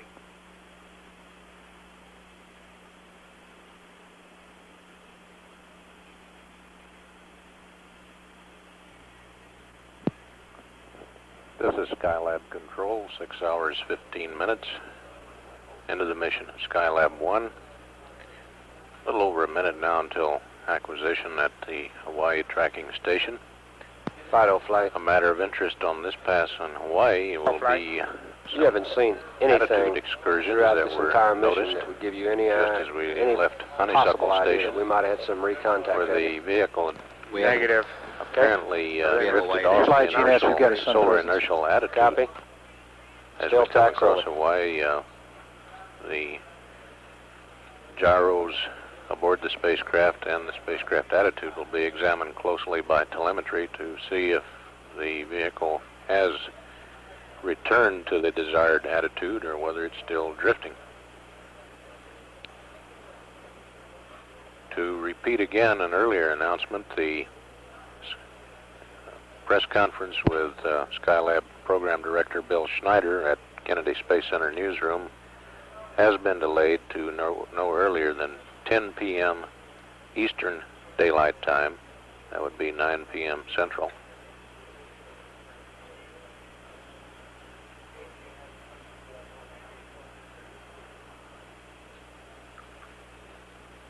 We'll stand by here as the Skylab workshop attitude problem is sorted out during this Hawaii pass and the subsequent stateside pass at 6:16 ground elapsed time. Okay, Eagle, how this you is doing? Skylab Control.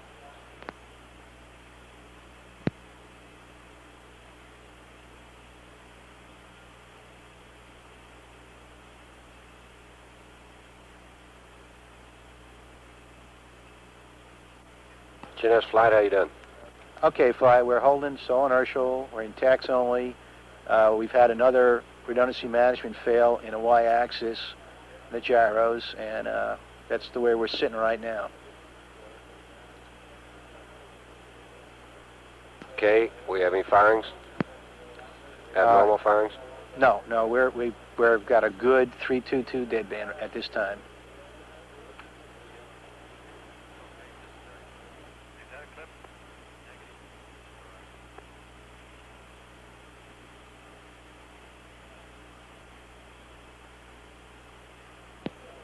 This is Skylab Control. The guidance controller here in the control room has confirmed that the vehicle has returned to solar inertial attitude. However, there are some apparent problems in some of the gyros which control the spacecraft attitude. Flight controllers are continuing to sort out these problems at this time.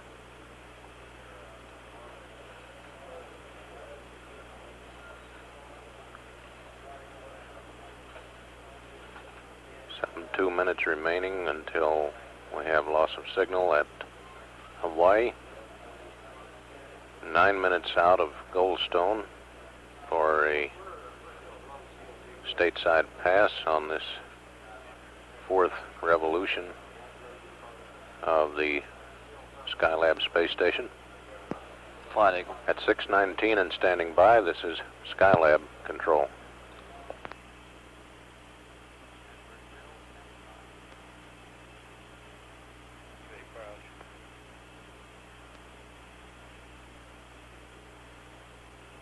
Go ahead. Yeah, we must just hit a little knee in that transducer on the half stationary flight. It's flattened out at 0.8 now. Excellent.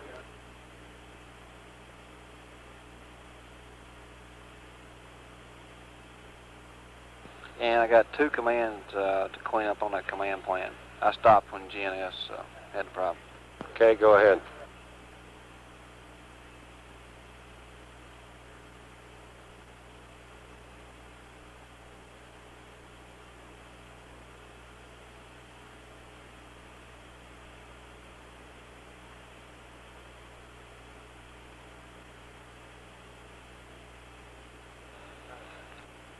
I got a spacecraft rejack on that.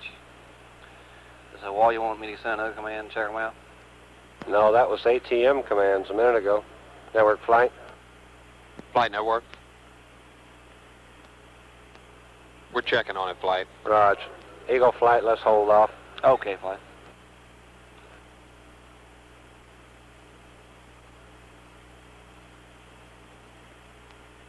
Flight, the station said we had a good uplink.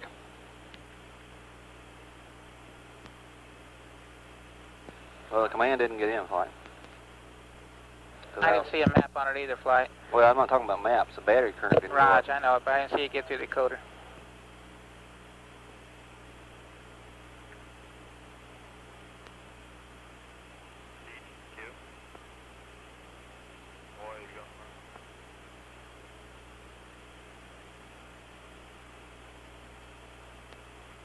Flight network. But we were Stand there. by. Okay.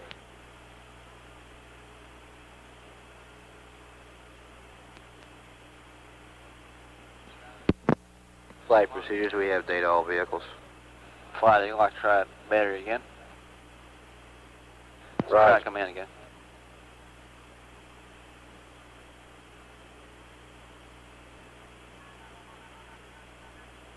Okay, Eagle, how you look? Did you call Eagle Flight? Raj, how you doing? Looking good, Flight. We got in configuration on to charge 5 and 6, and we're just standing by. Looks like 6 might be making a little money, but looks like 5 is losing a little ground. We'll just have to watch it some more. Okay, so all the batteries are completely offline with the exception of 5 and 6, and you're not sure about how much longer you're going to be able to keep 5 on. That's firm, Flight.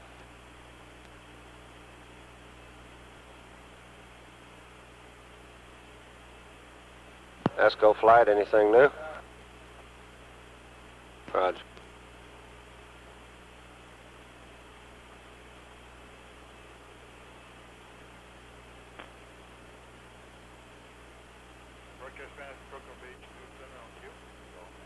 How are you? Okay. How are you? Oh, there. That's down the food drink here.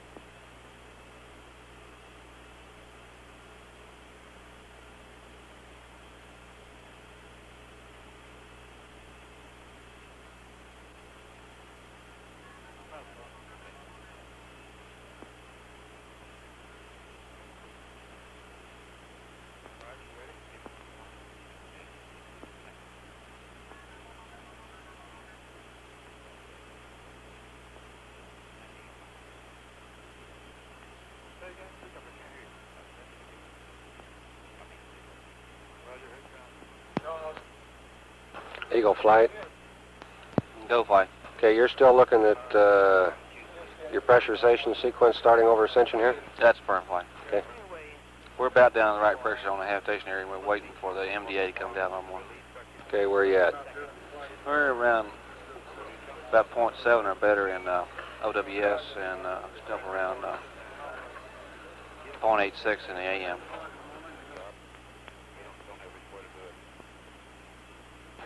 Okay, is everybody agreed on the pressurization sequence? That's firm flight. Okay. Although I did get one off-the-cuff comment that indicated they wanted to stop in lower pressure, so I'm going to work that. Copy. My intention's already going up to 5 psi right now. Roger.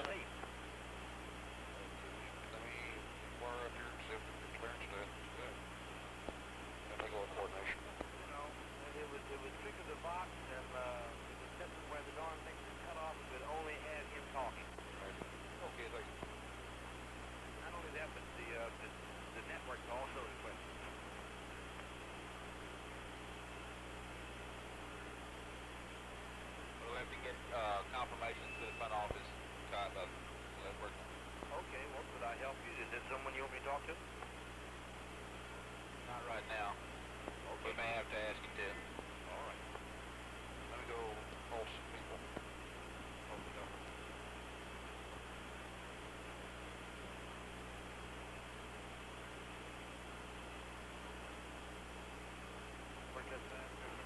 Yeah, I'm back with you.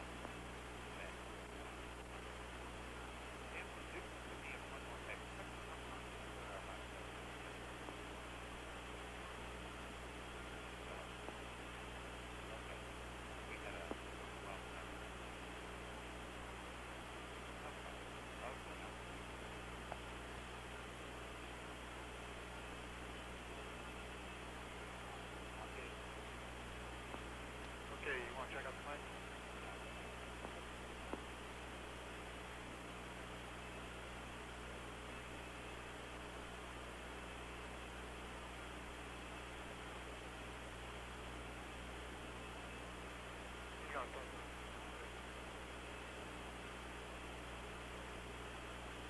Eagle flight. Go flight. Did you see any voltage increase or any charging indication at all on any of the PCGs when we had that attitude excursion? Negative flight. Wasn't specifically looking, but I didn't see any. Would you have somebody check that data? Okay. Marshall's reporting that they saw some indication that we were getting some AM charging.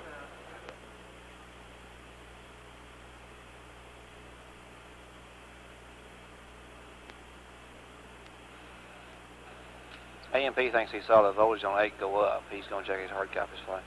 Okay.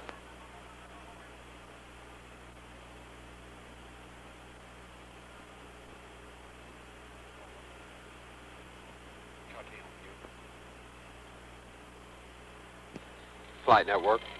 Go ahead. Two things, Flight. First of all, we're scheduled to release the mission CP about an hour ago. We still have them up. Should we leave them up or should we release them? That's the standby mission, the standby CP. Okay, network, you can go ahead after this ascension pass and take down the standby. Okay, and we still have a DSC up too. And you can take the DSC down at that time also. Okay, second, we've had a request to patch this program director loop that the conference is going to be on over to the mission evaluation room, building 45. Should we do that? Stand by.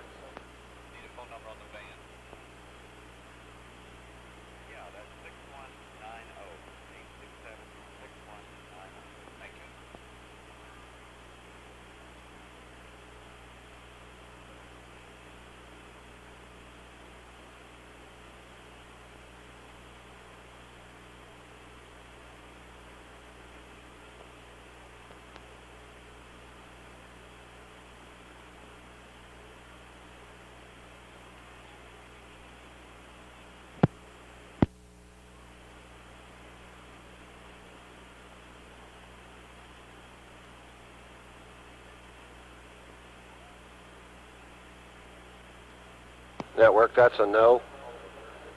Say again, Flight. That's a no on that patch. Roger.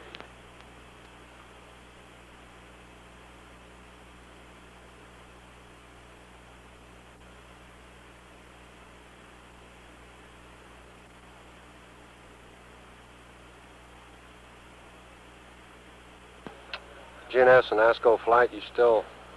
Flight GNS. Are you still on your telecon? No, we've just completed flight. The immediate recommendation right now is to stay on tax-only control until we understand this rate gyro problem, until we understand what's going on in the Atom DC and its processing this gyro data. We're currently in probably the safest configuration for the attitude control system.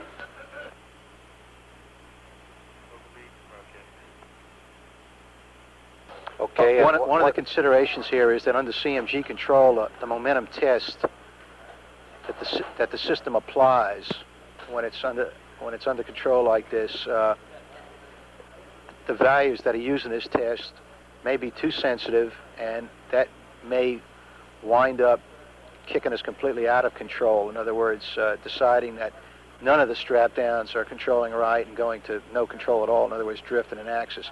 That possibility exists if we go back to CMG control. Hence okay, is this because of low wheel speed? No.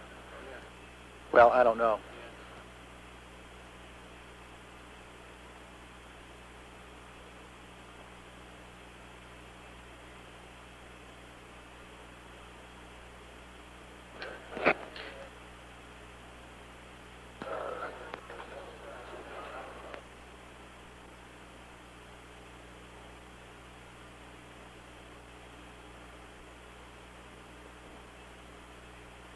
Yeah, this may be associated with the wheel speed flight.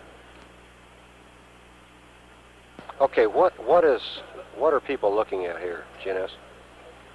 Okay, one thing that we're looking at is the IU data at about the time that we had that last problem, okay?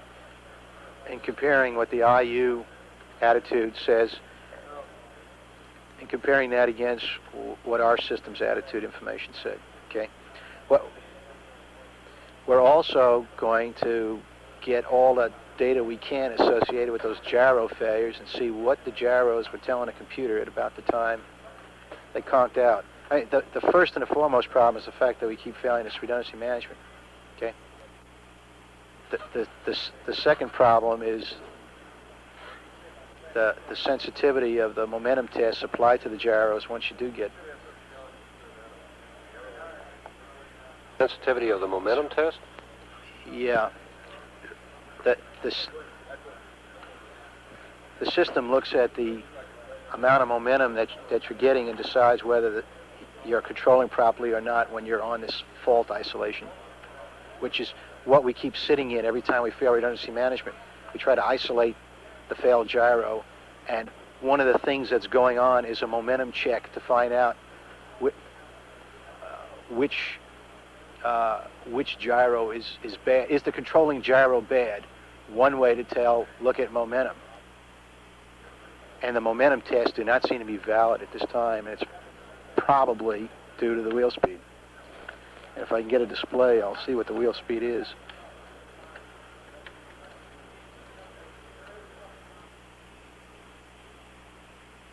System's red flight, so I can't get any displays up here. Okay, let me ask you one other question, GNS. Is there anything that you can see going on right now that would make you feel warmer if you had men on board?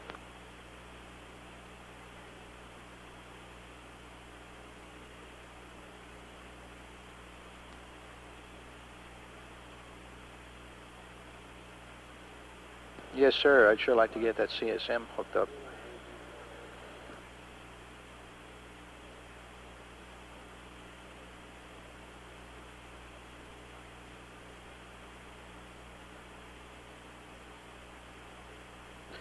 So right now the system's at wheel speed's up around 50%.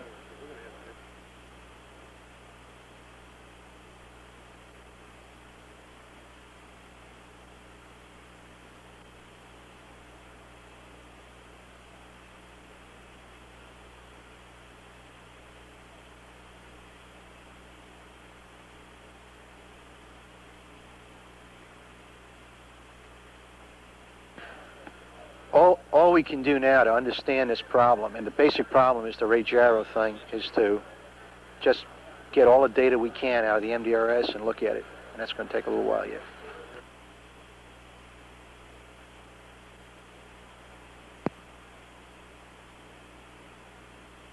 In any case, we certainly want to stay in tax-only control until we get up to full speed CMGs. That's a firm recommendation. Yes, sir. For starters. And what time are you estimating that? Standby flight. And I'd also like to get the tax penalty.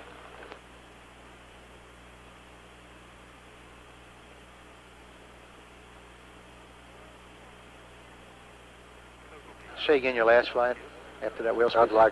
I'd like to know the tax penalty that we expect as a result of staying there and the time that you expect to be at full wheel speed based on what you've seen. Okay, currently the tax is 450 pound-seconds per orbit, and it may get up around 550, but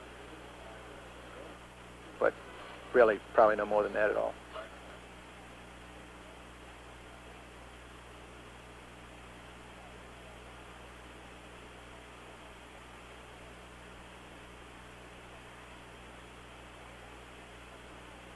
Okay, and you're going to give me a time for full wheel speed, right? Raj. Okay.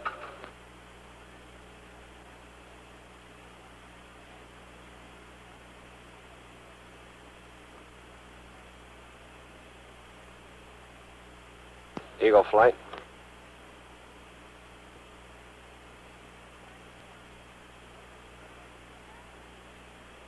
Eagle flight. Go flight. How do you stand on your pressure here, John? About 0.8 on MDA and 0.7 on the habitation area. We're fixing to start at flight. Copy. Flight GNS. Go ahead. I'd like to clear the alert and caution and warning conditions this time in the Adam DC.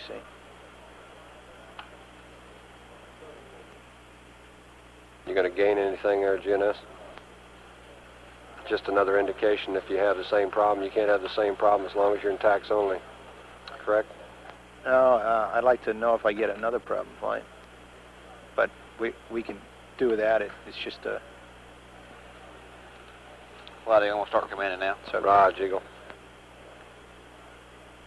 No, I'd really like to do it, flight. I'd like to clear it so if we get another problem, it'll jump up at us.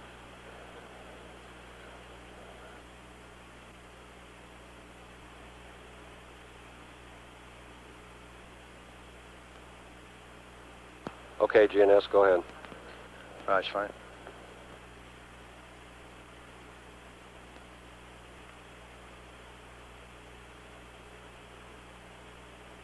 Flight GNS commanding complete. Say again, GNS. My commanding's complete. Roger. ASCO booster, meet me on Mocha 2.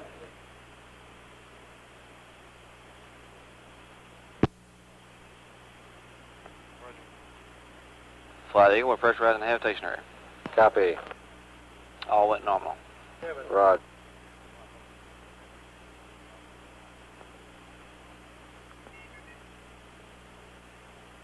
Flight, GNS.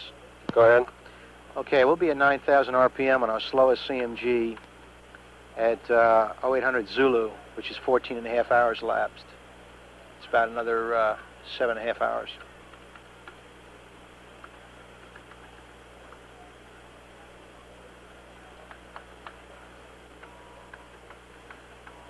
And I'll have your total tax cost.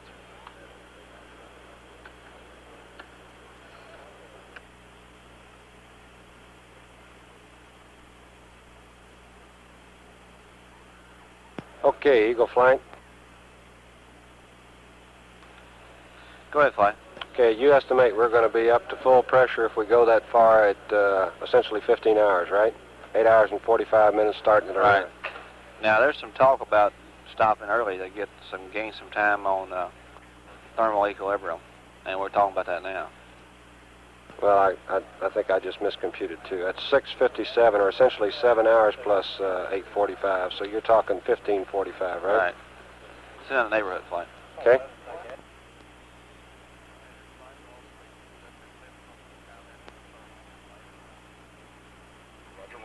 Okay, all the Marine flight controllers, we ought to somehow get pulled together here to accept a handover. And I don't believe Don wants the Crimson team to leave yet. But you ought to get in a posture where the Marine people can take over the activity on the console. And give me an amber whenever you've handed over, please.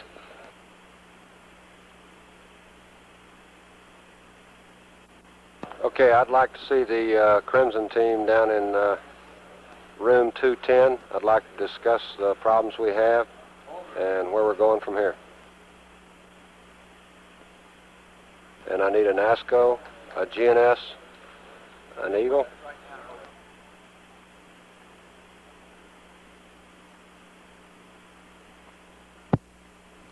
And an INCO.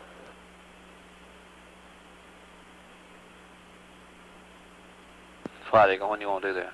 Okay, let's make sure we've got a good, clear, concise handover here before we go do that. Do you want those handover status reports now, Fly? It'll take a while to type that up.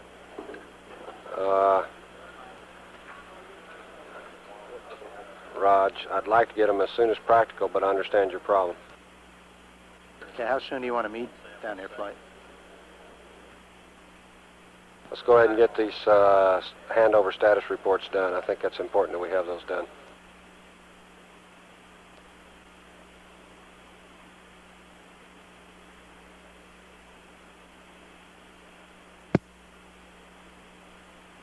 And Flight Fighter, we have released the DSC as per your instructions. Raj.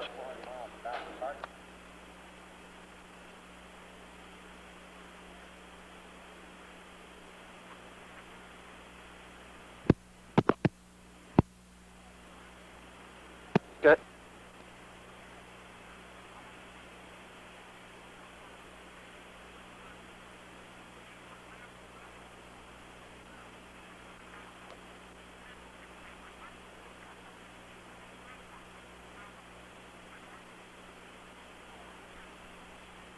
Flight, this is Booster.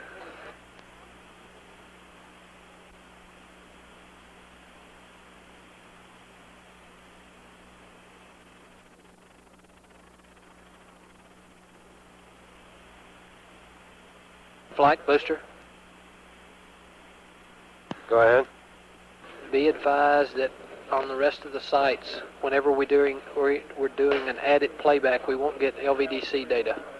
And currently we're scheduled for added playback at most all sites. Why is this? They've got some kind of problem, and it wipes out the LVDC data when they're doing an added playback. After we finish an added playback flight, if they don't do it darts, they don't get the data. They don't have time to do it darts at the remote site. It's been DR'd for something like 4 months, 3 months, something like that.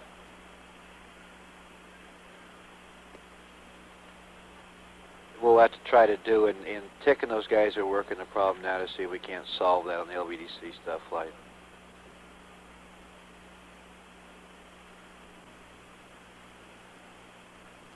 Flight procedures. Go ahead.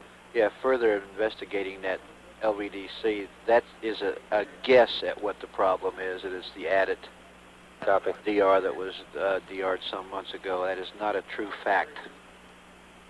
Roger. We're going to try to isolate the problem and fix it if we can.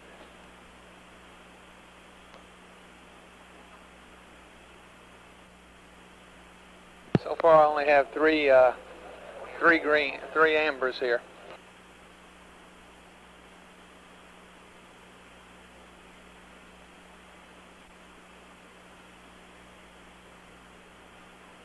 I got 4 now. GNC flight. Good flight. Okay, one of my main concerns is that I'm not sure that I understand exactly all the things that have happened regarding the control system. I'd like for you to, while Larry's still there, I'd like for you to go over that with me, what you understand the situation to be. Okay. Would you like for me to do people it? are back there in the Fulmer, they might want to listen to this, be sure we're not saying the wrong things. Right. Would you like for me to do it or Larry? I'd like for you to do it if you would, please, Okay. so Larry can kind of follow along with it. Okay, earlier today we had a redundancy management failure in both the Y and Z axis. It was unexplained at the time. The rate integrals all agreed and looked good. They really had no explanation for why it failed. And I guess the thought was at that time it was a transient. They went in and re-enabled redundancy management and put the system back where it started. Stand by a minute, please. Sure. I can't write with a pencil.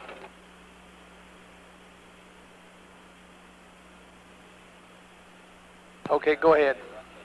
Okay, then we put the RGs back in control in X and Y. Then at 2250, we had a RG. By the way, go ahead. You gonna have problems with your voice here? What was the momentum, wheel speed rather, at this point?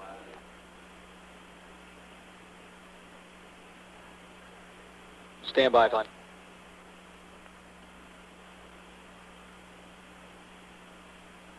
About 30% at the 2013 time flight. 30%. Was that when this happened, at 2013? Yes, that was the first failure that was noticed. Okay.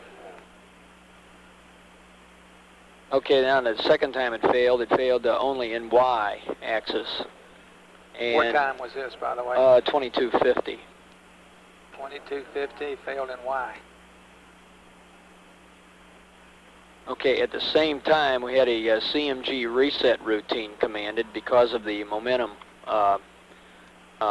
situated with a gimbal near a stop, and the control system went to the backup strap down. By the way, all this time we're on the CMG control, is that right? Right. Okay. Okay, this when it went to this when it went to this backup strap down, we were in backup strap down, and we again put rate gyros 1 and 2 in the Y-axis in control. But because we were in backup strap down, we switched back to the primary strap down reference system, and we had a 20-degree deviation. So we had large firings of tacks and with our tax thruster alarms set, which is what we would expected in that particular case, because we went back to the primary strap down, and we got those firings, and that put us back near SI attitude again, and that's when we put the rate gyros back into control again. Rate gyro 1 and 2. That when you had this 20-degree attitude there, and you went back and you maneuvered to 20 degrees, you wound up in SI, or you wound up 20 degrees off? Okay, while we were on the CMG reset routine, I believe, put us into the backup strap down while we were on this in failure isolation. This was after we had the second rate gyro redundancy management failure. Okay, and it's because of this backup strap down, and we went out 20 degrees.